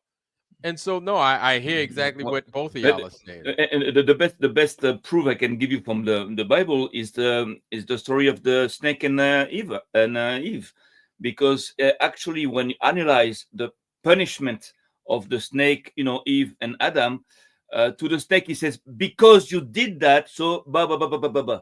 To Adam he says, because you listen to your wife's voice, blah, blah, blah, and then blah blah blah blah. But for the woman, he punishes her, but he doesn't say because you did that. Yeah. Because she didn't do nothing. She was influenced by the snake. The snake told her, just do it. So she did it, but it wasn't really her free will. She was influenced. So somehow, the snake is responsible, of her choice. They're both responsible. They're both God responsible. was like, yo, everybody getting hit. God took the godly belt. He was like, I'm hitting everybody. And so he made the devil crawl on his belly. Eve, he was like, you're going to hurt. And then the snake is going to be biting at your feet. Adam, well, all you jokers in here, everybody going to die now. And then you're naked. Surprise. There's a lot of things to be understood from all this. But the thing is that we're in the middle of a big war, and that we are, starting to come out of it. We're starting to realize that that's very important. I'm learning a lot from the Flat Earth community. I've been learning Torah and everything, but I've been learning, I believe, much more from you guys. So Sam, amazing. So Sam, let me ask you: have you, since coming into the Flat Earth, have you looked at the Torah different? Totally. You kidding? Because there's a lot of again, like I talked to in a podcast with David Weiss at the time. There's a lot of dark spots in the Torah I could never understood without understanding that the earth is flat. There's a lot of things we cannot understand without understanding, the shape of our world. And the fact that you understand that the earth is flat, sheds light on a lot of dark spots in the Torah. It's amazing. It's very, and I tell you something, the way I progressed into the flat earth, and in parallel, I checked in the Torah, I realized that even in the Torah, it's a major subject. The flat earth is something huge. Some of our scholars even link that subject to the war of Gog and Magog. It's no joke. It's no joke. I proved that to you. I can show that. I think I made a couple of videos on that. And even at the time of Noah, I made a video on my channel that I believe that the generation before the flood had the same problem. They also did believe that the mechanisms of the earth were not, the way they were.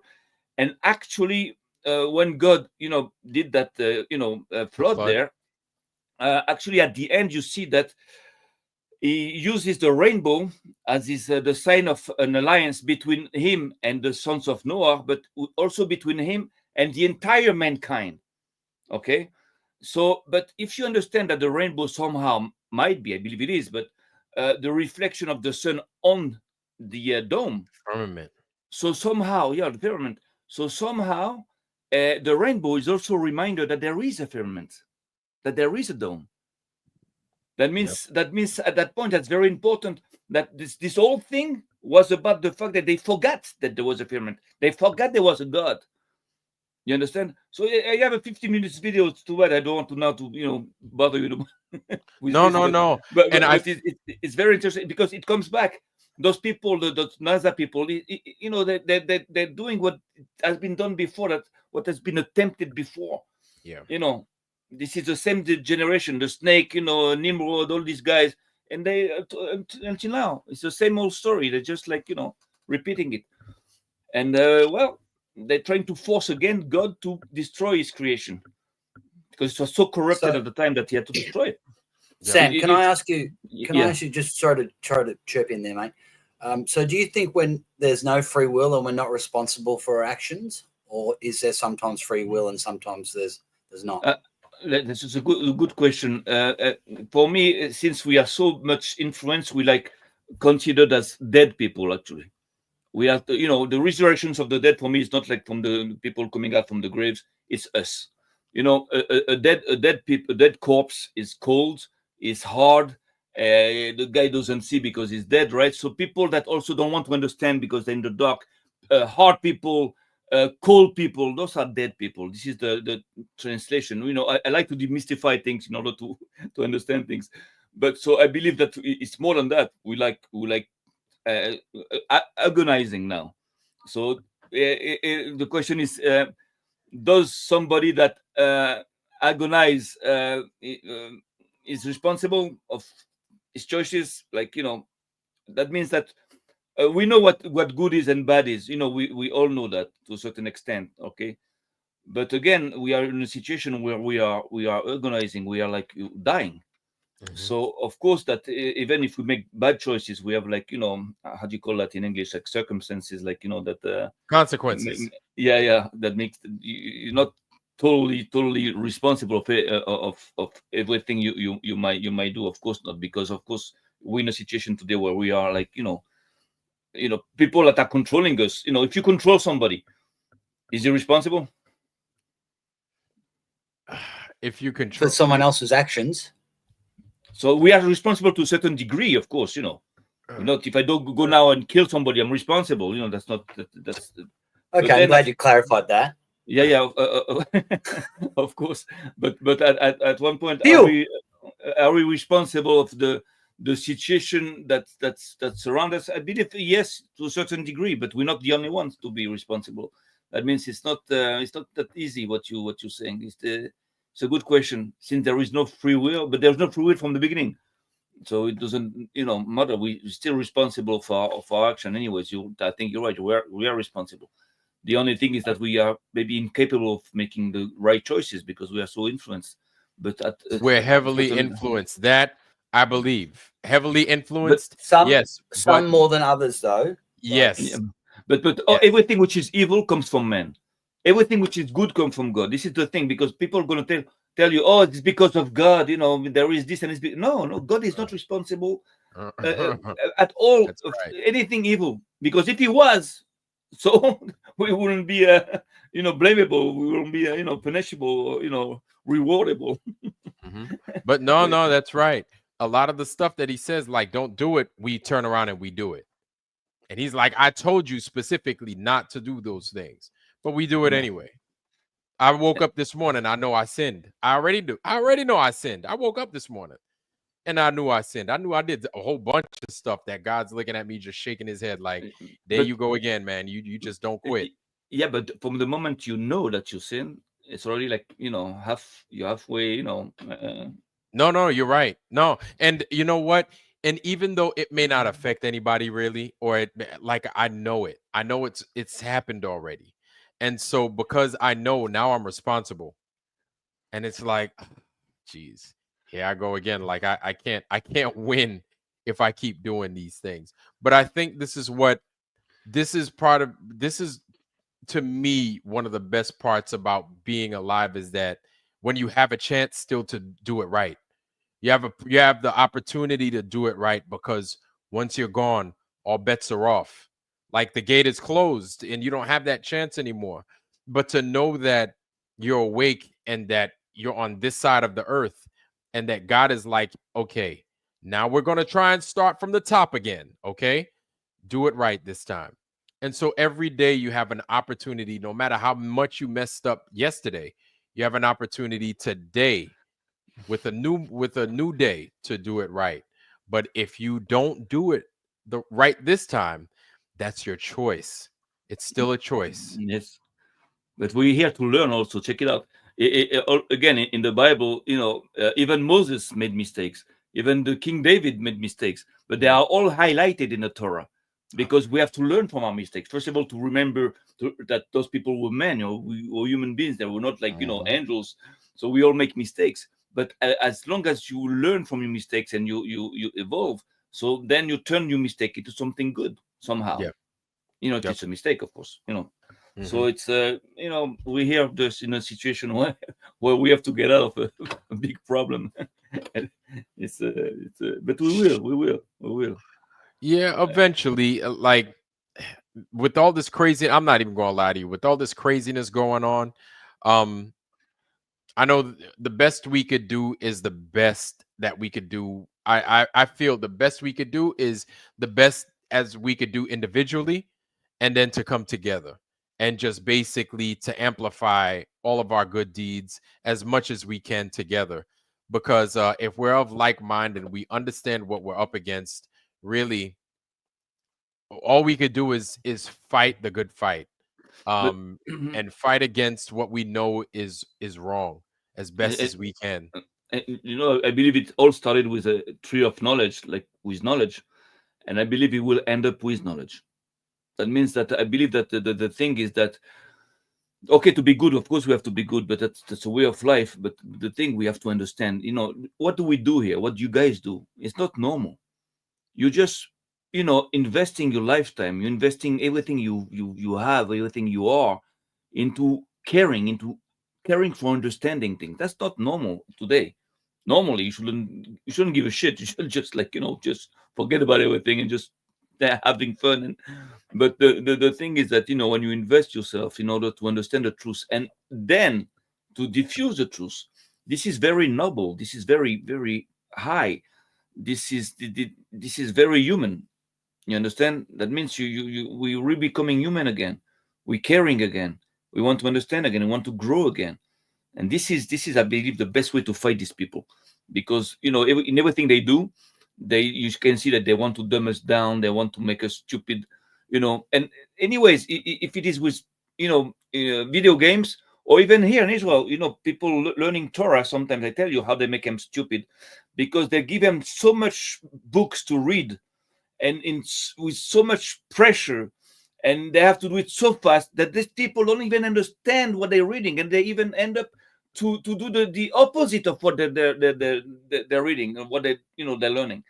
I see that. This is how they do it under pressure. If you put people under pressure, they become stupid. Doesn't matter who. So they're learning books of truth, and so fast and so quick they don't understand nothing, and they become stupid. So you can make them stupid with the truth, with, you know, books of knowledge, and also with video games or whatever, TV shows or whatever. So that's a war. You know, they're all over the place. These people, all over the place. And in Israel, the same thing. We are very much, you know, under attack. You have no idea. It's like, it's crazy. It's crazy.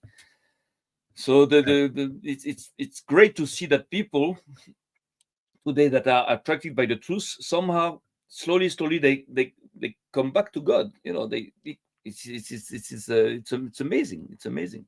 Yeah. And you know, one thing I like about it is that even in spite of our own egos, that we're willing to drop our ego and just you know, to experience the truth. Like, what's the truth here? And, you know, does it hurt? You know, when your ego gets trampled on a little bit, it hurts sometimes. But it's like, it's almost like Odin, where he removes his eye just so he could see a little bit more. Yeah. He's like, you know what? I'll get rid of my eye just so I could see a little further, just so I could see a little bit more. But So you I can said get more understanding. the thing, there's a trap into all this, because I tell you, a nice trap, but, you know, the more you know, the more you get close to the truth, I guess, the more you have a responsibility to, you know, to spread it and to diffuse it. Yes. Knowledge comes with a responsibility, and that's why I believe it is made knowledge for an elite of people. I'm not talking for, you know, I wish the entire world becomes an elite, but it's like, it's tough. It's tough because there are things, you know, when you learn things, you know, it's hard. It's like, you know, not easy to accept. It's like, it's revolting. It's like, whoa, it's tough. It's not easy. So not anybody can take it. And that's why a lot of people today, you know, they don't want to listen to the truth. They don't want to just want to run away. Just, you know, leave me alone, because it's hard. It's hard to take. Yeah. If you had talked to me like 2 years ago that, you know, they would never went to the moon, I would have told you, get lost. Are you kidding me? Yeah. Leave me alone. But you want to know something? I think that comes along with the whole saying that God only gives you what it is you can take, because exactly. People, you know, despite how upset and angry I get with people that don't get the flat earth, it's not their time. I understand, if, you know, just because I got it when I got it, and I only got it like, what, 9 years ago now, I think, something like that. I forget. 2018 is when I actually got it. But Before that, I was like everybody else. I was like the globe people. I was hard-headed. I didn't understand. And so if you would have told me then, if I wasn't ready, I'd never get it. But there are those that come into themselves, that come into the truth when they're ready. So even with these people, you know, whether you get $1 million or 1 million subscribers or 1 million acres of land, you're not going to get you shouldn't have anything that you're not ready for. So my question is that now our job to make them ready? Is it our job now to try to convince them and to fight them to help them? Well, I think our job is to, I know it turns into fights, it turns into craziness, and sometimes we fight and everything else. But I think it is because, like you said, because we know what the truth is, we don't keep that to ourselves. We need to divulge this truth. We need to give it to everybody else. Now, what they decide they want to do with it, slap us upside the head with it, you know, get upset, that's up to them. But the thing is they can't say they didn't hear it from us, because here's the thing is every time you have truth and you know it's good news, what's the first thing you want to do? You want to go out and you want to tell everybody. You may look crazy, but it's like you're giving it to them and it's overwhelming for you. It's like, I can't keep this to myself. Somebody has to hear about it. That's right. So they come back to you, and you know, when they come back and they're in the truth, they're like, you know what? I thought you were crazy when you first said that. Yeah. But it took me 7 years, but I see what it is you're talking about. And you might be a little bit dull in the eyes because you're spent of telling the truth. You're just spent.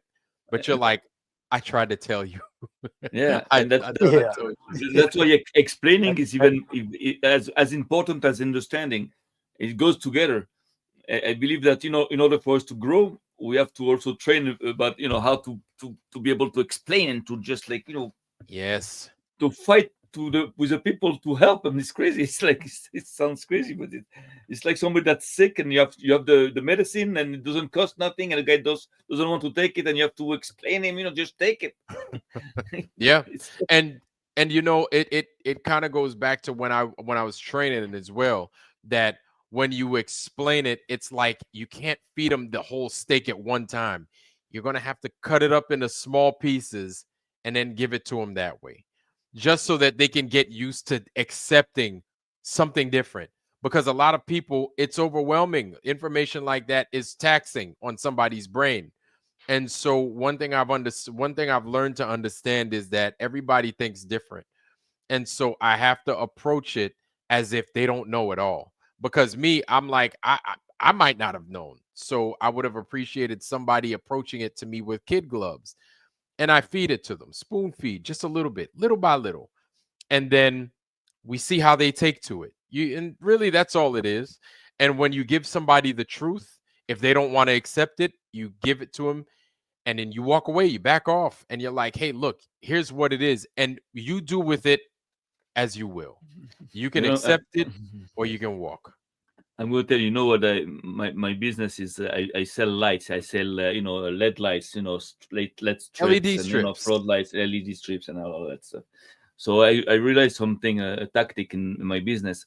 If I go into a store, for example, that's like, you know, totally dark, and they need light, okay? They need light on there.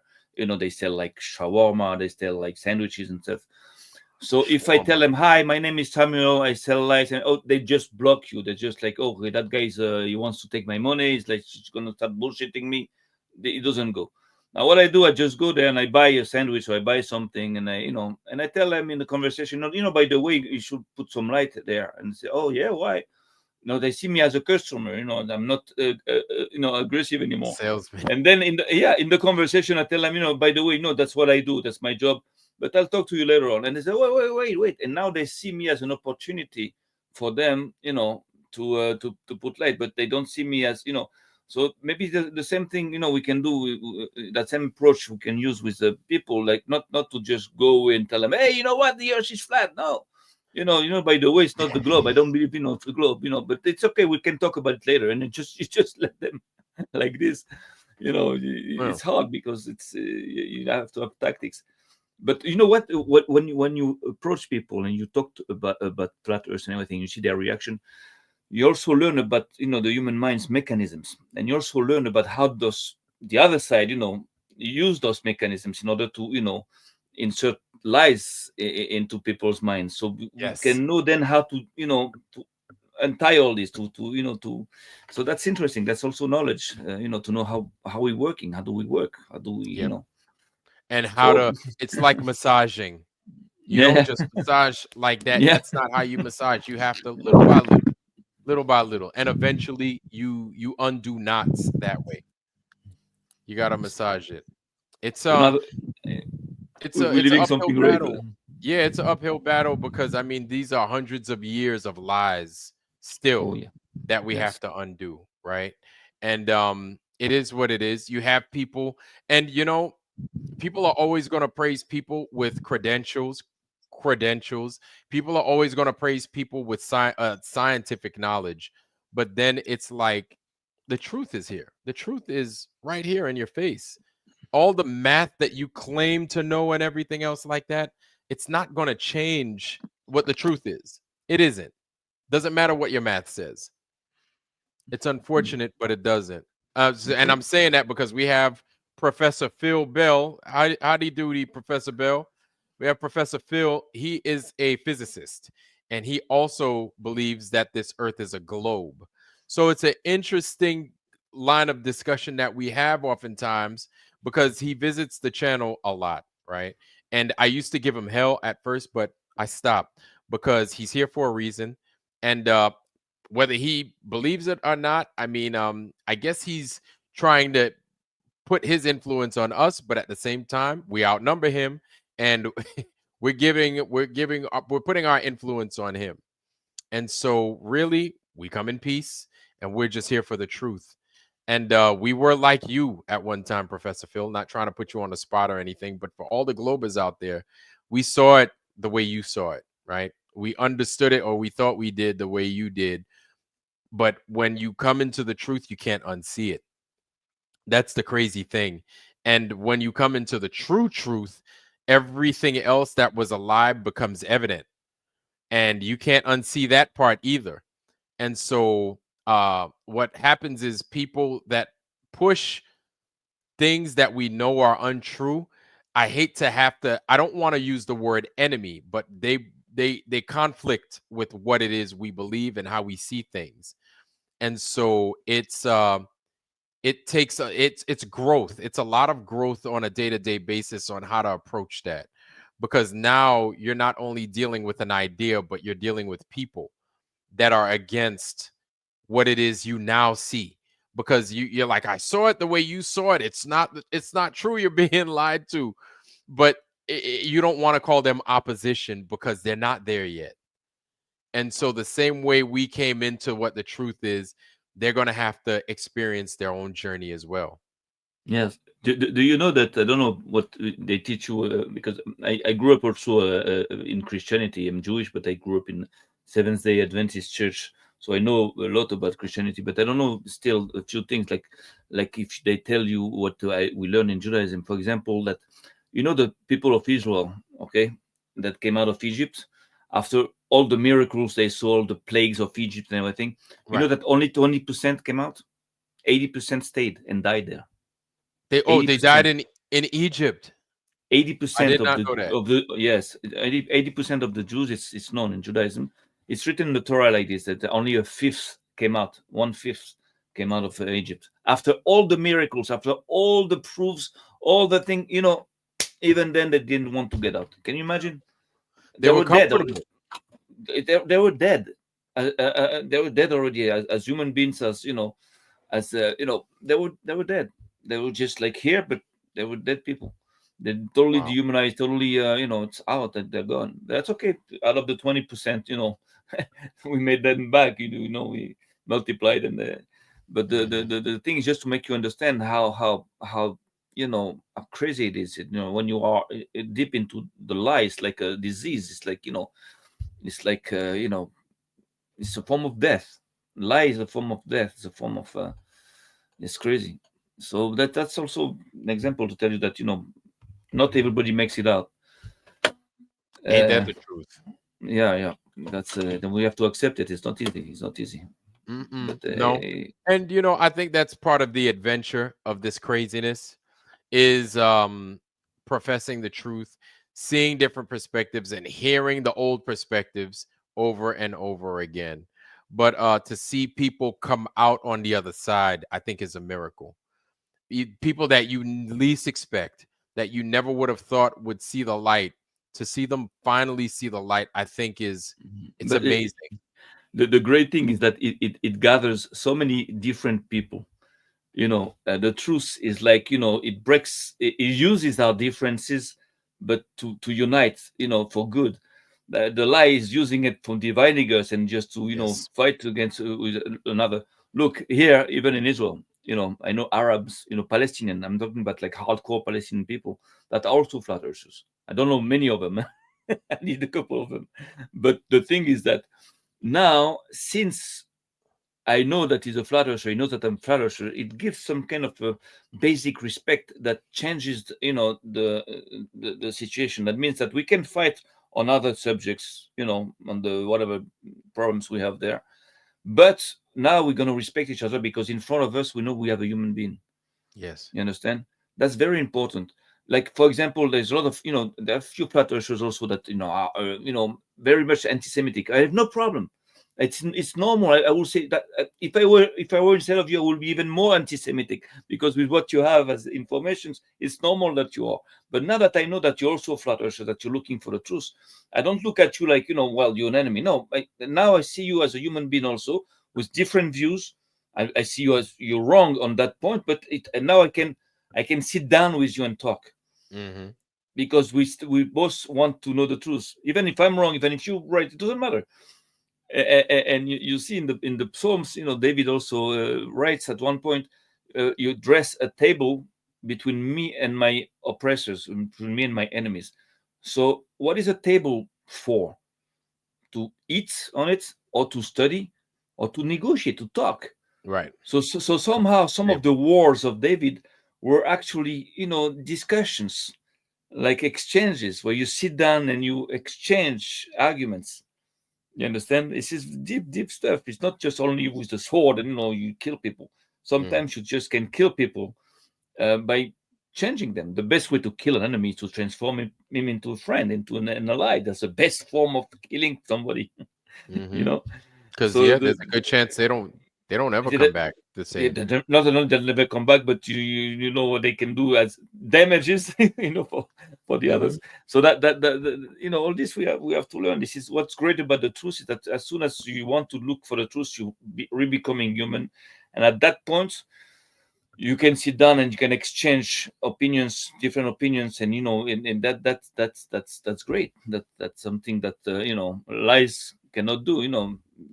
Only truth can create that chemistry between people that they're going to just evolve together with different opinions. It doesn't matter, but That's true. And I think what's good about the flat earth is that we come to a agreement and a common ground that exactly this place is it. We're two crabs in the same gumbo. Exactly. And it's like, that's it. Like there's nothing outside of here. You're not going anywhere. I'm not going anywhere. Let's make this thing work. Because we're probably made by the same thing up there. Exactly. So we're here to make it happen. And the thing is that we are being attacked, not as Jews, not as Christians, not as Republicans or Democrats. We are being attacked as human beings. So that's why it's as we have to regroup as human beings. Because before to be a Christian, before to be a Jew or Muslim, before to be like whatever, you have to be a human being. Because if you're not, you cannot be a Christian. If you're not a human being, you cannot be a Jew. You cannot be, if you're like a degenerate, you cannot be nothing. So the thing is that they are attacking us on our humanity, on what makes us human, on the human values. And this is what we got to regroup, around. That remember, hey, we are humans. Doesn't matter, our differences, but we have to keep that because this is the basics. It's what we have that keeps us alive so far. That's right. Yeah, that's right. So they want to remove the good in us, the good of the God in us. It's a big deal. It's a big deal. This whole thing. Yep. Yeah, man. I mean, we got at the end of the day. We all we got, because those other dudes, they don't have anything good for us. And I think we need to just move accordingly around them, because with it doesn't matter what gadgets they have. I think people need to be properly educated, but what sucks is people need to be uncomfortable to recognize their surroundings sometimes. Of course. Because with all this comfort and all the glamour and the good lifestyle, and they're full, they're warm, like everything is good. When you're lazy, that's when things go bad. Yeah, it's like no. It's like, man, you need a little bit of discomfort. You're a little bit too comfortable. Comfortable is bad. Yeah, they got something for your ass. I'm telling you, man. They got something for that ass. I'm telling you. What they do with chickens, they make them fat and then they kill them. Exactly. Make you fat. If you're fat, you just like you cannot grow anymore. You have to grow high, not there's only one problem with that though. Fat people run the world. Like if it wasn't for fat people, we wouldn't have a lot of things in the world. I mean, not that they're good for us, but still, a lot of the things we have are because of lazy fat people. Just remember that. Yep. But I mean, with the laziness, look at where we are. We've taken it too high and right. And look at where we are. Well, we've forgotten that being comfortable is a bad thing. That's the problem that we've done, is that, we've all gotten so satisfied in living in America or wherever we live, and we're protected by our governments, even though that's not really true. We're just lucky, right? But, we believe all these things. And then when you get to a certain age, you start to realize that that's not true, and it all falls apart on you. And that's what a midlife crisis is all about. It's not because you need to get laid or you need a new girlfriend or a better car. It's because you're starting to realize that you ain't what you thought you were. That's right. Think about it. And when you realize that you don't live forever and you're not invincible, suddenly it's like, oh crap, what am I going to do now? Then you spend the rest of your life whining and complaining about how things aren't the way you want them to be. Well, maybe you should have thought about that when you were young and you were doing all those dumb things. You know what I'm saying? It's like, one hand washes the other, man. Yeah, man. But I mean, hell, man, this is a crazy world. And I'm not saying that we have all the answers, but I think we're taking honest steps towards we'll never figure this world out. And as soon as we do, God is going to wipe it clean. But we're taking honest steps towards figuring out how to live better, how to live righteous. And because now that we've seen one lie, we've seen a million other lies behind it, and we're figuring things out fast. Like, can you imagine how fast we figured out? So, and it's not by ourselves either. We figured out a lot of things together, right? I mean, sure, we've made some mistakes along the way, but there's a lot that we figured out together within a short amount of time. But and part of it is that this world is upside down. Of course, everything is upside down and flipped inside out. That's because our master is the devil. Yes, the world is run by the devil. We got to realize that. And that's why we're here, to save the people who don't deserve to go because of their ignorance, right? Yes. And I think that's why I'm here. I think I was looking down on this place and in a good thing, and sitting up in a cloud, and I thought, you know what? I could help this. I could do something. I could make things better. I could change things. And we all probably did. We all decided to sign up, and then when we got here, we realized they wipe your memory. We're like, oh crap, now we got to work hard. And so we all kind of got bummed out about it. But it's like, we got to kind of try to remember that if free will is real, and if you really believe the Bible is right about free will, then that means you had to have chosen to come here. Otherwise, why would God punish you for something Adam did? It doesn't make any sense. It makes more sense to me that you chose to come here and experience this for whatever stupid reason you chose it. You chose. Yes. This is done also in Judaism. We say that you choose your own parents before to come to this world. I heard so that there is a will from the soul to come here and to repair, to fix things. Of course. But in this reality, we don't see that. We just Yeah, I'm not sure about all that, but I've heard that. I've heard people believe that because some kid convinced them that they were from the past. I don't know if I believe in all that. I'm just saying, to me, I believe in things that come to me, and I believe in messages. You know what I'm saying? When I pray to God for 2 or 3 days and then I get an answer about something, I don't just sit there and go, oh, well, this is just because I'm imagining it or because I'm focusing. No, I realize that only God can give me the answer for that. And he always gives it to me in a way that I have to sit there and look through it and figure it out and reason about it and come to a logical decision, not just sit there and go, oh, well, God says it, so it must be true. No, he wants me to actually work it out. He wants me to see why that's true. Just like your parents did. Think about it. Your parents made that mistake, right? They didn't tell you why you weren't supposed to screw up. They didn't tell you why to keep your dick in your pants. They didn't tell you why you're not supposed to do this or that. They didn't tell you why not to take your friends' toys. They just told you not to do it because they didn't want you to screw up and do bad things. But then after a while, you start to realize my parents really care about me. That's why they're telling me not to do this. But if you never get past that part, if you get programmed or deprogrammed to believe that your parents are your enemy, which is what the schools do to us, that's exactly how you take your children away from us, bro. And that's what's happening right in front of our eyes, and none of us realize it. We all think that we can just change somehow or get smarter and make it better. No, we need to fix this by getting rid of the people who are destroying our children's minds. That's the problem. And I think God, that's what God would say. If God was here right now, he'd say, where's the problem? It's with the children, so let's fix that first, because they're the most important thing. They're still innocent at that point. But once they go beyond that, and then they make that choice based on everyone's telling all their parents are telling, oh yeah, you got to do this, you got to sign up for this. They tell you to do all these things, and you believe them because you love them and you trust them, right? Well, now we've got kids that don't trust us because they think we're making this stuff up. That's what the government's done. It's a fucking psyop, bro. It's so obvious. This is knowledge. The Nazis used to do this also. The Nazis used to use kids. They used to tell the kids. Yeah, and they use propaganda. Yes, sir. Not just propaganda. Exactly. They used to tell the kids. If your parents are hard on you, you can come to the commandant or to the police station. Here we have games and everything. You can play with us. Yep. And then they used to use them to spy against their parents. Exactly. If you hear they're talking about against Hitler and everything, just tell us, and don't worry, we're gonna protect you and everything. So they use this.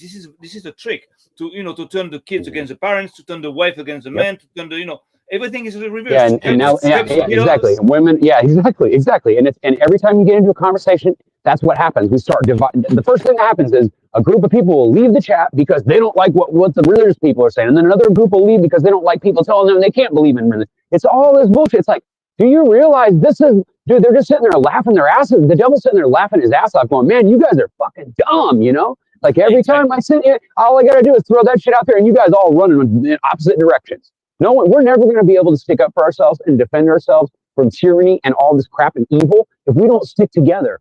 And it doesn't matter whether we're different. It doesn't matter if we're different colors. It doesn't matter if we have a beard or we don't, or our dick's short or it's long. It doesn't matter. What matters is that we all want to be free and live in peace. And that's more important than all that other bullshit, bro.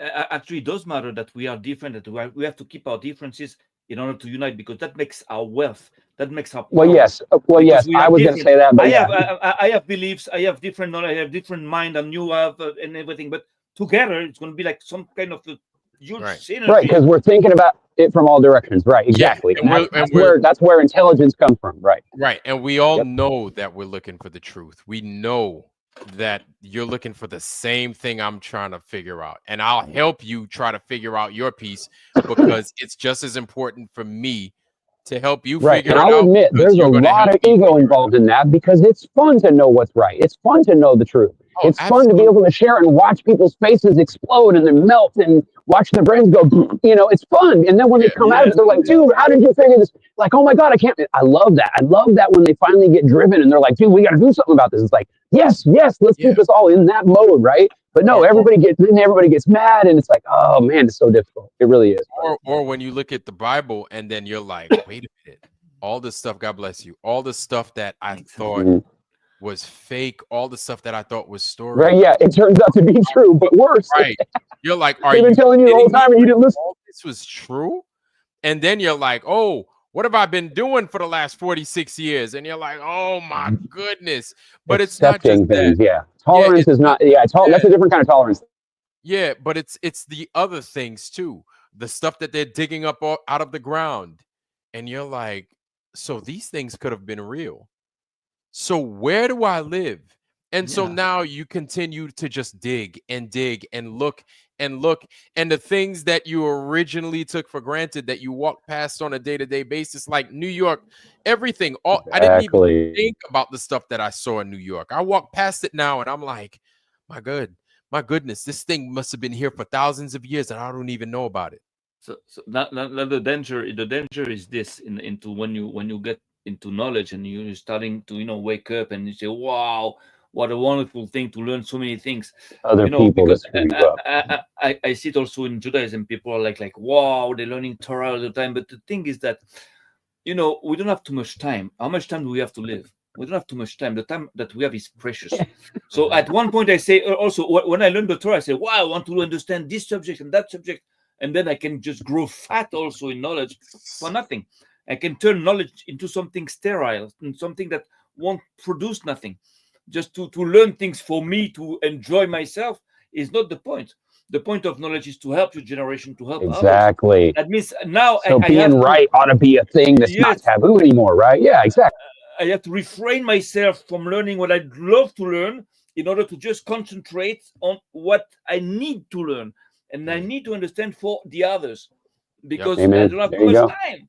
You understand it? That's tough. That's very tough. It's like to control your feelings, control knowledge. So now what I came to the conclusion that we know enough about the flat Earth. We know that the Earth is flat. We know that we are being attacked from all over the place. So now what do? We have to now react. We have to use our knowledge and to have to keep on understanding what we need still to understand in order to fight this, in order to just at the least make it to where they can't take our ability to think outside the box away from us. That's the thing that we got to watch for. Yes. That freedom is important for everybody.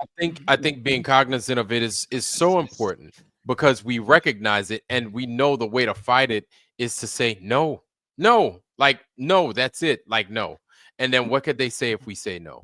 Well, we'll take this from you. Be like, well, take it. I was born without it anyway. Just you can have it. Yeah, right. Exactly. You know what can happen now to us in the flat Earth movement is that those guys tried almost everything so far. To the media, to the everything, and nothing works. We keep on growing and growing. Now the next steps are going to be just try to implode the community or to divide it into inserting into that flat Earth theory bullshit, that the Earth also it's possible it's flat, but also this and also this and that. Yeah. And you're gonna create all kinds of sects, like little groups of people, that gonna believe that the Earth is flat, but so it's in a Home Depot.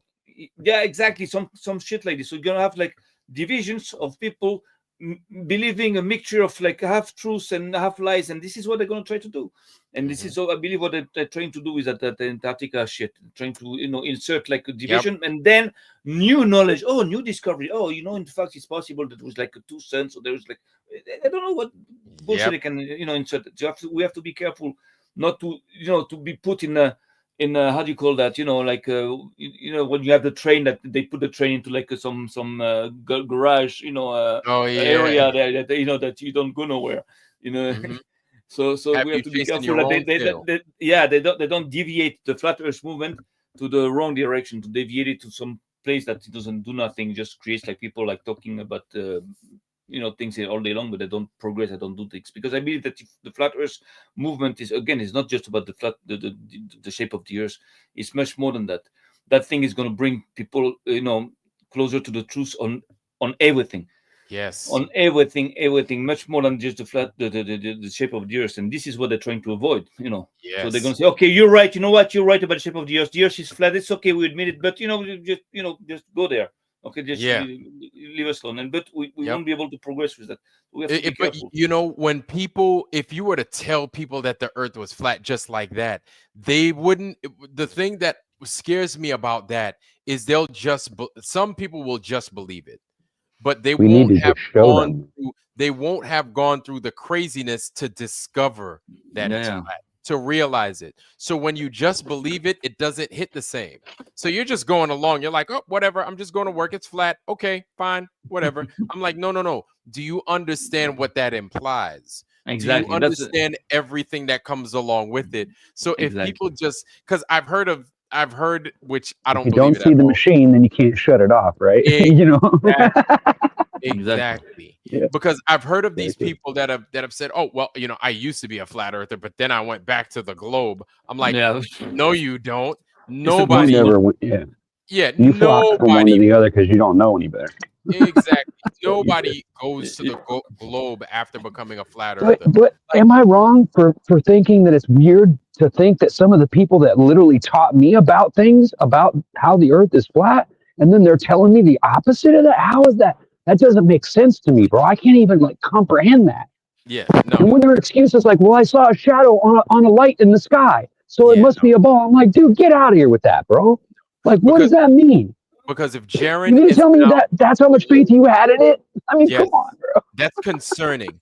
Because if Jaron is truly a globe earther, if He's been pushing it for is a globe guy, I don't know. Like, he never was a flat earther. Yeah, He never like was. I just feel bad for his family because they're going to have to deal with that. That's something You know, they're going to. I got really mad at somebody yesterday because they called flat Earth a psyop.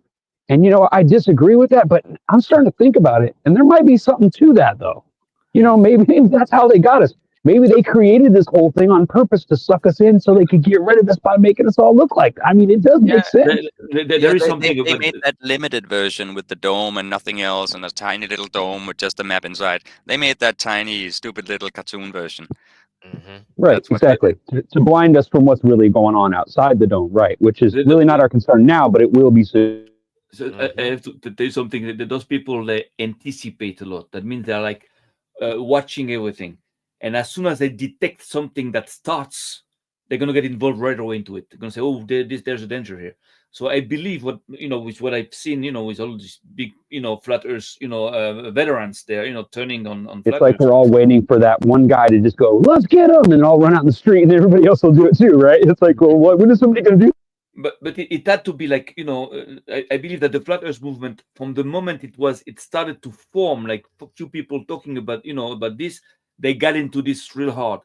They anticipated and they got it to it, and they said, okay, that thing is going to grow. So if it has to grow, let's make it Yeah, grow let's on contaminate ourselves. the crap out of it. Exactly. Yeah, so we right. can Poison control it. We can grow the way we want. We're going to put people in there that are going to grow with the movement, that are going to get popularity and credibility, and then we control the growth.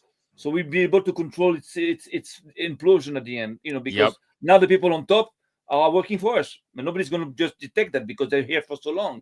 And now you see that people on top are like turning. How can you turn against flat Earth? Well, this is a good thing because it's telling us where everybody stands too. Like maybe some of us aren't as real as we thought we were. No, they're not. This is intelligence work. This is, in Israel we do this, with other countries. Like when we see the Hezbollah, for example, building a base or something, we let them do it. We're going to probably even help them. We're going to give them, whatever they need. Everything is like trapped. And then when they're almost done finishing building, we're going to explode everything. This is tactics, war tactics, like, intelligence tactics. So this is, and when you understand what's at stake, around the flat Earth, I believe it's very possible that they invest so much in order to implode that because it's too dangerous for them. I honestly don't think it's anything about that. I think it's just all about being in control, and they know that without that fact could change that control big time. But they're already in control. They're already control. They already make money. It's not about money, but control. It's a war against God. That means that they can lose that edge. That they can lose that edge. That means that if people start to realize that they're being lied to, so what's going to go next? They're going to lose everything because they control everything already. They have everything. But, what scares me is that it used to be like if I was in a room full of people that went to church, I could always depend on them knowing the truth or at least claiming the Bible is the truth, right? Now I'm starting to find all these people that say they're religious and they don't even believe in the Bible. They're sitting there talking about how it's fake and Shakespeare wrote it and all this other crap. I'm like, dude, what are you talking about?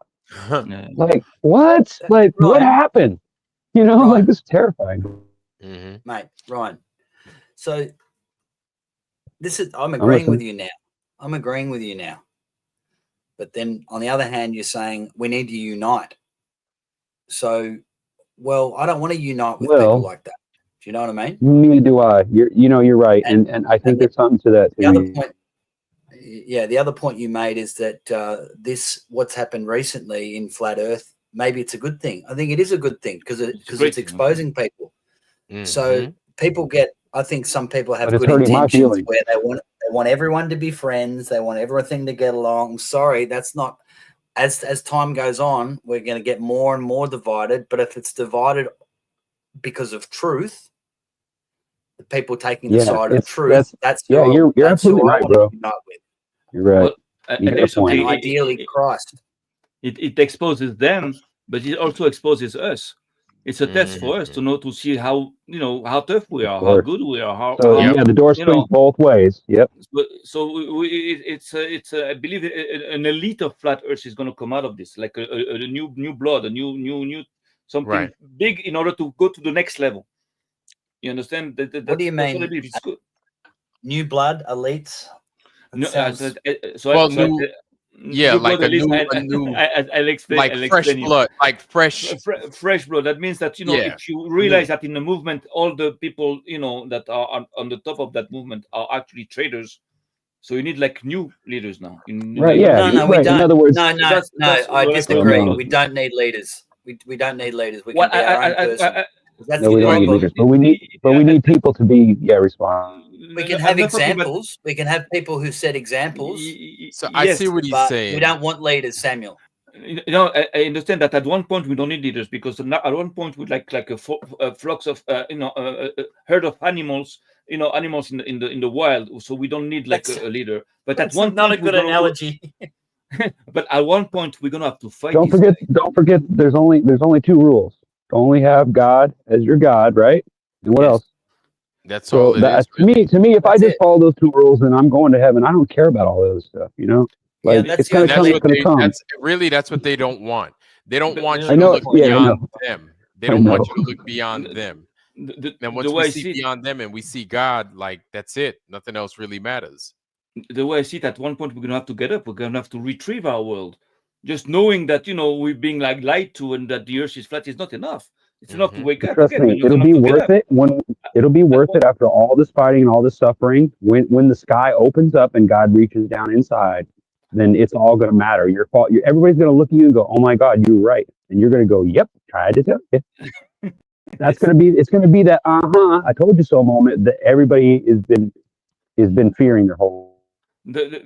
I'm like you. Also believe in God. That we just know that God also has rules. God is not. I don't believe that God is working for us. He's not our employee. That means that we have a responsibility. God gave us knowledge, gave us all the means in order for us to get up. Right. Yeah. And then he's going to agree. He's going to help or not help. I don't know. But at one point, he gives you the free will to make the choice to want to be with him. He's not going to force you to believe in him and worship him. He'd rather have you choose it so that when he lets you get close to him, then you already want that and there's no worry about it. I get that.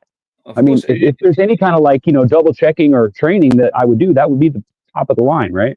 It's like people say there's no God because you cannot prove there is God. But of course we cannot, because if we could, you wouldn't have any other choice than to believe there is God. So yes, we can. We can. I can prove God. We can, Samuel. Because I'm breathing. Samuel. I thought you were a flat earther. It's tough. It's not easy to prove to people, because what you're going to do, you're going to say, hang on. Well, can we prove it to you, Samuel? Okay, go ahead. Can we prove it to you? Okay, go ahead. Are you a flat earther? Yes, I am. Does flat earth mean the earth was created? Of course. There you go. But wait a second. I'm going to tell you. Yeah, but it was created by aliens that came a long time ago in No, I understand where he's coming from. He's saying yes.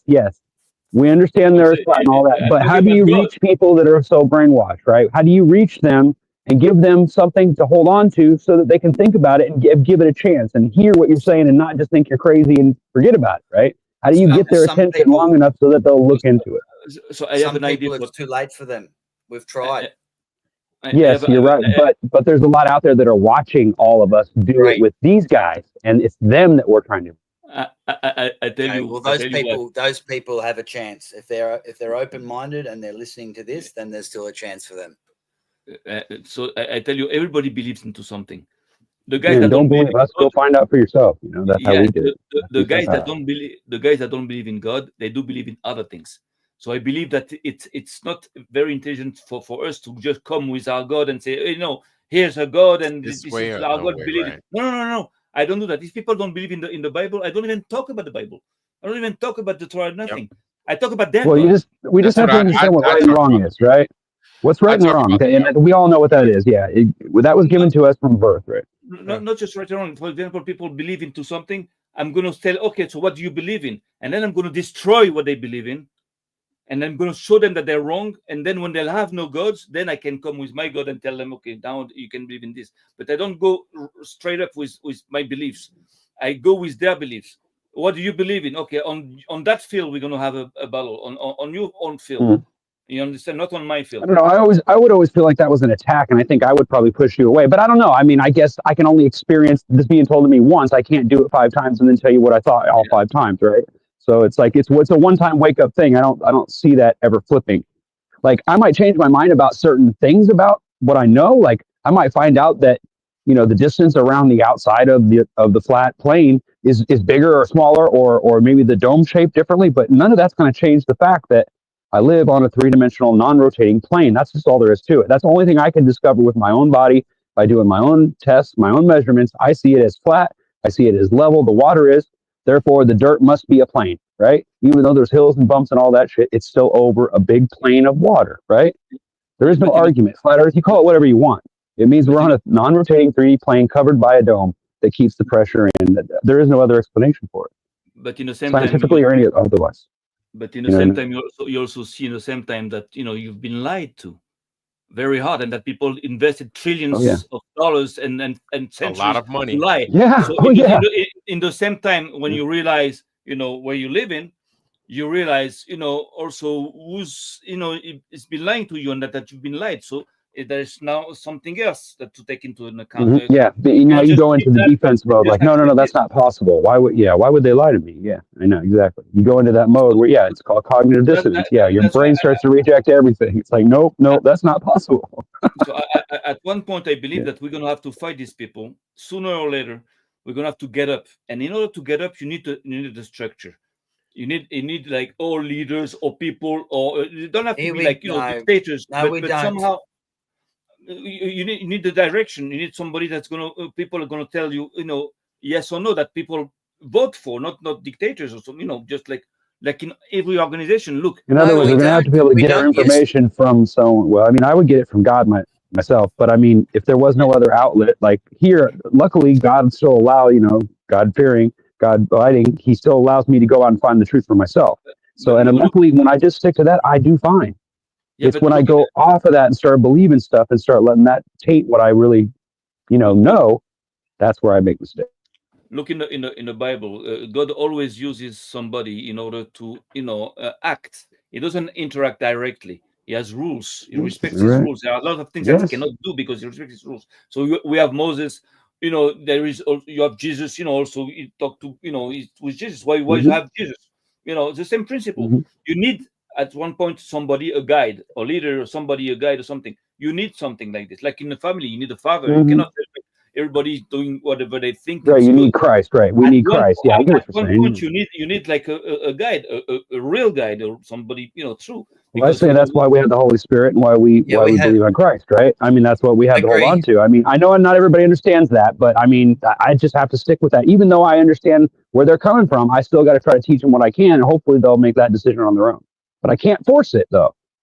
So I have to always go at it with this attitude that's like, this is what I think it is, and this is why I believe it, and here's my evidence. Take a look at it. And if they're willing to look, then you might join a friend, or you might at least get some respect. But if you try to shove it down their throat, or you try to hold them down and say, you're going to watch it and you're going to believe it, then we're going the wrong direction. Or if we talk crap to them and call them stupid, or just get too angry with them because they're trying to like figure it out, like I get it. There's a lot of fakers, but we have to be more susceptible to the people that are really just trying to find out the truth, and they're really kind of on the fence, or they don't really know, but they want to be in with the club and they want to act like they're part of the clique. So that's why I don't really care. The people in the chat, as far as I'm concerned, you're all just neutral people. Until you tell me different, then I just consider that you're a respectful person and you're going to act accordingly, right?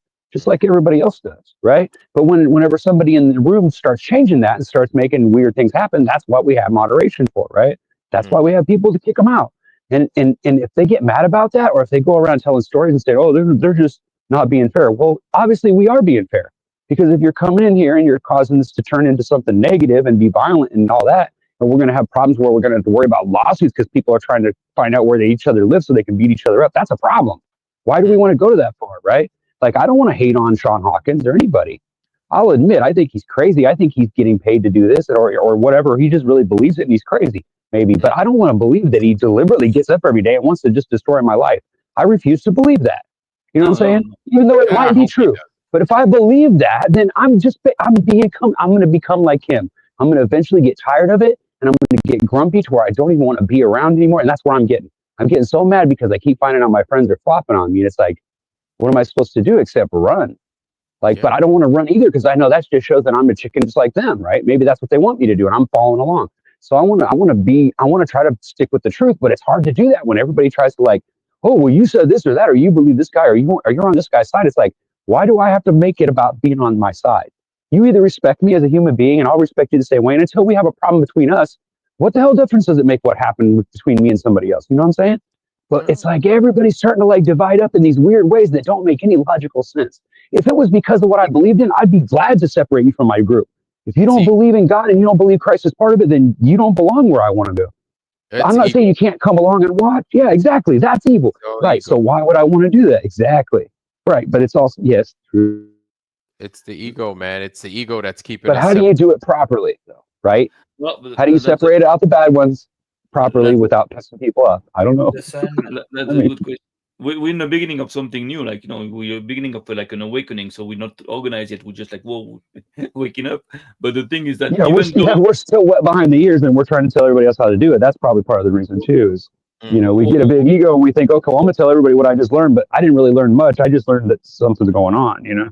But what's happening is that we have to always keep in mind that we are under a constant attack. That means that even if you are comfortable with what you believe and comfortable with your body and everything, well, you still you hear the bullets, you know, like you're one conversation away. That's so right. You have to, at one point you have to do more than just like, you know, accept the truth and, you know, feel good with it. You know, you have to do more. And as much as I want to disagree with you, brother, you seem to make a lot of sense. So I'm going to say that you seem to be a friend that I can trust, man. Like just by what you're saying. But I mean, I know that's only worth whatever it is, right? Or whatever the value you could put on it, or what your word's worth, right? So, I mean, that's the way we all are. You know? Now, family, family. It is late. It is long in the tooth. I was going to say, you've been on 5 hours, bro. I got to be up in 3 actually. It's only 11:30 here, but it's late.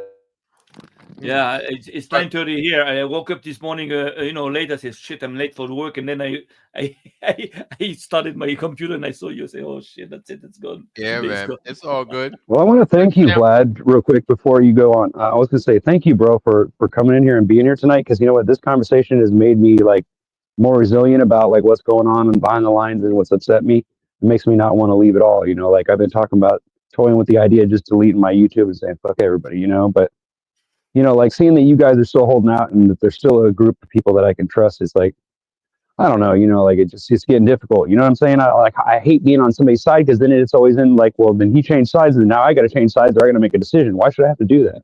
Well, it's just me. I just want to be myself, you know? Yeah, you know, it's like, but anyway, I appreciate you, bro. I appreciate you being here and saying the truth and stick with it, bro. Love you. Like, I appreciate you guys. Nice meeting all of you.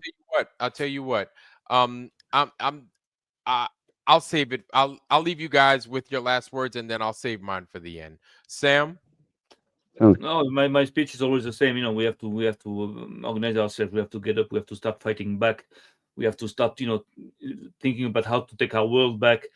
That's what I'm more focused on. And you know, I don't care about now all the arguments we have about the Earth that is flat. I know it's flat. I don't need like 1,000 proofs.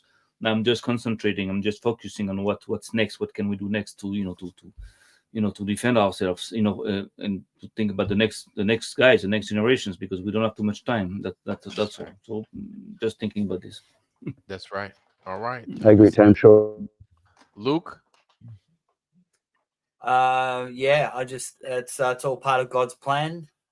Trust in the Lord Jesus Christ and follow the truth, and that's all you need.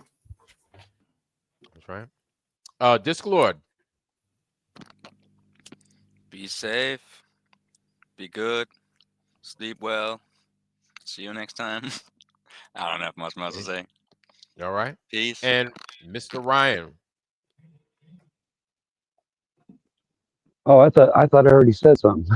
Oh, you did. My bad. I did all the talking tonight, didn't I? In the last couple hours, anyway. I'm sorry. I It's didn't all mean to good. do that on you guys. No. It's all good. Now, I appreciate you guys coming through.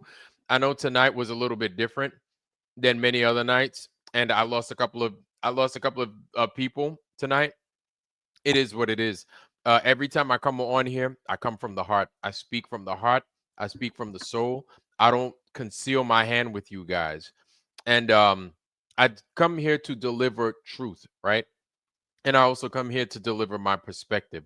Now, with that being said, listen, as soon as I start preaching lies, run from me. I don't care how cool you think I am. I don't care how great you think my jokes or my impressions are of people. The lies aren't worth it. The lies are not worth it. We won't leave you, man. If you start saying lies, we're just gonna beat you up. That's all. Yeah, there we go. If I start BSing you, man, hit me, slap me upside my head, but abandon this ship, okay? Because my thing is to promote the truth, and anybody that's promoting the truth, I got their back, and I promote them as well. But family, our leaders were guides. Yeah, there we go. I appreciate everybody on here, and thank you guys for coming in and tuning in with us. And of course, as always, man, I wish the family and everybody in the Foundry, I wish you guys nothing but the best. Health, wealth, love, joy, prosperity. Most of all, most importantly, wisdom, and family. With that, I love you. I'm out. We love you. We're out. Peace. Have a good night, everybody. Have a good night.